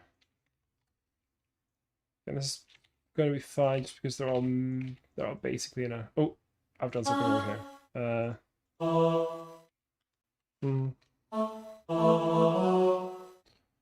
Yeah, I'll have to.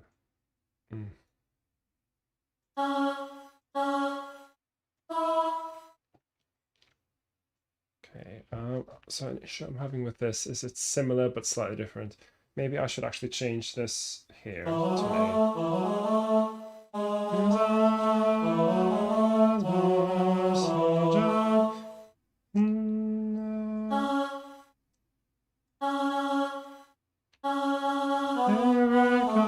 note. It should be a whole note.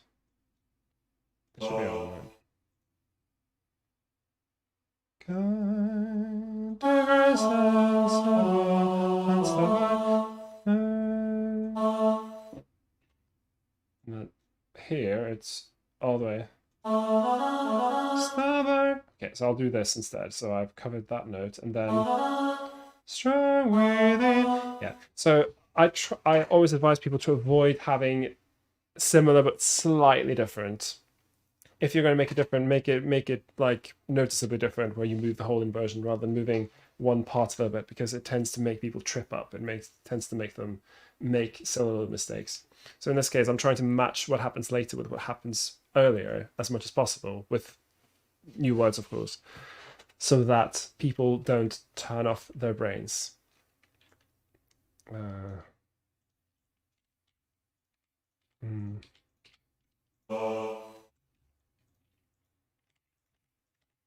There. Okay.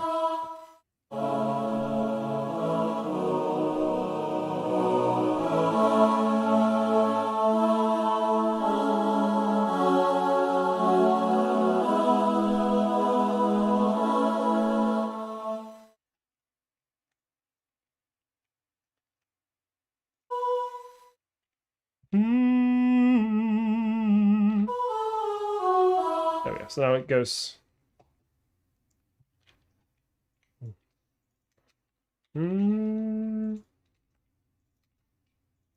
There. Now MP.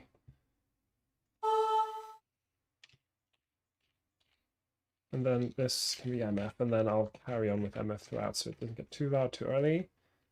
Ma.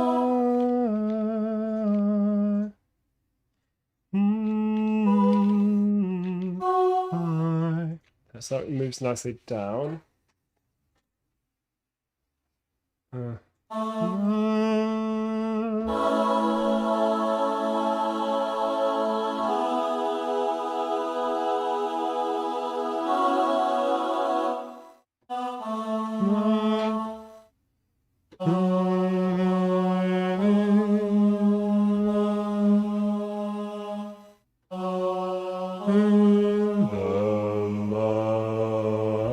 I think I have to cut these down, guys down a little, so they can lead nicely. Fine.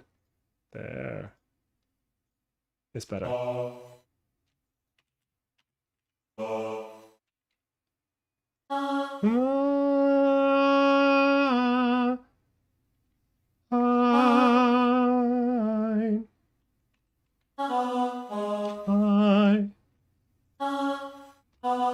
There we go.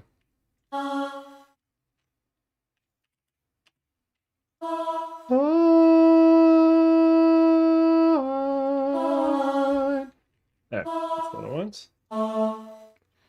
And let's see, avoid the temptation to put a dominant 7 in here and just keep it as a so-called slash chord. So a chord that has essentially one chord at the top and then a different bass note. In this case, it'll be this chord. It's an F sharp minor at the top, with a B at the bottom, and this creates the illusion of, you know, this, except it doesn't sound quite as strong and classical and in your face, because, and for those who maybe joined the stream a bit late, this was one of the requests from the artist Connor Roff, was to avoid having it sound too classical. Let's see if this works.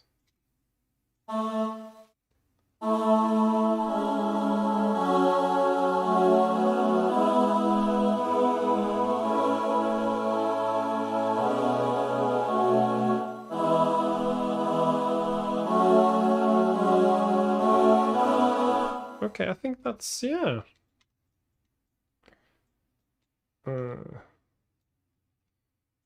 Actually, you know what? Let's just go up to F here. Why not?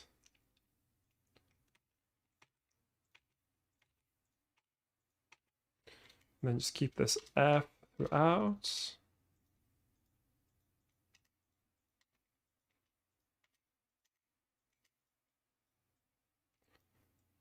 Okay, so now let's get rid of the piano style because I don't need this anymore. This is not going to be part of the arrangement, so there it goes.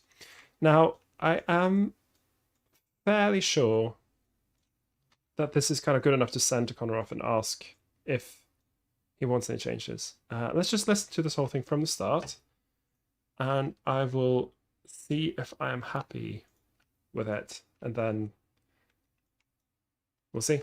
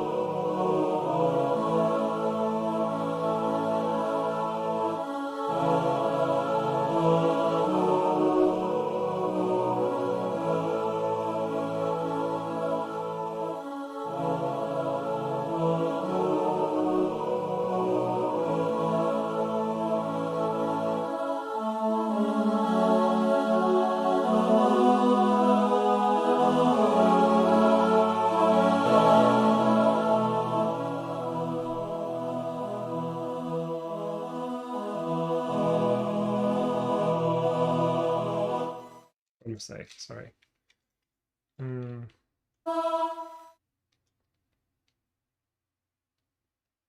Let's have these guys. Okay, sorry.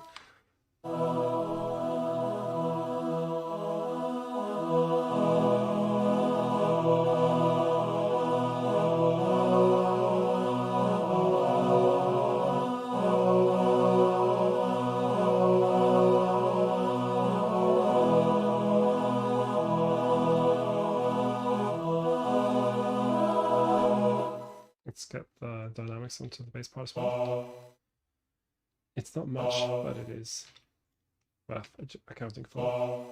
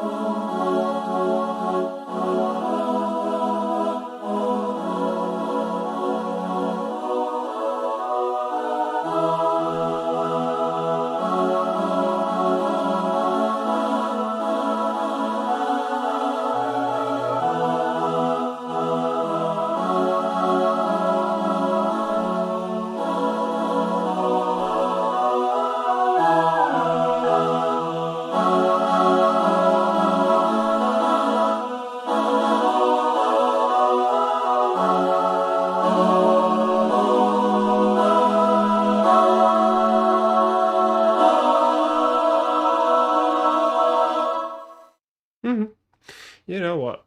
I do buy that. Okay, so what I'm going to do now, I'll assume that this is more or less there. There's bound to be a couple of details here and there that I'll have to sort out. But next I should need to do layout, and never skip doing layout, because this is, your singers will have to be able to read it. Sibelius mostly does this okay, but there'll be things like, sometimes lyrics will get squashed together.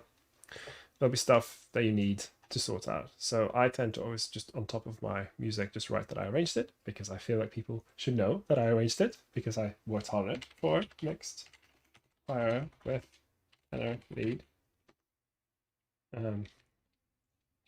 Array. My name and my email address.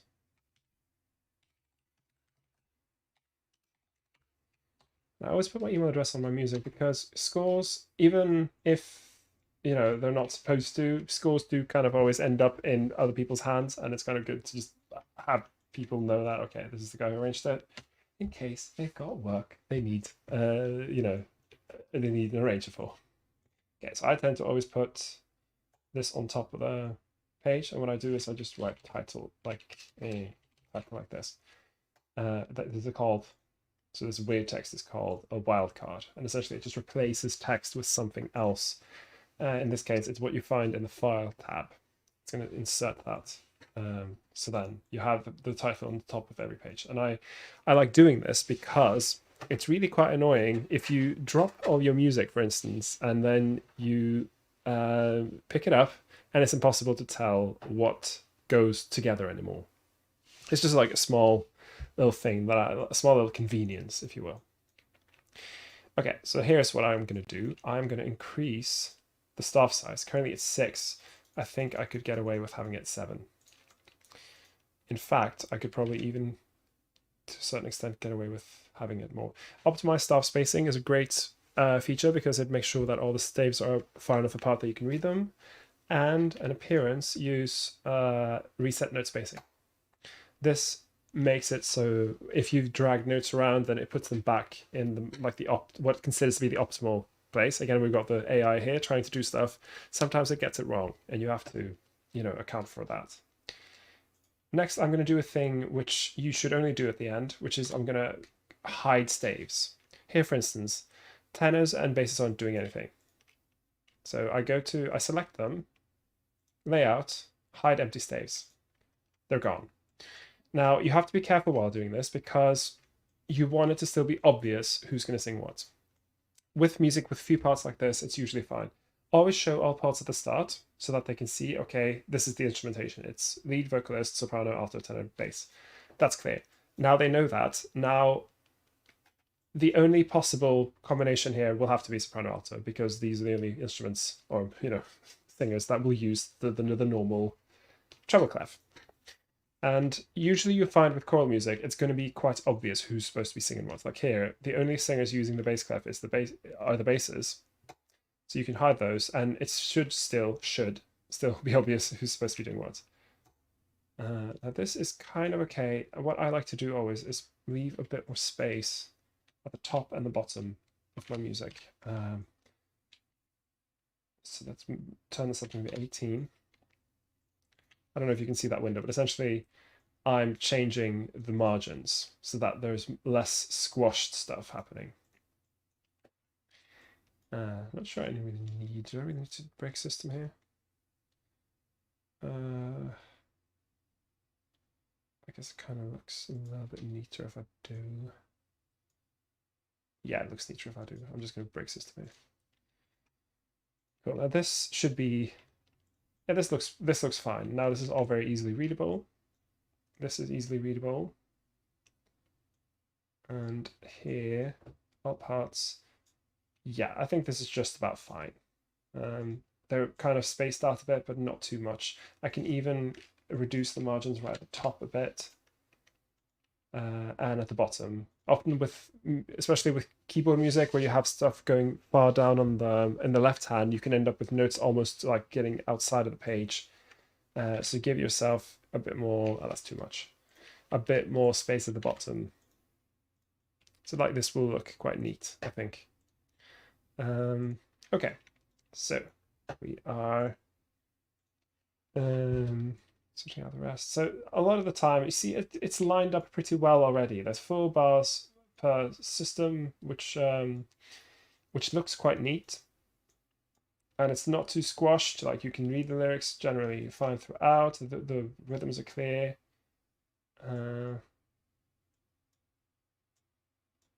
Here.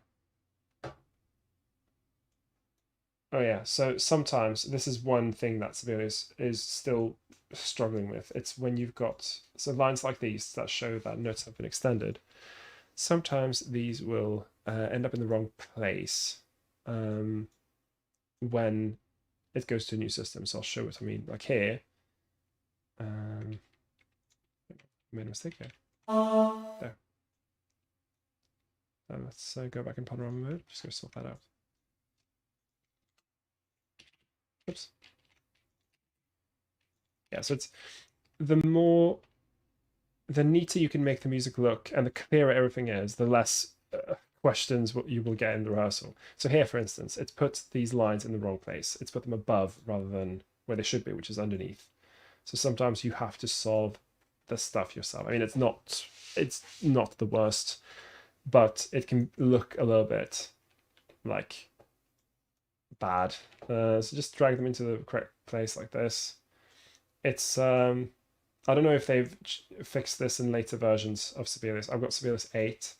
I know that they've released, later versions, but this is the one thing that I hope they will have addressed, because these can make the page end up looking quite messy.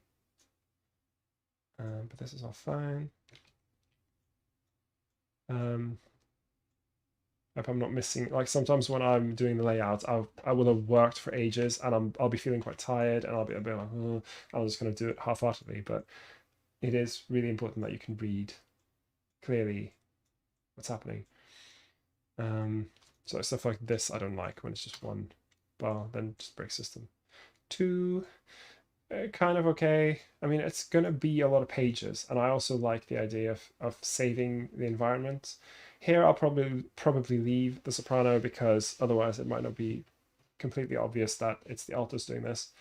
And I'm not gonna really save any pages by reducing the number of staves here. Yeah, so this looks pretty good. I can even get this over on the next page, sorry. Like so, optimize. Like this will look very clear, very easy to follow. Sometimes people make piano reductions. I extremely rarely do piano reductions unless I have to, because they take time, and I appreciate that they're useful, but that's something I will save for, if it's going to be published or something. But I think that is it. The song has been more or less arranged from just having transcribed it to having, fixed the layouts, and it's ready for rehearsal. So thank you for those joining me on this almost 4.5-hour stream. Hope you found it useful. Hope you learned something. I hope you got to ask your questions. And as usual, if you have any songs or topics you want me to talk about, you can leave me a comment. I'm trying to pick up the number of streams I do, and do a bit more, essentially. So I'm very open for suggestions and things to do. Oh, we got ES7+1 who joined me last week. He joined me right at the end here, because I'm literally just finishing up the stream. But you can of course watch the replay.